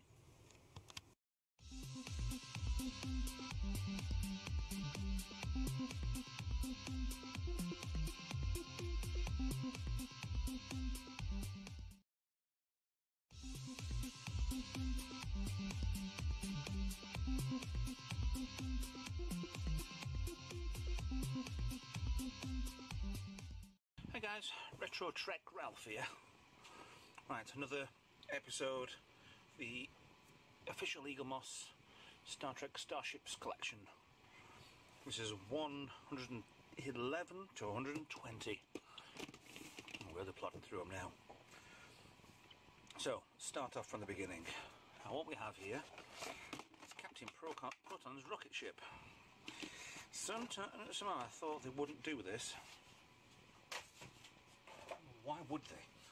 It was just a copy from all the old serials, films, sci-fi stuff from the black and white era. It's a joke more than anything, but I don't know. It's some quite good dabs on it, I suppose. It's all just in silver, all in black and white, that episode. But yeah. Interesting little ship. Captain Proton and his sidekick, it's Harry, Kim and Paris, trying to defeat Chaotica. Very different. Some good old-fashioned design on this. Very old-fashioned. But like everything, they would look rather phallic, shall we say. But let's leave it at that, shall we? 112. Now this is probably one of my favourite ships. It's the USS Phoenix. It's just the detail work on this. I mean, already we've got to the first two, and I've already got my favourite. 65420. If I can get a model kit of this, I'm not sure what pot I'd have on the top, but definitely I would love to do this. I mean, the cells are really good. Yeah, I think I'm getting a bit warm in the garage today. Yeah, not majorly badly lined up, all these markings. But it reminds me of one of those ships that you get model kits where the whole lot of it is covered in a sticker, in the decals, or whatever they call them. All the paint colours, all the details, the windows, everything is just stuck on top of a plastic shell, but it's obviously been painted on. There is Aztec work on there. Yeah, really good ship. Interesting, futuristic sensor pod. And then they did change these for other ships. It's really good. So thin and clear. Clear blue section there that would be lit up the right way. Still crummy on the deflected edge, which has been painted. Yeah, definitely a good ship. Big, solid, heavy ship. Palm of the hand size. Very good indeed. Next one. Locky Rim warship. I don't fully remember this one. I think it's a Voyager episode.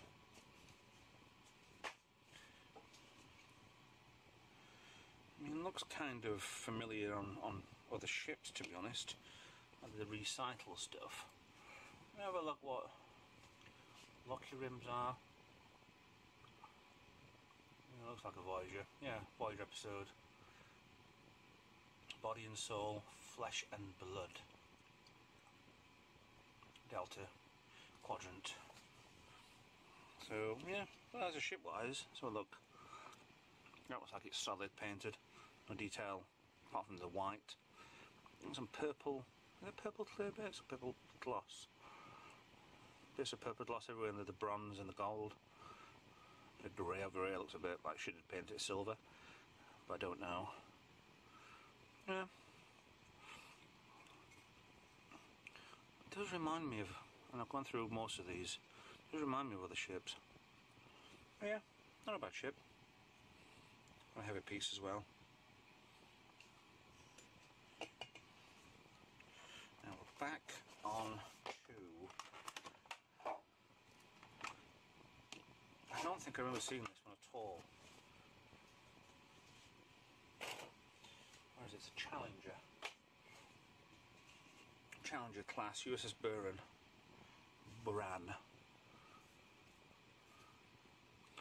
You look on the side panel, part of it, it's smaller, smaller primary hull, and then just goes back. Just this lump of a biscuit on the back, and two engines stuck to it. Not even level with each other. In focus. There you go. But that was a more smaller scout ship sort of size. It reminds me of when they had the original series add-on, the FASA stuff, and they'd have like a saucer section with one warp nacelle off the back of it. It reminds me of those sort of kit bash sort of stuff. But I don't know if this was in anything in particular. No, I never saw it in an episode. It must have been part of a Wolf 359 fleet. Has to have been. Right then. Next one is... I don't remember seeing this one either. It's a Tellarite cruiser. I think it would have been a... It could have been a, what they call an Enterprise series. Nice different design on this one. The engines piled up. Nice colouring underneath there. The green part, they look like a... Oh, there's another ship that looks like this as well. They've redesigned so many different things. They all kind of, some of them look similar. There's all the deck lights, deck windows there. It's like a side view of the Enterprise D or something. Very different, but very similar. The Tellarites were the one with the were pig faces or something, weren't they? I'm sure they were. Get the strange snouts. Yeah, the original series. Look like when they got the faces, a pig snout, but then they got black eyes from the masks. It doesn't seem to fit them right. So you have to laugh at some of the old special effects from the 60s. Right, back to Wolf 359. This is the USS Curry. Doesn't say if it is a Curry class or not, but this was obviously, according to Eaglemoss's, the Memory Alpha site, special effects Dan Curry, who's a special effects guru, so he's been named after him. But it's a proper kit bash, isn't it? You've got the Excelsior dish, Excelsior secondary hull with a shuttle bay on there instead of being on the back. It's completely flat on the back. Lots of stuff on there, and you've got, yeah, black warp nacelles from a weirdly painted, blue painted Reliant. Really, maybe obviously with the, oh look down there, the neck part's got engines stuffed in it. There's a proper neck piece as well. You've got the small torpedo launchers in there. You can barely see that. But yeah, it's different, very different, but very similar at the same time, which I quite like. A lot of Aztec in on the saucer. That's not bad. Not as over the top painted as what. Not too much detail than what the Excelsior was, but nice colouring, nice, not a bad ship. So they never really existed because it was in pieces. It was in the battle. Well, you never really saw the battle of Wolf 359. You just saw the aftermath. Right, now we have a familiar ship to the Next Generation era is the Ferengi. The Ferengi ship from the 22nd century, so another Enterprise ship. So I think they saw this one, they didn't actually meet these, but then it was a big surprise in Next Generation, obviously. It had been a prequel series that, look, nobody's ever seen a Ferengi. Yes, they had, because they'd seen them. Got two docking ports either side, weapons bridge at the front, possibly. Landing gear, maybe? A deflector dish. Maybe it used to be able to fly that way around. I don't know. That looks very flimsy. If I put that down, that might break under the weight. Definitely a different tech on the Ferengi style of ship. We've been 200 years before we actually properly saw them. Right, I've almost spoke about this ship earlier. Firebrand.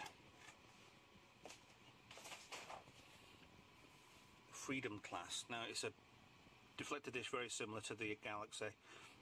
Slightly different. One big gun and only one engine.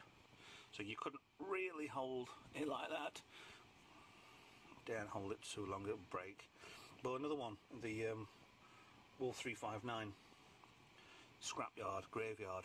We've made so many ships just to get something on film to look like it was a big battle scene. But it's easy enough nowadays with the computer generated stuff, but back then you had to build a model.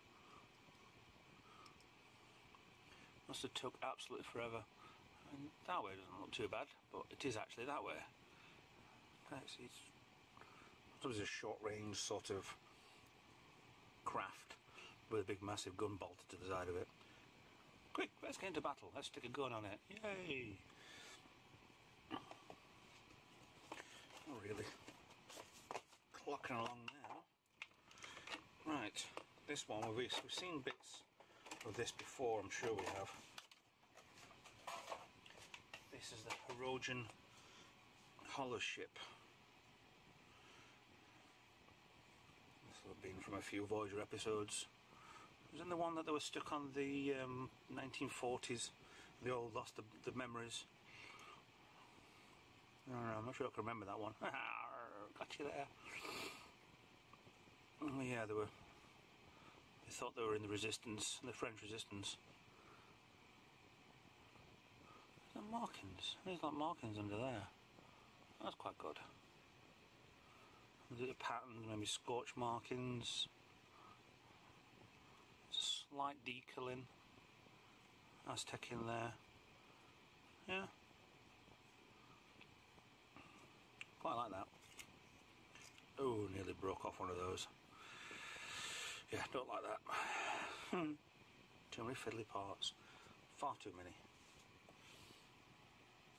Right, and we have, ending off this section, episode 120. This was Captain Morgan Batesman. His ship, the USS Bozeman, another Miranda class alteration of the original model, the Reliant. But this was piloted by Fraser. Remember the guy who did Fraser and Cheers? If you don't know, ask your dad. But yeah, they came through a temporal wormhole. The Enterprise D was stuck in Groundhog Day, basically. Kept repeating it over and over again. This come out of the wormhole, crash into the Enterprise, blow up and create a time paradox, time loop, till they eventually missed it. But love a bit of detail on this. Well, decent Aztecing. It's like they've done the Aztecing from the redone Enterprise A and copied it on this one. Very nice. Shame that the nacelles don't glow, don't make it clear at least. They're just painted. But I can live without that. They're really nice. A lot of weaponry on this. For some reason you think 1, 2, 3, 4 massive weapons and you've already got your standard phaser arrays. 6 of them. More weapons on the bottom. You'd wonder why this was just a scientific vessel. I don't know. I'm just saying. I don't know. Right, I'll put all 10 together. See them all side by side. And I'll get comparing them. And there we have them, all 10. Courier class, Captain Proton, Bozeman. 110 to 120. No, sorry, 111 to 120.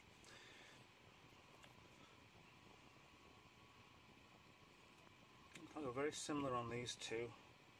What are these? One was the Hirogen. The other one was, come on, the Lockheed Rim. No. Very similar-ish, but not.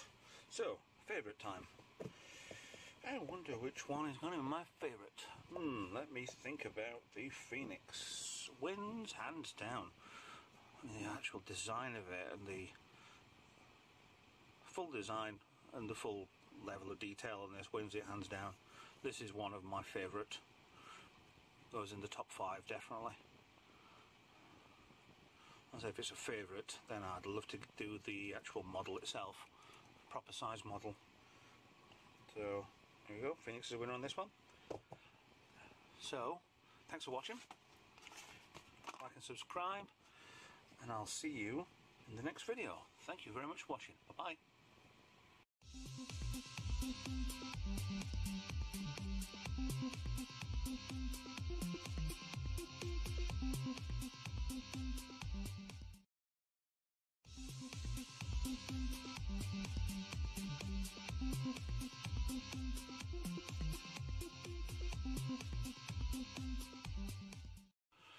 Hi guys, Retro Trek Ralph here with another Eaglemoss Star Trek Discovery review.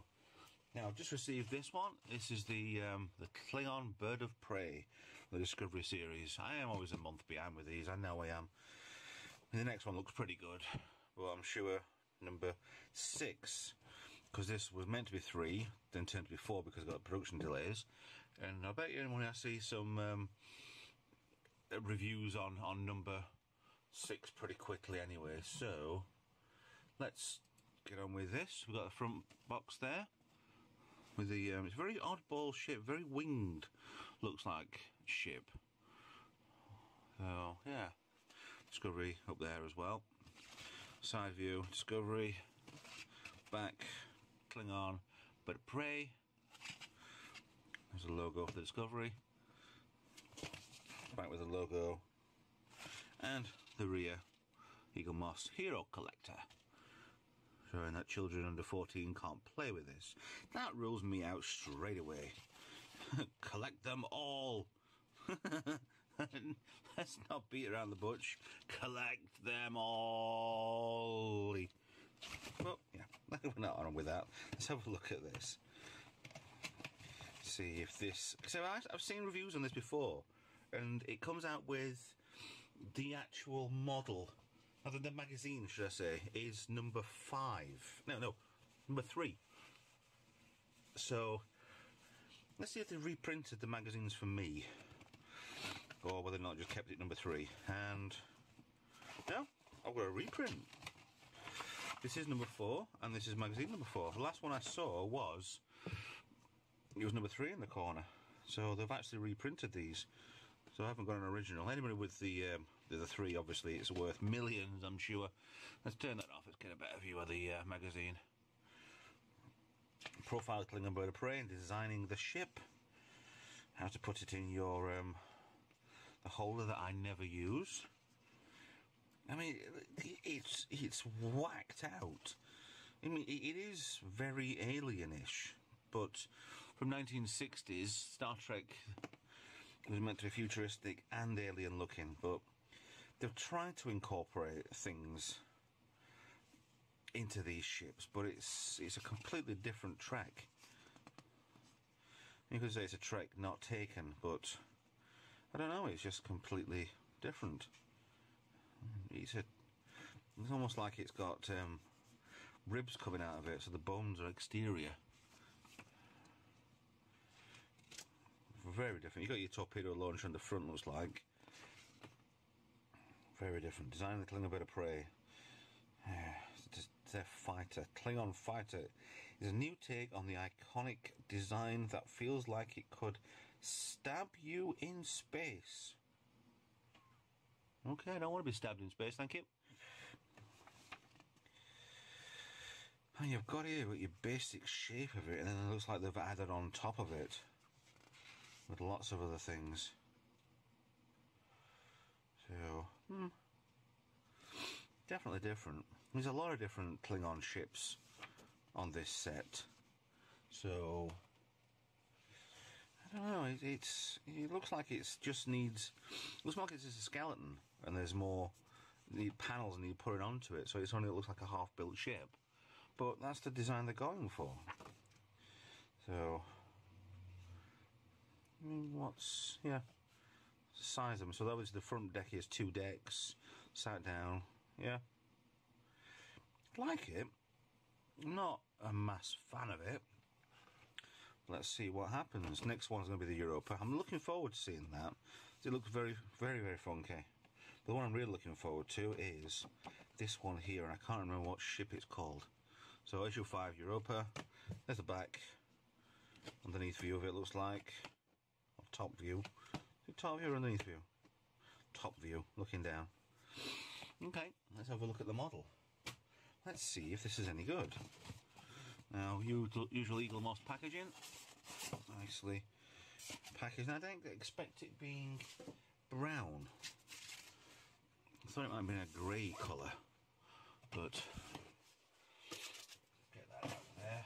Don't use the stands. I don't actually like to, but anybody's looking, it's a 2422/A-C. That means anything to anybody.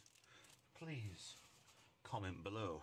So, let's have a look. Oh, what is that bit supposed to be?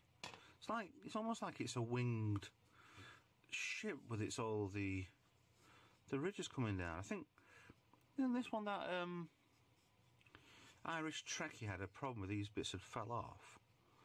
I mean, they look pretty much like they're there. They look so delicate, those last two there. Yeah. Blue section on the side, I would expect green on these parts here, instead of the blue. But, wow, these guns look like they're about to come off. Right, okay, so let's get this in.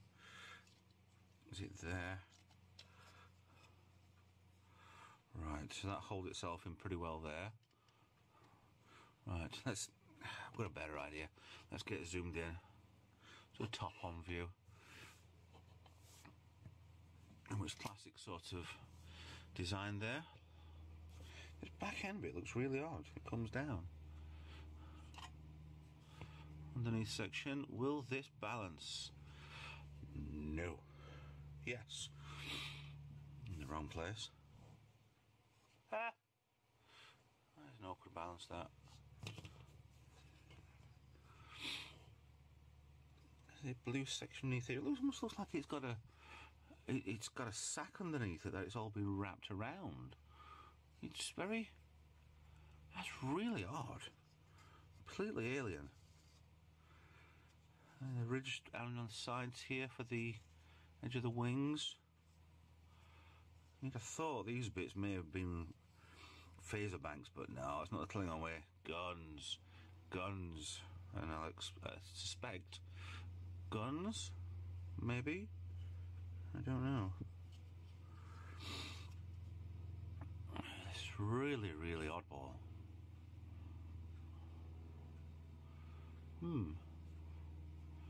So it just looks like a falcon nesting, holding that in. I bet you that comes out, would wrap out and be landing gear.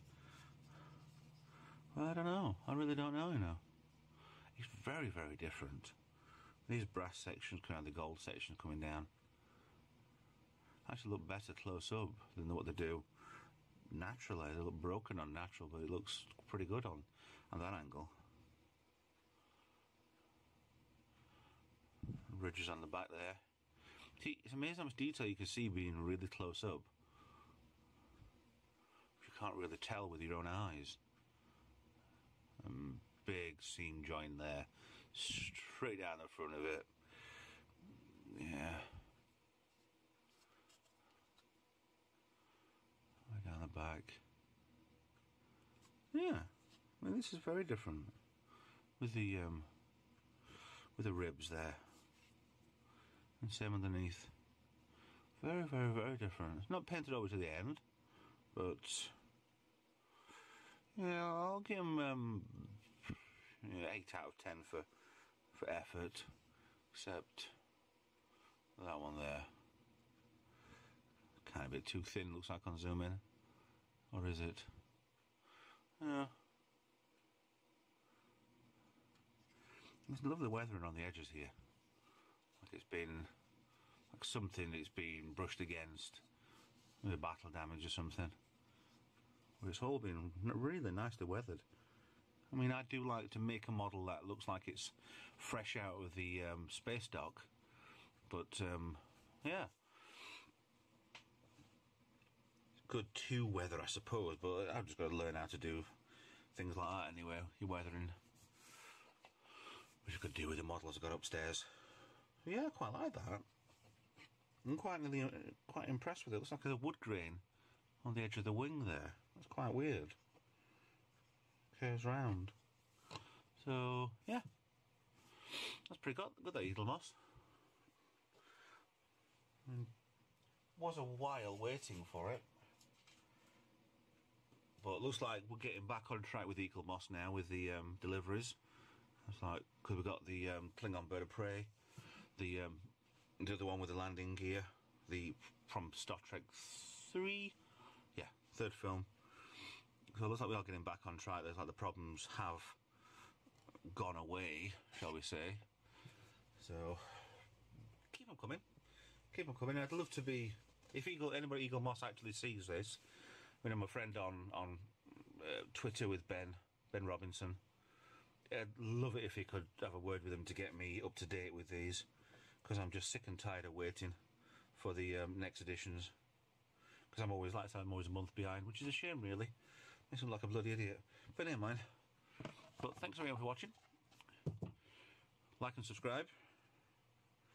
Follow me on social media, and I'll see you in the next video. Bye-bye for now.